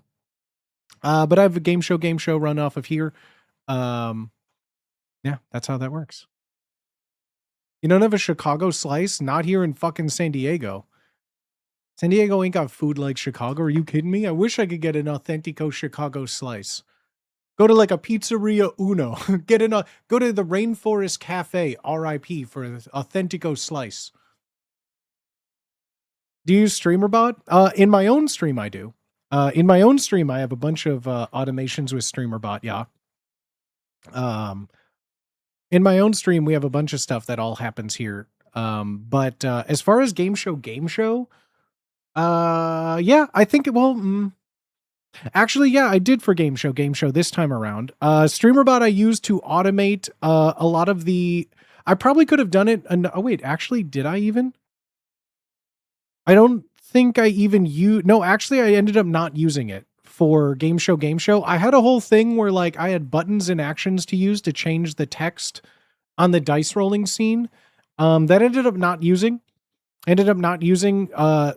this at all for that, and instead it was all filters. I don't think it's going to work in this now because I don't have the right OBS open, but in my Stream Deck here, yeah, unfortunately they won't show up. This was they were all done with a move filter. I automated it all inside of OBS with like move filters. San Diego is terrible Italian food. You could just cut off Italian in that sentence. Just in general, San Diego, not a foodie city. Don't let anyone from here tell you different. They'll be like, you just haven't gone to the right spot. You want good Mexican food? You need to go an hour and 45 minutes north. Like, you need to go an hour and 45 minutes to this one particular restaurant that is $45 for a taco, and it'll be the best thing you can ever have in your life. No, you're just not going to the right place. It is the best food you've ever had in your life. No, we do great food here. That's what everyone always will tell you here. Oh no, we have great Italian food. You need to go to the one place up in the UTC mall.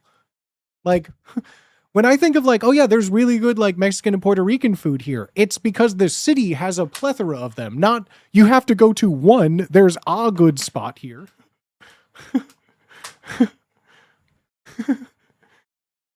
You could do some crazy stuff with move transitions and filters, right? But I have so many good eats in San Diego. I'm sure. That's what everyone always says, and here's the good eats in San Diego. Very far away from anything else, like in another like city even, right? Like, not just like downtown San Diego. You can't just go somewhere and get good food wherever. It's like you either drive, it's like you need to go to La Jolla. First of all, go to La Jolla. You'll have the best food there. There's a restaurant up in Encinitas that is the best ever. Oh, yeah, if you just want to make a trip all the way down to somewhere on Baja Coast, California, like, it'll be great. The Korean barbecue and gas lamp is fire. Instantly, I hear gas lamp, and I personally, and I respect your decision. I don't fuck with the gas lamp out of principle because one, it's like the grossest place I think I've ever been to that I've ever lived in is downtown Gaslamp, San Diego. I have never been. I sat down, I split a check with someone. I had to pay $90 on my bill for a single entree and a drink. I had to split a bill with a group. $90 for a single drink and an entree, and I watched not one but two grown men take a shit 30 feet away from me. It is quite possibly one of the grossest places I have ever been. Is the Gaslamp district is, I would instantly never recommend anything in that area because it is one of the worst things I've ever seen. It is fucking awful. And this isn't an isolated incident. I've seen more people, grown homeless people, taking shits and fentanyling outside of a restaurant where I'm spending like $100 to attend. That's crazy to me. And I'm not being classist or elitist. I'm fucking poor, bro. That's like a night out for me. I'm trying to treat myself on a birthday. And like, I have to watch a grown man take a shit. I'll put a mirror in my bathroom and eat a Hot Pocket if that's what it's going to be. Are you kidding me? Like, hell no, dog. Morning Glory in Little Italy. I've been there once, sure. But like, again, the problem is it's the same, like, I've heard the same 10 recommendations in everywhere, right? Like, I find that like everywhere is like, well, you got to go to this one spot. You got to go to there's this one spot. You want ramen? Go here. You want tacos? Go here. I think like that's the difference in San Diego food scene from every other city I've lived in. And it is shade, but I don't mean it to be like making anyone think they're wrong. Cause like, I'm happy you have places that you like. I personally like, when I hear like we have good Italian food, we have good like a breakfast spot, like there's like, I don't know which one to go to. I'm feasting and in a choice. Here it's like, there's yeah, Morning Glory, you'll never get a table. Like I'm new to San Diego, just moved here. This is shocking to hear. Yeah, okay, so yes, there's like thing, right? And like you'll see a bunch of people on social media be like, you need to go to the hottest new cocktail bar. Great. $25 cocktails, $45 appetizers to share. Like, it's not only just like not truly worth it, but it's like so few and far between. Everything is a strip mall here that isn't like downtown Gaslamp, which is the worst place you'll ever be. Also, in one night, Gaslamp district, 4 of my friends got everything stolen from them. Like, it is not only like the least fun place to be, it's the most expensive area to drink, to do anything. And like, you watch grown men like take a shit and fight in front of you every day of the week. Give me one spot to eat in San Diego. I'll go there right now. My brother in Christ, I do not go out to eat. I do not go out to eat here. I'm not a big, thank you for thinking I'm a big streamer. I don't make enough money to go out to eat all the time. McDonald's is too expensive, bro. Hell no. Hell no, dog. San Diego has nice weather, full stop. That's what you do here. It's nice. It doesn't rain. It doesn't snow. There's really no clouds if you don't like that. That's it. If you like walking around outside, great. But like, you need a car to get everywhere. It's not a walkable city. Everyone that tells you there's great things, it'll be prefaced by saying you need to go to like UTC, you need to go to La Jolla, go to Encinitas, drive up to Orange County. It's a day trip and go have lunch in, you know what I mean? Like it's like, oh yeah, just drive an hour and 15 minutes to go to lunch casually. Like, when I say that, I'm coming from a place of like, my love for Chicago is undying and forever bound. But like every single place that I lived in all different neighborhoods inside of the city limits was walking distance to amazing Indian food, amazing Korean food, amazing Italian food, a deli, a liquor store that sells like house-made sandwiches with bread made down the street at a bakery, a grocery store that's walkable, multiple dive bars, sports bars that have TVs, bars that have pool tables. Like every neighborhood I've lived in has like all of those things within walking distance. That's where it just like, it kind of like blows my mind of San Diego. We're like, no, we have a good taco place. Go to La Jolla. Oh, you want really good, like, oh, we're right next to the ocean. You have to go to the one place near the beach that sells fish tacos. It's the only good spot. Go there. Oh, you want a good breakfast? Go to Morning Glory Cafe or the other one. There's one also way down in the Belmont Park, Mission Beach, Mission Bay area. There's like one other like brunch spot out there that always gets recommended. What prevents you from returning to Chicago? Money. Also, Chicago is it's not so when I left there, I had my little studio, my little 1-bedroom. It was $1,100, no utilities, right? So like my money that I needed to make was like $1,400 to pay all my bills, internet, and eat for the month. Like $100, $25 a week to eat, easy, doable, right? And this is of course pre 2020. Yeah, best coffee. There's this little place called Better Buzz. And like nowadays my same apartment when I checked is over $2,300. Nothing has changed. I looked at photos, it's the same place I lived in, except now it's $1,200 more. I can't afford that. I can't afford that. My sub goal right now, chat, my sub count is 611. You multiply that base by 6 because $6 a sub. That's 3,600, give or take a couple in there, plus 3666, right? Cut that in half. Do a little fitty split. That's 1,800. I can't afford to live in Chicago where I used to live unless I get a bunch of roommates, but like, chat, I'm 36 years old. If I need roommates, probably can't stream anymore. Chat. Place I looked at was 1,800 for a studio with utilities included. That's great. That's great for you. That's how much we're getting from stream in a month.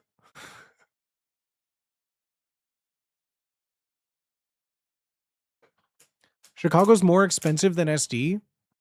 No.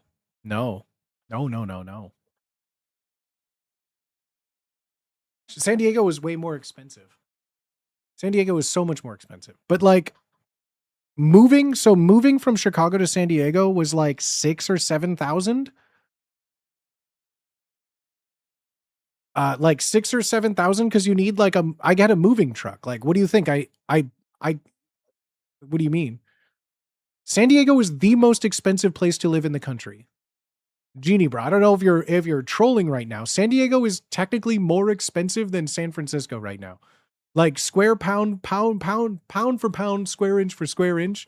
San Diego, like 2 years in a row, is the most expensive city to live in the country. And that was just, I'm saying, so Chicago is a city of neighborhoods. If you don't know what that means, is like Chicago itself is fucking massive.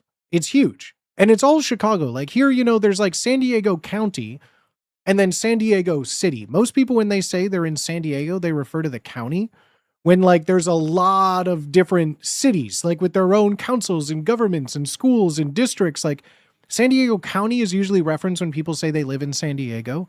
Chicago is a fucking big city that like many people can live in, but like there's neighborhoods to it, right? Like kind of like in the Gaslamp, right? The Little Italy, right? Chicago has like 117 different little pockets of neighborhoods and places to live at.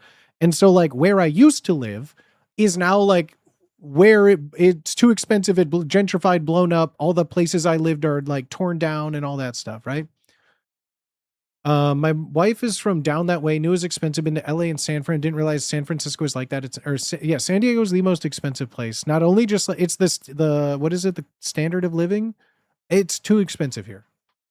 It's too expensive here.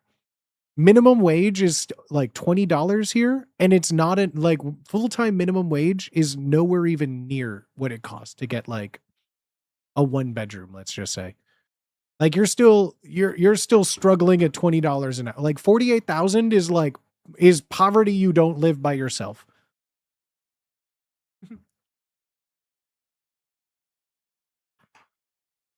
She's from Orange County. I mean, that's like rich. That's like rich. And it was bad, not worse than Chicago. That's really stupid. Chicago is very affordable for everything you get there. That's why I love my city to death. I will never disparage my town, because while Chicago has its expenses, and even if pound for pound Chicago was the same price for rent, you can get anywhere in the city within an hour by taking public transportation that is readily and available, right? You may have to wait a while, but like for $2.50, you can go anywhere in the city. That doesn't exist in San Diego. You need a car, you need to drive, you need to get on a highway, you need to get on the freeway, you need to do all of this stuff.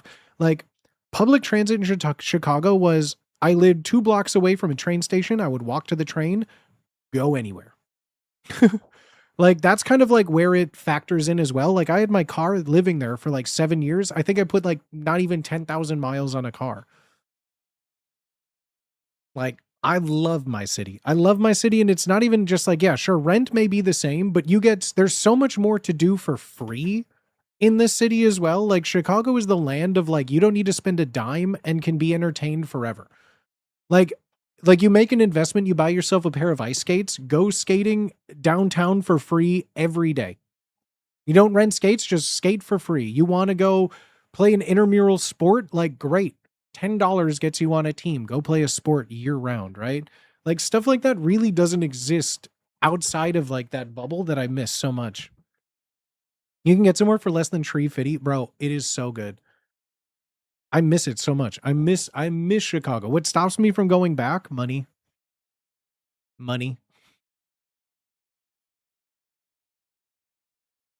I would move back to Chicago in a heartbeat, dog. In a heartbeat. But like, here's the other factor of it too. As of right now, I still do have like opportunities in San Diego and opportunities in LA that frankly don't exist if I were to move to Chicago. Like no one is necessarily like, I could still be invited to things, but like I would have to then fly from Chicago to go to LA or something like that. So like that kind of is out of the question. Was it acting? No, I came here to stream, to work for Wubby is why I initially had moved out here, and now I'm here just because streaming and opportunities and still working and making games. But like I have opportunities that arise. I have friends in LA to visit. Sometimes things come up that I can go to LA, but in Chicago, there really isn't a big like striving, thriving like local streaming scene in Chicago. Maybe there is. I don't know. I haven't been in like 6 years. I hope I get to move back. It'd be nice to go back, but like the thought of moving back, getting here was one of the most stressful parts of my life. I didn't talk. I never talked about like how I moved here, because I moved here in like a big secret from Chicago. I took 2 weeks off, moved here. I drove my car with a bunch of like expensive stuff, but I had to hire like a moving company because I just had like too much stuff, and I just drove myself, right? I made it here in 2 days. I did like a 13-hour drive and like a 17-hour drive, something goofy like that. Don't ever drive from Chicago to San Diego in 2 days. It's a lot. Somebody loaned you the money to move, you would stay because of work. If someone gave me money to move back to Chicago, I'm in. What do you mean? I'll take any money, bro. I'll take any money someone gives me. I thrive on getting money given to me. Wherever the money is, I'm in. I know my plants, my ZZ, my Janet, all my homies. Keep moving forward. Go back when you can live happily and comply. I mean, I guess, but like, the thing too is like, yeah, it would be interesting going back. But yeah, I don't know. I do have like a lot of things that like, present here, and because like I do get paid for making stuff. I do get paid for like games and going to LA sometimes, like all your targeted ads for Paramount and stuff. Like that was because of my proximity to LA. Would anything change if I were to move back to Chicago? If there's things there, maybe. But like LA is unfortunately a big hub for streaming. It makes things a lot of convenient to be ready at a moment's notice to be able to do something there. Um and like I have work to do, you know, occasionally in San Diego. If Wobby asked me to make a game, I'm there. I'm in. Right?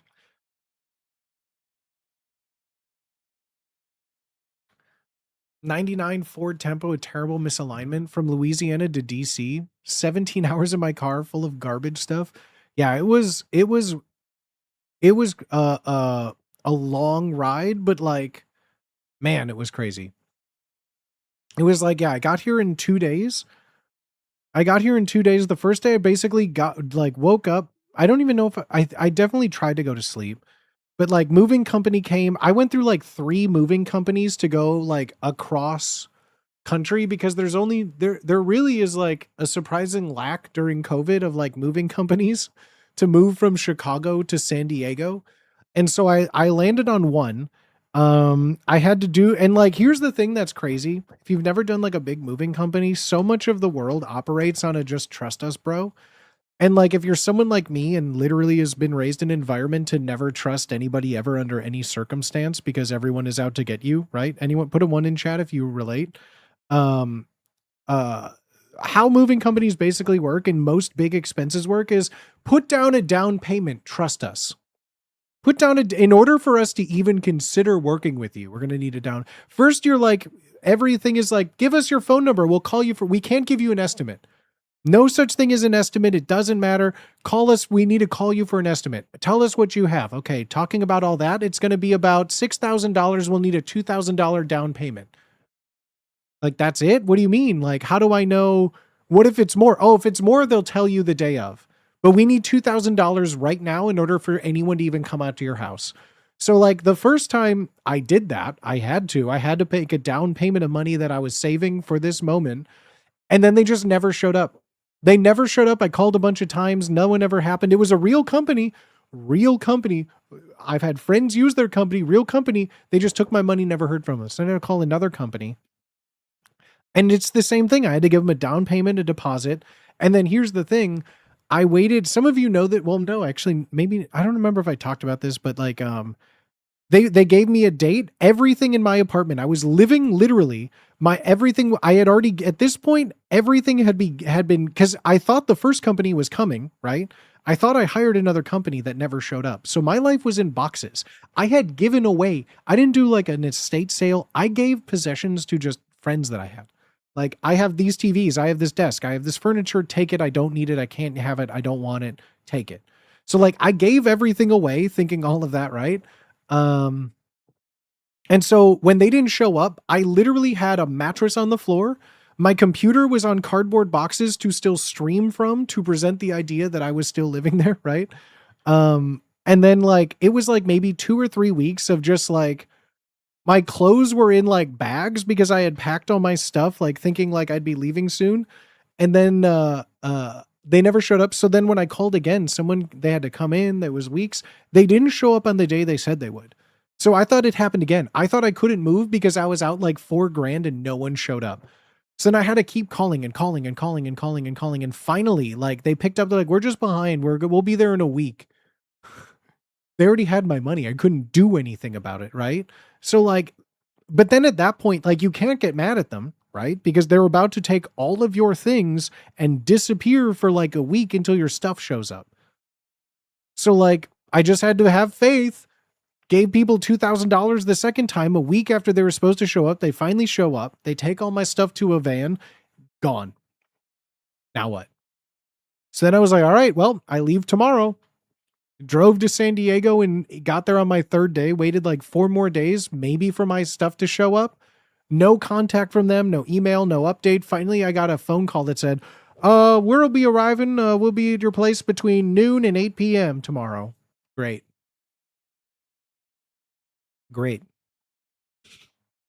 Moving, like, that was one of the, like, I already hate moving. I've moved so many times in my life. As a kid, as an adult, I was constantly moving. Moving is like one of the most stressful things for anyone, but moving is so unbearably difficult to like deal with mentally and physically, right? That like it was one of the worst things ever. And so like one of the things that's like stopping me from ever moving now is like having to do that again, like literally makes my palms start to sweat. It makes like my teeth hurt. I'm starting to sweat thinking about having to deal with movers again. Like it's so frustrating, right? You can't get mad though, Vincast. You can't get mad though. But you can't get mad because like they had all of my things. What am I going to do? Scream at them? They'll just fuck off. What am I going to do? Sue them with what money? You know what I mean? Like you have to have money to sue someone. What am I going to do? Be like, they stole my stuff. Okay. Have you tried? I did try the pod service and half of my shit broke. I did the pod when I moved. So when I moved from my college to Denver, I put everything in my car. I'd never like had a yard sale. I've only ever just given things away because fuck it. I don't know. I need money, but like I never want to ask for money. So like I just always gave away everything. So in college, I gave away all of my earthly possessions except things I needed, put it all in my car and drove to Denver. And lived there. And then when I moved from Denver back home, I like had things that I needed and I didn't have a better car at the time. So like I did hire a pod to get it, put a bunch of stuff in that pod. And then half of it arrived so fucking broken. And they were just like, yeah, that's a part of it when you sign for it and I'll never do it again.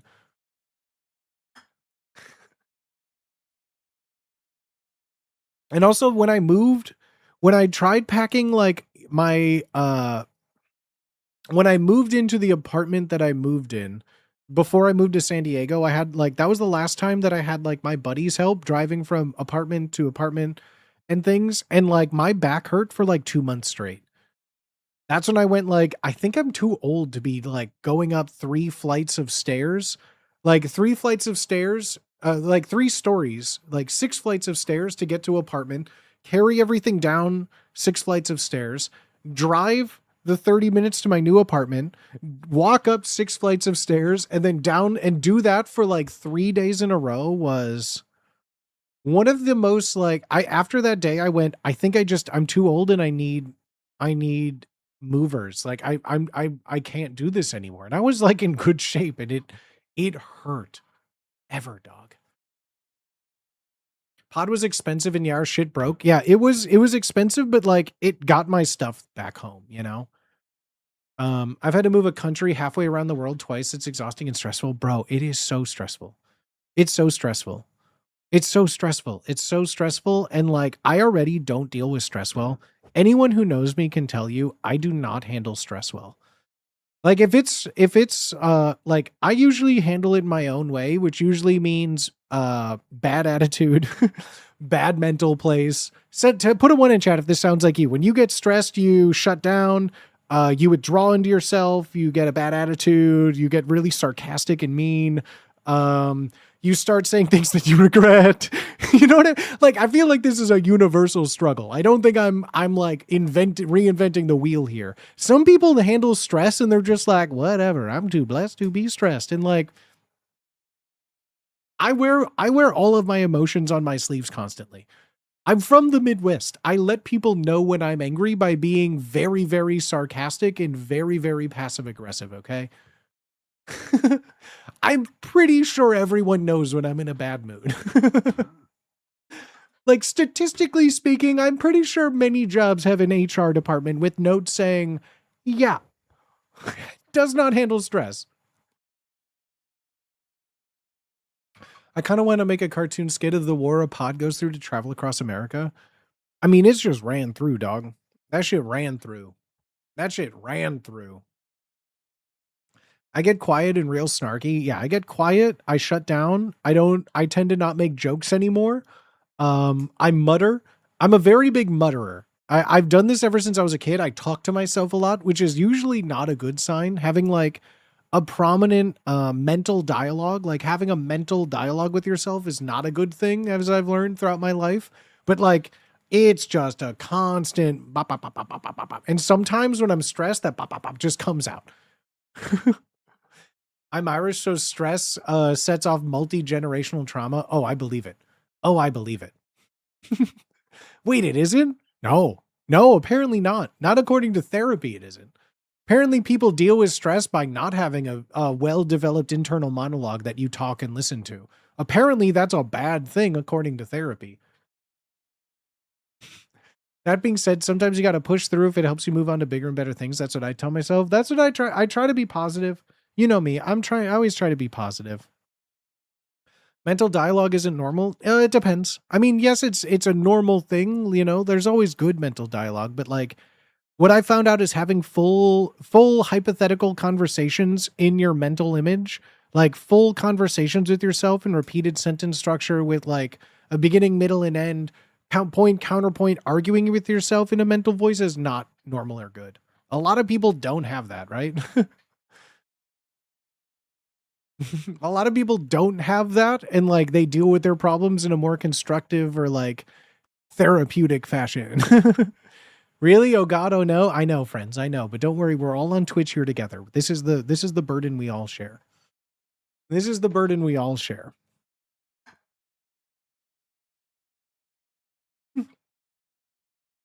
I try to be positive, but I always am not. I have a hard time with giving up control of things. I have a hard time with giving up control. It started from school. I don't like people telling me what to do. I don't like people telling me what to do when it's solely for the swinging the big dick authority sword around, if that makes sense, you know? Like I never like doing busy work for the sake of being seen and perceived as just being busy. I don't respond well to that. I never have. It's why I don't do well in school. Most people think I do really well in school.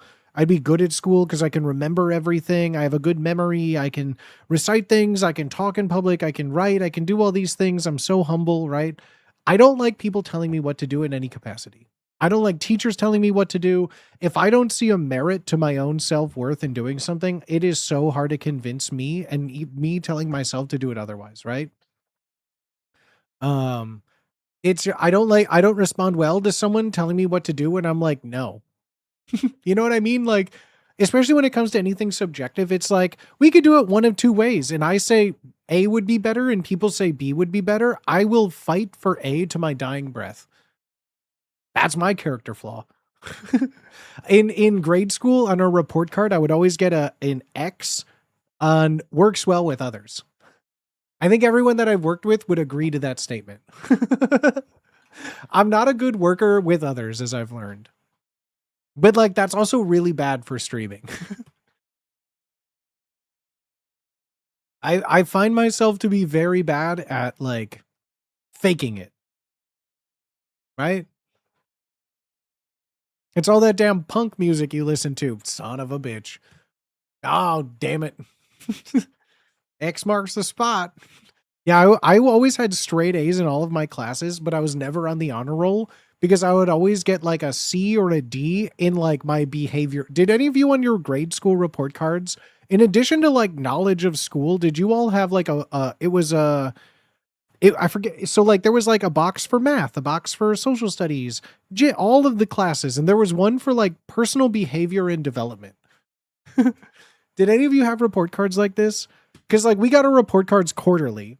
I remember this. The top right was like all of your classes, like your personal information, age, teacher, blah, blah, blah, blah, blah. Left side was like quarterly breakdown of like all of these like subjects with like different things in them, like understands assignments, homework, like and like they would mark things down or like notes and you'd have to get them signed by like your teachers or whatever.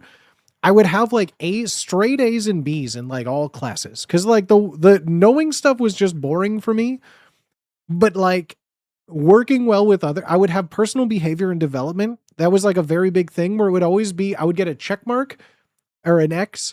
And I remember these. This is how you know, like I have so much generational trauma under my belt. I remember exactly what I would never get on the honor roll, kindergarten through 8th grade for. Here we go. Ready? It was A's in every subject. But I would get a D in personal behavior and development. I would get a check for works well with others. I would get a check for helps create a pleasant learning atmosphere. Those two go hand in hand because I never would shut the fuck up. and I would be done with my work first, and then I would just bother others because I was bored. I just had too good of jokes. I couldn't shut the fuck up as a kid, and I constantly was drawing in my notebook instead of taking notes because it was boring. And then I would get one for excessive talking, like disruptive behaviors. So yeah, it was always personal behavior, personal development, behavior and personal development, whatever it was. And each one that you got a check mark for would be like something wrong. Like you would get a grade letter off, right? So it'd be like math A, science A, social studies A, gym A, all of these A's, Spanish A, computers A, drama A, behavior and personal development D. You can't be on the honor roll. You can't sit with us. And so every year I would always be so pissed because I would have a higher GPA, not that that matters, K through 8, than any person in our class, but I would never be on an honor roll because literally I just would never shut the fuck up and annoy everybody. That's why I'm a streamer.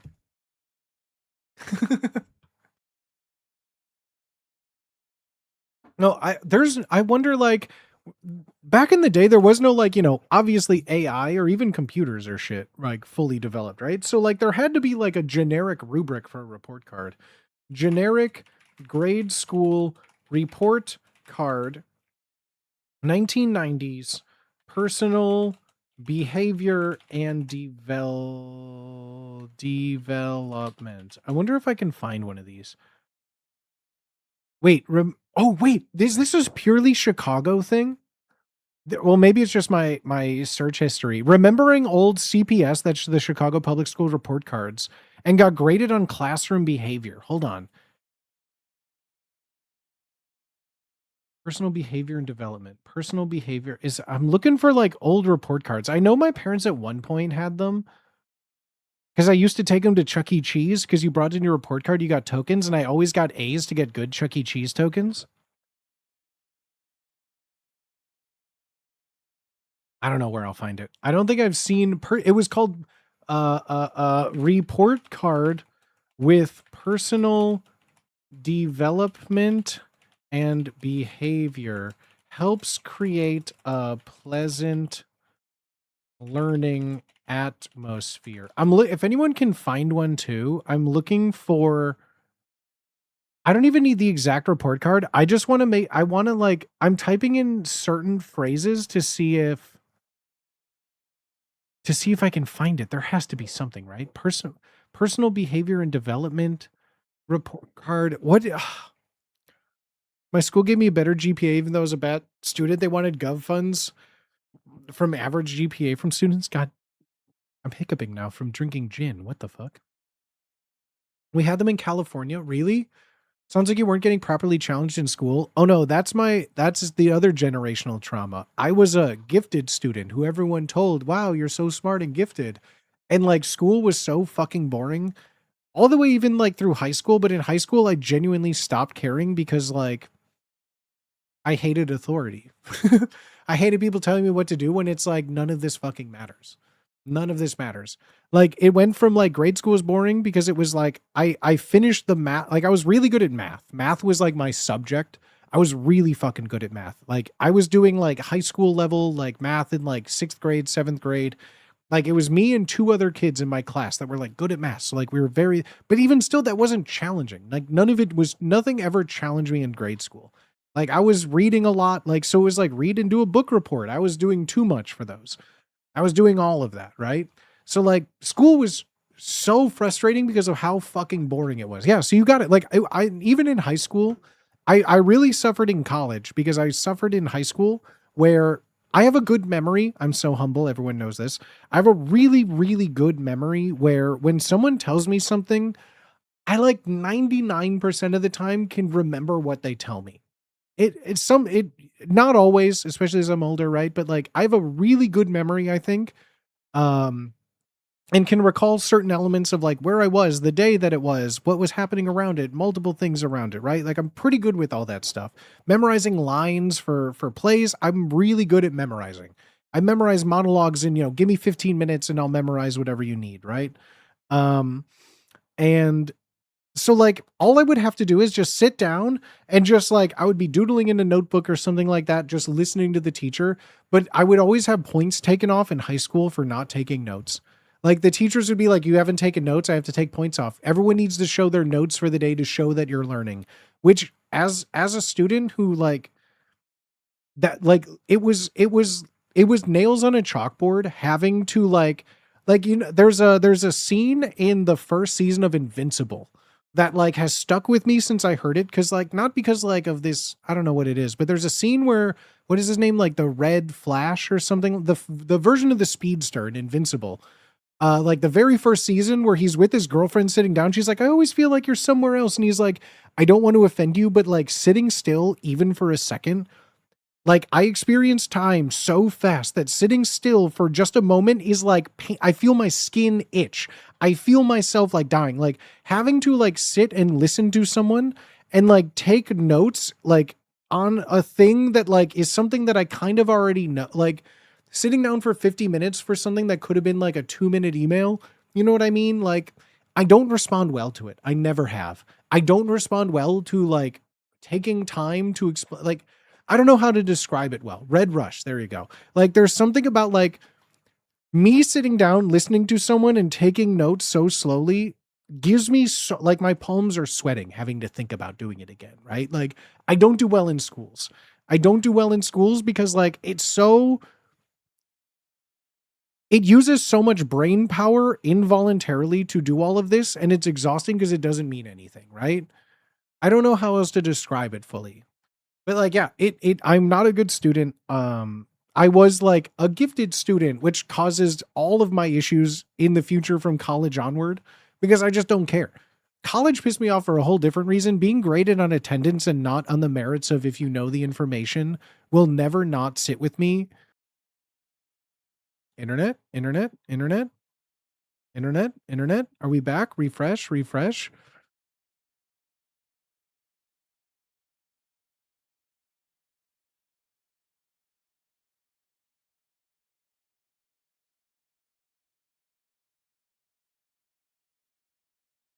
Oh, oh.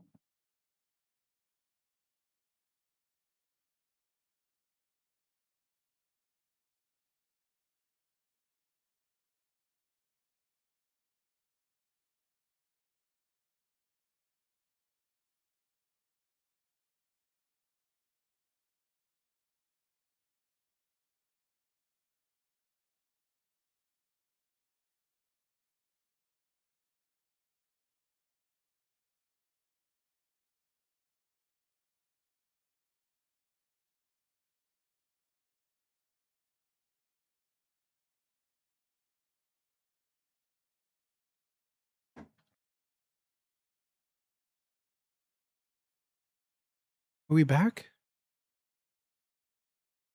Are we back?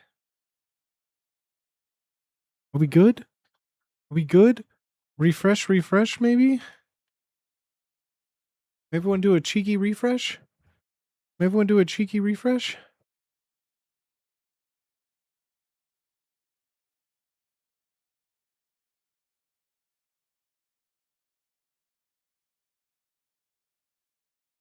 Okay, okay.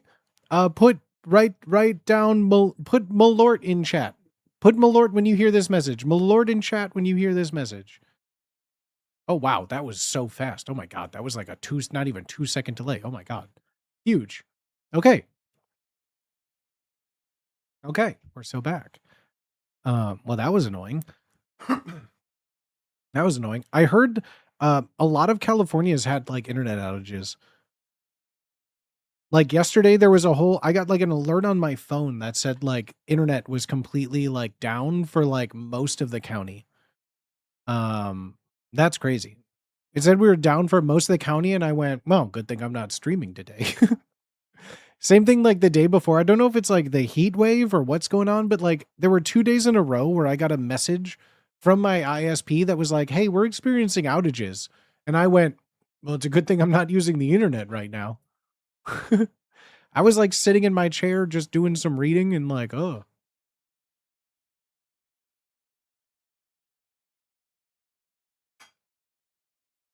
Ugh. I had my power go out last night. It blew up my monitor, which was really cool. If something happens to my computer again, I don't know what would happen. I genuinely don't know what I would do.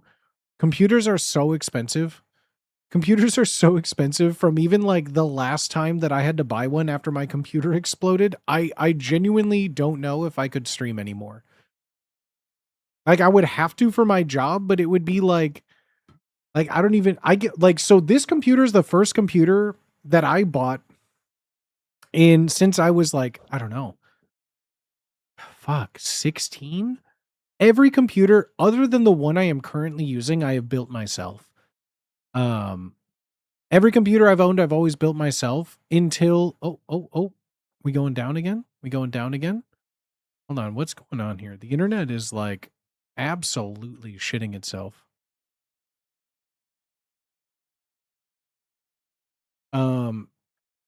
This was the first computer that I could not afford to build my own computer anymore. Like I've never like had a pre-built, I've never bought a pre-built, I never wanted to buy a pre-built because it was like I always just build my own computers. It's one of my favorite things to do. I had a side hustle in Chicago where I was building pre-builts for people. Like I love building computers. When my last computer broke, I don't know if you remember, it was like 3 years ago now. I think the last time it happened was like 3 years ago. There was a power surge at the house. And my PSU, my mother, everything fried. My computer, it fried. I lost my hard drive. I lost a motherboard. Everything connected to it was gone. And so I was like, it was like 2 weeks I couldn't stream. It was awful, right? When that happened, I bought the computer I'm using now. And this is like, when this dies, I don't know what I'm going to do. Because even pre-builts now are like twice the cost that I paid for this one. And this isn't even like I had to put another couple hundred of like other parts in this because it is because the half the things, like all of the fans on this pre-built died. I had to add new RAM because the RAM just did not work at the time. If this computer dies, I'm fucked. Chad, I'm telling you right now, it's either I move back to Chicago or I have to get a new pre-built computer. Get a good UPS. I have a good dedicated outlet and power surge thing for one monitor and my PC. I have one wall that is strictly my monitor that I got refurbished for like a quarter of the normal price of it. And my computer are in one, well, I should say one outlet hooked up to a very good power surge protector. And those are the only two things in it because those are the only two things that are the most expensive parts of my rig. Going back to Chicago, I feel it. Hey man, Chicago is always calling me. Chicago is always calling me. I wish there was like a big like stream opportunity world in Chicago where people were going to Chicago to like meet up and do collabs or like I don't know. I wish there were just more people in Chicago, right? Like big stream events in Chicago. But as it stands, like I kind of just need to go to LA if anything happens, which sucks. I fucking hate LA. I would go to Chicago in a heartbeat, bro. I literally just upgraded mine in November. I got super lucky. Melted a piecemealed old parts from 2 PCs for friends that were uber fucked without it, right? I moved away from Chicago a decade ago, looking to finally move back. I'm so jealous. I miss Chicago to death. And the only people that don't like Chicago are people that have never been there. I'm telling you right now, Chicago gets shit on so much by people from California and people from New York. Even people from Texas will shit on Chicago. And I've been to all three of those. I've been to the LAs, I've been San Diego, I've been to New York, and I've been to Texas. They suck, bro. They fucking suck. Chicago is literally the greatest city on earth. Chicago is literally the greatest city on earth, and the only people who disagree have never been there, right? Like, it's like someone arguing with you that Lost is not one of the greatest television shows ever made, and when you ask when was the last time you watched it, they said, I've never watched it, it's bullshit. I've watched a YouTuber tell me about it, and it's stupid. You know what I mean? Like, how does Denver rank? Colorado's one of the most beautiful places I've ever lived. But Denver and Colorado in general got way too expensive for what it is. I love Denver. Denver is I think Denver is quite possibly the smallest city I've ever lived in. No, outside of like my college town, which was a certified farm town right outside of Iowa. Certified farm town, population less than 2,000 when the college wasn't in school. That's the smallest place. Denver is like 1 square mile turned diagonally of a city. Like that's it. Like Denver's nice, but like I lived there for 3 years and I felt like I had done everything multiple times. I'd been to every bar, I had been to every restaurant, I had seen my favorite bands at Red Rocks. I had gone to the Coors factory a bunch. I went skiing, I went hiking, I went rafting, I went hiking, I went camping in 3 years, and after that I went, fuck. That's it.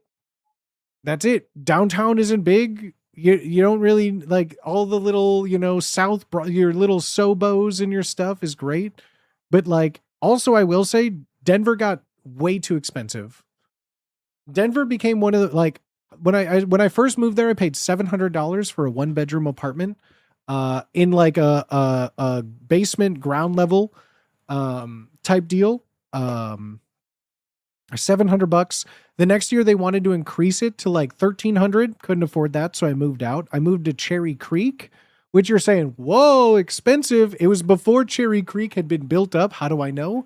Because I moved into a place that wasn't fully developed yet. I moved into like one of 2 buildings in a whole development lot, so nothing was built. So I had a 2-bedroom apartment in Cherry Creek for $1,100, and that was the most expensive place I've ever lived. And then I lived there for a year and a half, and then they went, hey, we're increasing rent to $2,300 next month, or like to re-sign. I went, I can't live here anymore. And so I moved back to Chicago because Denver got so fucking expensive within the 3 years that I lived there that like I couldn't live there anymore. Minimum wage did not equal living somewhere like that. So like, hell no, dude. Moved back to Chicago and got myself another $1,100 apartment. When I first moved back from Denver, I lived with my parents. I moved back in with my parents because I couldn't afford anywhere. And then eventually I moved in to a 2-bedroom that was $1,800 that I had with a roommate. So it was $900 for just me. Then I moved to my own place for $1,100. And then I moved to San Diego. Small local places can't afford it. Local pockets are quickly fading. Yeah, I love Denver. But yeah, it honestly got too expensive for me. Denver was like, wow, this is a great city. When I first was in college, I wanted to move to the West Coast. I had family in San Diego. I had family like on the West Coast. I'm like, yeah, let's look at San Diego. That sounds great. Oh God, I can't afford that. And then I just kept moving like more and more east until I hit, because I was like, oh, well, San Diego, I'm going to look at Oakland. Oh my God, Oakland is more expensive. Okay, I'll look at Portland, I'll look at Seattle, I'll look at the Pacific North. Oh my God, that's too expensive. And eventually I kept moving east and east until I hit Denver. And I'm like, okay, I could find places for under $1,000. Finally, I can live somewhere. And so Denver was the spot until it became too expensive.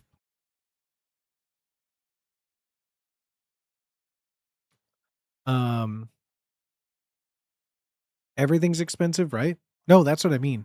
Like, I would love to move back to Chicago, but like, truthfully, if I moved back to Chicago, I'd probably be making less money just from less sponsors, less like work to supplement stream. Because right now with stream, I had 2 good months. I was thinking about this. The month we did the Megalopolis stream was huge, and the month leading up to it was huge. So those 2 months alone were over $4,000, right? So far in July, 7 months in, taking off of those 2 months. So in 6 months, it's been around like 14, like a little like in between 13 and 14K. It's so right now, 7 months in, I've made just a little over 18,000, right? So you can do all the math on that. It's like 2,000 some pre-taxes, as always when talking about income, right? So like, yeah, it's like 18,000 pre-taxes so far in 7 months. Like, that's not much to get anywhere, right?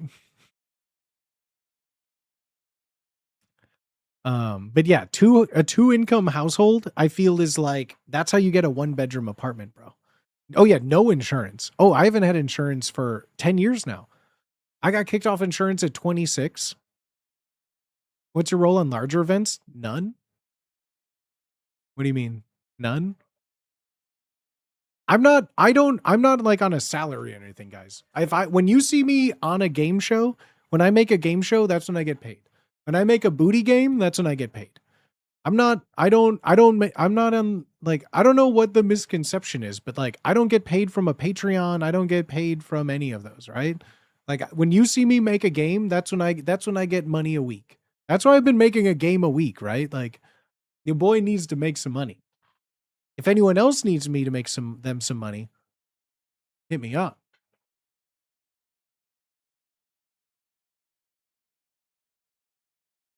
When I was a kid, 100,000 salary was considered rich. These days, it's like the bare minimum if you want to think about buying a decent place, right? Yeah, like $100,000 to me is made up money. That doesn't, like, I don't even understand the concept of having that amount of money. You know what I mean? Oh, maybe some of you don't know what I mean. But for those of you, $100,000 is the equivalent of like a bajillion D skrillion D dollars. Like, what do you mean? I could just make up numbers too. You know, like, what does that mean? What does that mean? Yeah, I have a bajillion D skrillion D dollars I make. Okay. Rotten Agenda, thank you for the 2 months, my homie. Thank you, thank you, thank you. Bajillion D skrillion D dollars. Right? But I feel like that's like making it. To me, like, I know that's not even the case anymore, but to make $100,000, that's what's like, oh my God, they made it. Oh my God, they're in. Like, you make $100,000 a year, you're like literally the richest person I know. What are you talking about? Like, the most money I've ever made in a year bartending, working like 320 days of the year, like usually 7 days a week with some overtime thrown in there, bartending every holiday.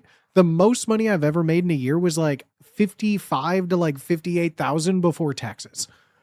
That was like, I had climbed the ranks after 10 years of bartending. I had achieved what was like the pinnacle for a male dude bartender. And I'm saying this not misogynistically, but like, if you're an attractive, a pleasing woman, you can make so much more bartending at like doing bottle service, right? They don't hire dudes to do bottle service, right? Let's be real. So like, the highest point I can make in my bartending career, I felt I had achieved. And that was like, if I worked every day, I never had days off. I worked every holiday. I didn't have 2 days off in a row. I was usually doing open to closes, clopins, where I would close, sleep for 2 hours, and then wake up and open. Doing those, like working every day, no holidays off. I was making like 55K, and that was like, I've made it. That's the most money I've ever made in my life. I'm just asking, in production, on and off streaming, doing for years, interested what you got going on, learn about you. Hell yeah, dude. I'm an open book. I have no thing, like any questions other than like, I'm not answering any like doxing info. What's my name? Where have I worked? Where do I live? I will never answer those, but anything you want to know, there's no sense in hiding anything, right? Like, I don't know. I'm not a big enough streamer to be like, I need to conceal all my things, right? Like, I don't know. What do you want me to say? I don't know. Dude's doing bottle service at a gay bar, probably. I'm not attractive enough for bottle service at a gay bar. This is the body of someone who doesn't work out and eats poorly. You know, they say abs are not built in the gym, but in the kitchen. Yeah, no. I'm raised on Italian beef, carcinogens from deli meats, a lot of butter. Production staff for Wubby events. If I'm asked, but no, I don't have anything to do with most events anymore. I'm usually, if you see me in something, I was asked to be in something, but like, I'm not in, like, I have nothing to do with like the Patreon videos unless I'm asked to be in one. No, I make booty games, and that's kind of my role here.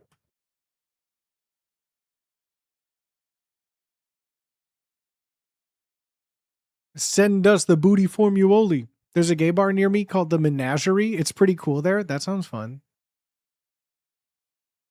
But no, I like, yeah, it's, yeah, if you would like to support me, You're at the right place, baby. But no, this is so fun. I'm always open for anything. You guys have questions, please. If you guys have any connections to the industry, hook a booty up. Hook a booty up. Irish Pub Near does a great deaf night every Wednesday. No, I don't even know how I would get a bartending job anymore. Because like all of the websites that used to exist, when I search in San Diego, there's no jobs posted. I don't know if it's just like even in the service industry, there's like no work to be found, like full-time bartending. But like every website that I used to use, like what were they? What were the big ones that I used to use? Because I always like to know like how much is a bartending job in San Diego paying, right? Like if people are paying $20+ a cocktail, bartending has got to be pretty lucrative here, right? Like before I was used to like the bars I used to work at had like $12 for like signature cocktails and $10 across the board for classics, old fashions, Negronis, gimlets, $10. If you want like a signature that uses like fancier things, $12, right? I worked at like my pinnacle of my career, right? Like big fancy. I wore a bow tie, had to have a uniform, all this fun stuff. $55K a year. Cocktails were like $15. $15. That's pretty expensive, right? And ain't no gastro molecular gastronomy about it. But every time I've looked at like not like Shift Gig or all those, but like there's like websites for service industry positions. Every now and then I check San Diego. I'm like, well, there has to be like a few positions that I can manage a bar at this point. Give me $100,000. Sites are empty, bone dry. Red Robin selling $15 cocktails. I haven't had a cocktail in San Diego because every time I go and look at the menu, it's like $22 for like an old fashioned. My go-to is just like I'll order a Negroni at a bar to test. If they call themselves a cocktail bar, I'll get a Negroni. Because that like tells me like I watch to see what they use. Are they using Campari or are they skimping out and using like Cokie Americano, right? What gin are they using? Are they using a good gin or are they using something that they got for free for buying something more expensive, right? Are they using like a good vermouth or are they just using like a bottle of Martini Rossi that hasn't been in the fridge for a year? Like all these things are like a good thing. Like I see a bowl of fruit at a cocktail bar. If there's a sticker on it, you don't get a cocktail there. If they're not washing their fruit that they're presenting, I don't want anything that they have to serve me. I'll get a beer in a bottle and pour it into a glass. Thank you very much. Like there's so many things that like I go to a bar in San Diego and it's like I open a menu and they're like, oh, our old fashioned here. It's 5 ounces of club soda and it's $24. The fuck? Is their Malort 5 years old like the one you just bought? I don't think I've ever owned a bottle of Malort that's lasted more than like, let's just say 5 weeks. 5 months. I don't think I've ever owned a bottle of Malort that's lasted 5 years. I got a friend in Seattle that does bespoke ass drinks. He seems to like it, but who knows? Bartending is one of my favorite jobs, but I don't know. The world changed after COVID that like bartending became like a hostile environment. Maybe it's gone better, but just how I view everyone in society nowadays, I'm very worried. Like streaming is on like a tightrope. Streaming right now is on like a tightrope, right? Like I'm making rent and eating to live, you could say, right? Like we're getting by and I love this job. Don't let me think like I'm complaining. Streaming has been the best thing I've ever done. I've never felt more creatively fulfilled. I've never felt more validated in who I am as a person. No one is I'm glad you all think I'm this cool, popular guy. I'm so humble. I know I'm not the person who gets invited to like house parties. I'm not the guy with friends like that. I don't like talking on the phone. I have a hard time interacting with anybody. This is the most attention I have ever gotten in my life. This is the best job I've ever had. Don't get me wrong. Right? I just like, yeah, this is a job that I am so thankful for, but I to say that we're on like an upward trajectory, I think would be would be lying to myself, and I have to be true. We're on a gradual plateau. That's okay for right now. Oh, you know what I mean? Like sub to me with Prime. when it gets, I've always said, if you're new year, if it gets bad where I can't pay rent with stream, babe, sub to me with Prime. I'm deleting everything. Before stream, I didn't have social media. I don't have Instagrams, TikToks, X, Twitter. All of this exists for this pure life as King Booty Swagger for your entertainment. This goes away, I'm just disappearing. Gone. And it's not to retire on an island somewhere. It's to go and work a minimum wage job somewhere and just being too embarrassed to have like any social presence. It just gone. I'm terrified. Terrified. The day that like streaming ends and I just have to go back to bartending and someone comes in and says, "Hey, aren't you so and so?" I would literally like leave work and just vomit. Turkleton, thank you for the sub to me with Prime. Thank you, Turkleton. I appreciate that so much. Prolonging my dream even further, baby. No, when this stops, oh my god, it's off.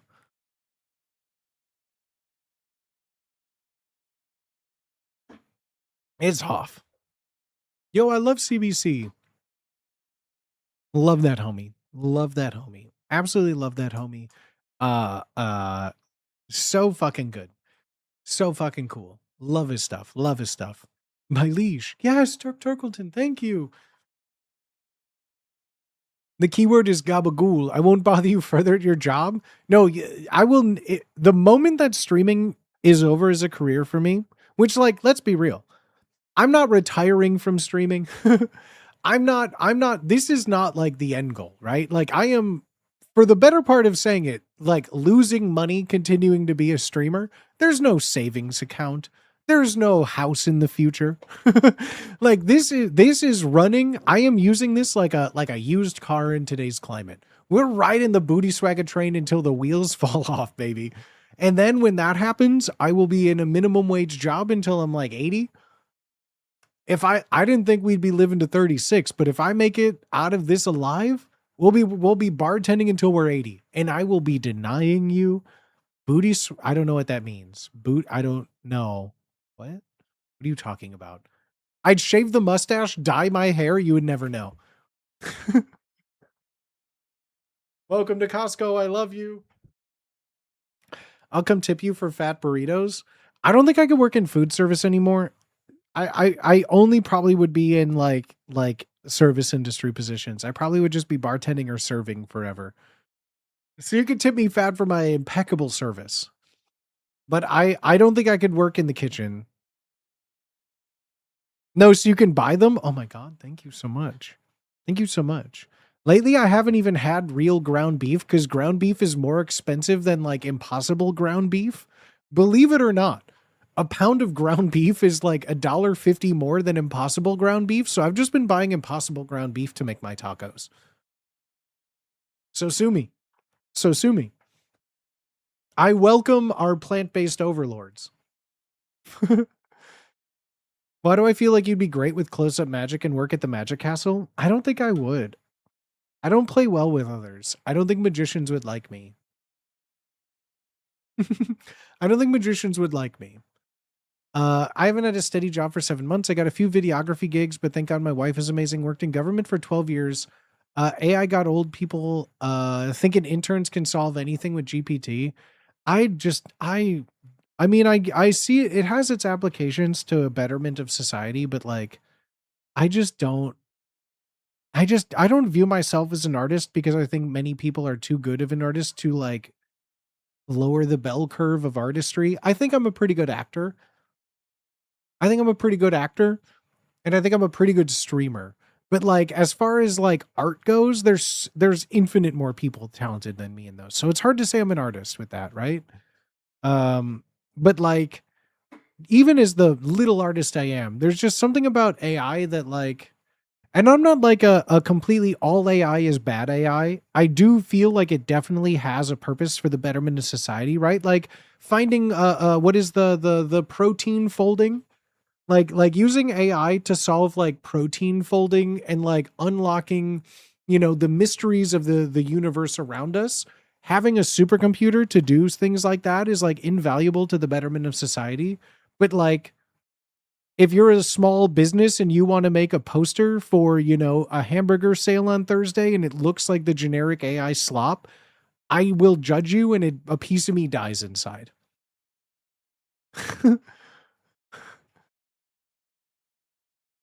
There's an AI assistant on our website named Blake, and so many people coming asking for that motherfucker. Like, how do you not know Beep Boop Man was fake? Right though? Like, I feel like, honestly though, AI has been great because I've never had a better success of getting like free things from Amazon, because no longer is it a person that I'm talking to. I just have to, because like 9 times out of 10 I would have packages stolen at every place I've lived in this world. I've never lived at a place with like a mailbox. It's always just like my door is on the street and a package is just on the street, and then it gets stolen because why not? I can't afford to live anywhere else. What do I look like? A king in a castle with a moat? Like, my packages sit on the porch like the common man's, and they get stolen like crackheads like the rest of us. And so like every time, like in the past few years, it's been like, hey, I ordered this and it didn't come. I don't know why I would make this up. It was a literal minimum $25 purchase to get here in the next 2 days. I would really like it. It was a toilet brush and like packets of like a dishwasher cleaner or something, right? Like, it was dish soap. It was a pack of like a fabric softener and like some hand soap. I sure would like those things that I paid for. And they're like, well, the delivery driver said they dropped it off and we can't do anything about it. Ugh. Meanwhile, an AI agent is like, hey, I have a Ring video doorbell of someone stealing my stuff. Can you just resend it to me? And they're like, it'll be here today. Thank you, AI agent overlord. Oh my God. Yes, finally. There's justice in this world.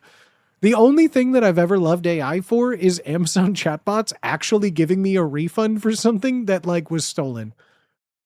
I don't know what it is. In the last 10 years, it's like a 50-50, whether like they'll be like, well, we can't do anything. You could buy it again. Or it's now AI is like, oh my God, we're so sorry. Smiley face. This should never happen. Smiley face. Here's your item again. Thank God. I just want to get to the point I could go to Quark's Hollow Sweets. Dunning-Kruger wine moms with ChatGPT has killed my career. Bruh. Everyone, companies, and old think AI is going to cure cancer. Meanwhile, generated marketing material that got the company I work for's logos wrong.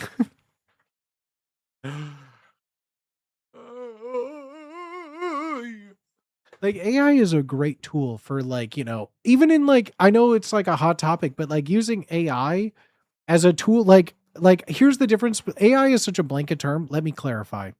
Um, Language learning models, big LLMs, based on input that can be provided from a trusted source, I think are an invaluable tool to parse insurmountable data. I have no problem with AI, LLMs as a concept. Things like, we did these on my stream even, right? Like a couple of years ago, I fed in my own AI model. I trained it myself locally on my computer with my graphics card. I trained an LLM of my voice that then I used my voice to supplant like other like music things, right? Like using that in certain situations, if it's locally trained on something that you are participating in, it is an invaluable tool, right? The problem is generative AI that's based on stolen copyright material that has no place in anything. That has no place in anything. And people that treat it like it is like the savior of mankind, that's where I lose my mind. And I think people have a big difference in it, right? Using AI as a programmer to decompile or assess how to make this potentially better, how to make my code more efficient, how to increase all of these things. Like, I can't know everything and a team of people can't know everything, but someone who has the intrinsic rules of the system built into them that can be like, we can do this to make it better. Oh my God, thank you. Yes. My job is made so much easier, but using it to generate everything on its own as like a focal point and firing every human being in the process is like, that's where it becomes wrong. AI has so many practical uses. Like I said too, like in the medical field, like, are you kidding me? Are you kidding me? There still needs to be a doctor to do things, to do surgeries, to do practical things. But like having someone with the entire human existence of medical knowledge that is up to date, backed by a scientific community of what is the best procedure for the amount of things you have, is like, that's like Star Trek utopian levels of like healthcare, right? But then you have people that are like, well, I just needed a flyer, and instead of paying a guy $20 to whip something up in an hour, I asked ChatGPT to be my girlfriend, and then I asked my girlfriend ChatGPT to make me something, and they're so smart and pretty. You know what I mean? Like, I don't necessarily agree with the extremes of the argument. I think AI, of course, has an absolute presence in the betterment of human society, but I don't think it replaces the human connection that builds our society, right? Like that's where my stance is always. Like a blanket AI ban is stupid. Because like to have like, an LLM based on statistical scientific evidence to deliver an objective truth without a human subjective reasoning of what is the best course of action based on years of scientific methodology, like that is great. To solve math equations, to figure out and understand the universe of things that we can't possibly comprehend as one human consciousness, it is an invaluable tool to give it all of the things we've learned and to see what else it can come up with, like as a tool. But to just be a carte blanche, like this is the answer to everything, is like the stupidest fucking thing I've ever heard in my life. I mean, I feel like I'm preaching to the choir here, but there's so many people that don't understand this simple concept. Like there's so many applications for it, but I'm just so tired of it. The industry is an Ouroboros of AI SaaS apps to make AI SaaS apps. I'm cool with it doing it like Booty said. If a company is using AI to generate a burger sale ad, I would rather eat glass than get that burger, right? It's literally helping to cure cancer. I think those are the two extremes that, like, on the use case, as with everything, right? Like that's the thing with most stuff, right? Like one McDonald's hamburger on its own isn't going to cause an obesity epidemic. It isn't going to cause a crisis, but it's when people use a McDonald's burger for 3 meals a day, multiple times a day to an excess that it becomes an issue. AI isn't a problem. Guns aren't a problem. Guns don't just shoot. Well, some guns shoot on their own. Let's be real. Let's be very clear, right? My dad has always carried a Sig Sauer. I love Sig.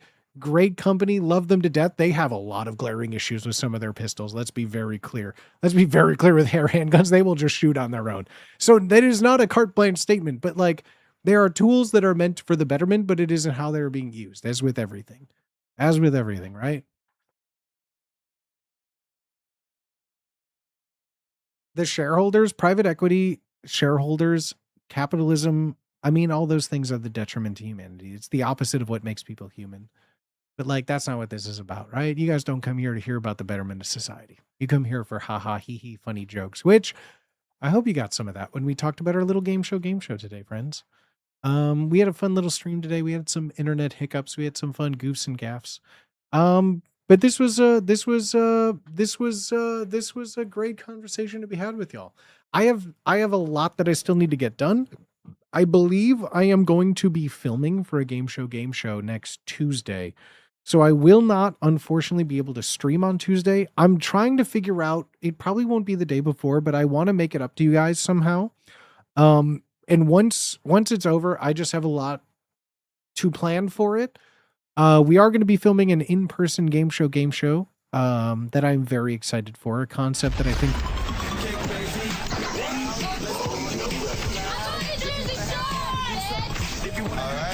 Yo, thank you for the Be Wow Mizuno. Thank you fucking so much, everybody. I appreciate each and every single one of you.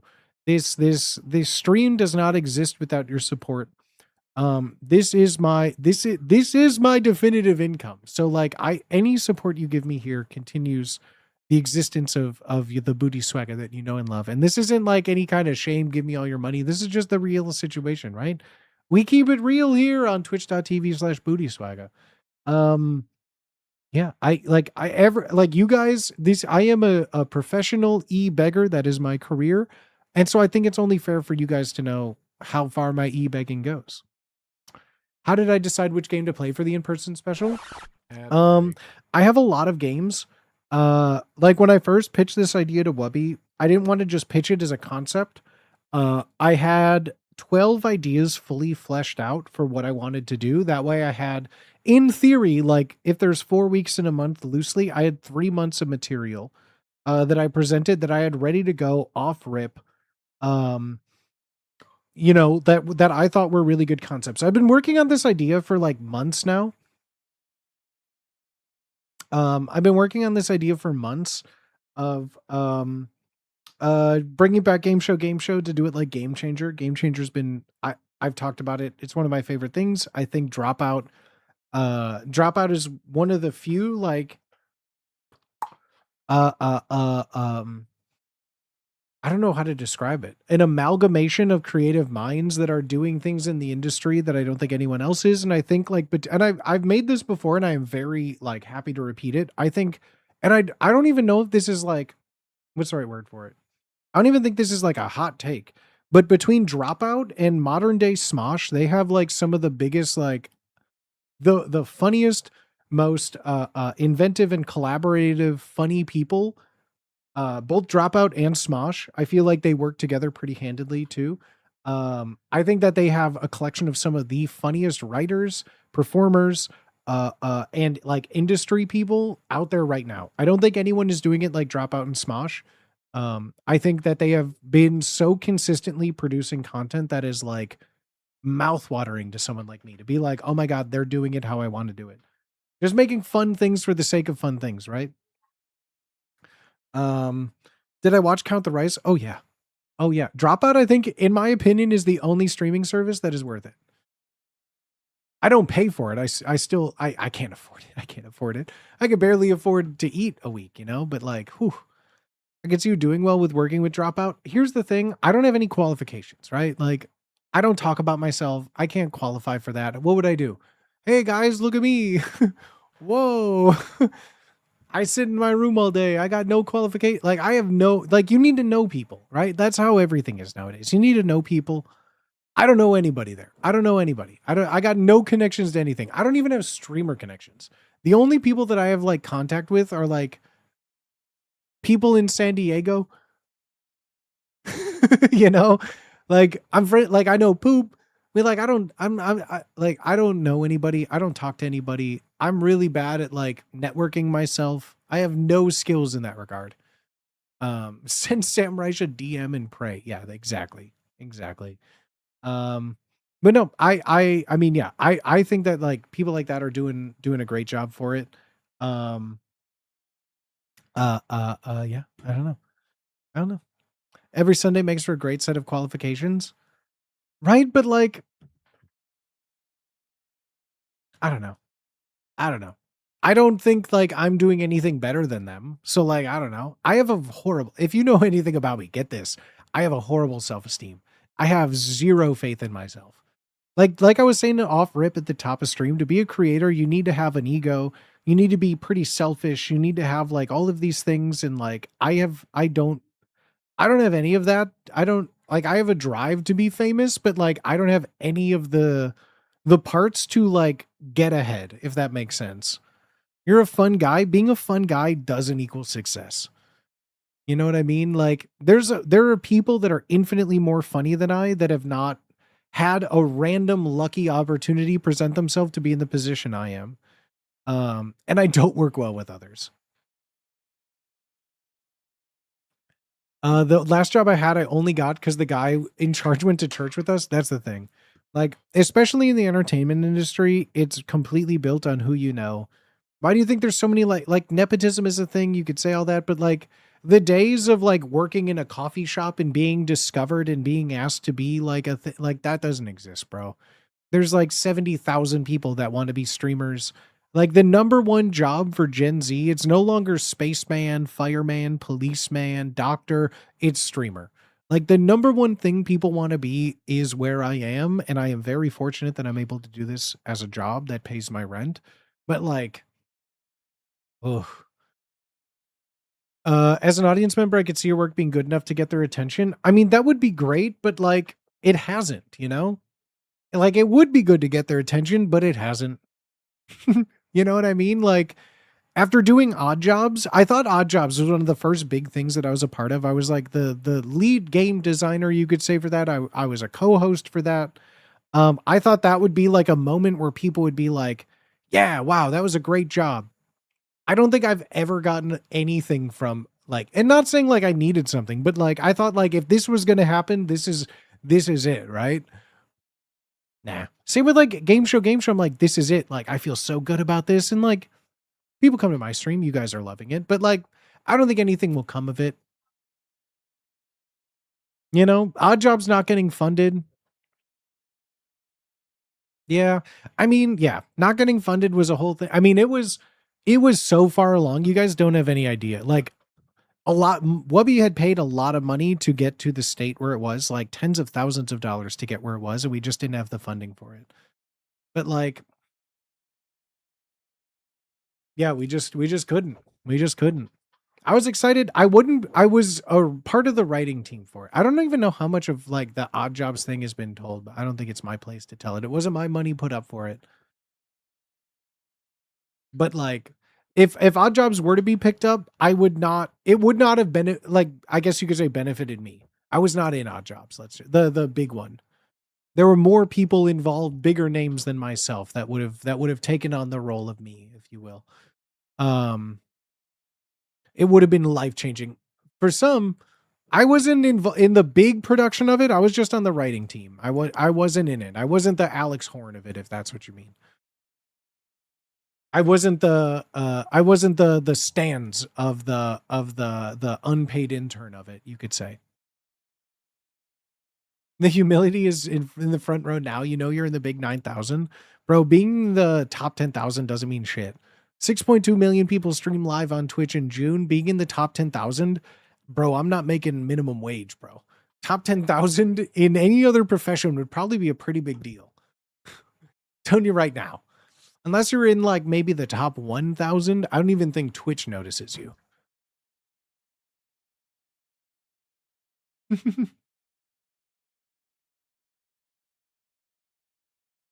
You know what I mean? Like, who knows? Who knows at this point?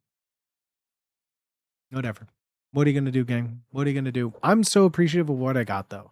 Don't let all this talk think like I'm not appreciative of this. This is so fun. I love streaming. I love hanging out. I love talking to you. This is the best job I've ever had. Like I said, I'm holding on to this until the wheels fucking fall off, baby. I'm holding on to this till the wheels fall off. I'm doing this as long as I get the support of people who want to see me live. So for that, I say thank you, gang. Like, I legitimately would not and could not be doing this without the support of each and every single one of you here today. So thank you for that. Thank you for that, everybody. I appreciate each and every single one of you so much. I hope you guys are having a good Saturday. If you didn't have a good Saturday and you tuned in for a little bit, I hope you were able to have just a little fun. I hope we were able to make your day just a little bit brighter. Thank you so much for everyone for being here today. I don't think, like I was saying, I don't think I'm going to be live on Tuesday. I believe we're going to be filming an in-person game show, not live on stream, but pre-recorded for YouTube. So I will not probably be streaming that day. I do apologize. But I'll make it up to you more. As always, I will give you up-to-date information.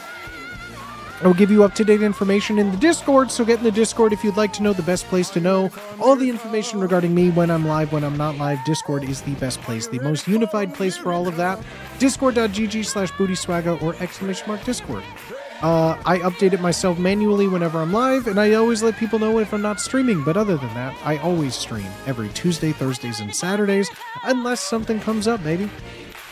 Tuesday, Thursdays, and Saturdays for 6 years now. We've been streaming, and that streak ain't gonna stop soon. Thank you, everybody, for being here today. Thank you so much for all your support. 50 subs today is insane. Thank you for the support, everybody. Seriously, thank you for being here. Thank you for your questions. I'm always an open book on this stream. I love doing little BTS of game shows. I feel like my career is owed to you, so if you have any questions about it, you're entitled to answers. That's how I always feel, right? Whether it's the right answer or not, I don't know. But like, I don't know. You guys are the ones supporting me. You guys can know where everything's going, right? So thank you for your support. Thank you for being here. Thank you for letting me be honest. Thank you for letting me be open. I don't know. Streaming is hard, but like, I appreciate that you guys are here no matter what I'm talking about. So everyone who's stuck out for 4 hours, who's been here for even just a little bit, thank you for being here, friends. If you've been so enamored with stream that you forgot to follow, perhaps consider hitting the follow button, baby. Maybe drop a Prime sub your way if you want to support your little booty baby. But otherwise, my friends, thank you so much for being here. I hope you all have a wonderful rest of your night. Find me on socials. Find me on the Discords. I appreciate each and every single one of you. Have a wonderful rest of your night, friends. Goodbye. Goodbye. Have a good night. Cheers, my friends.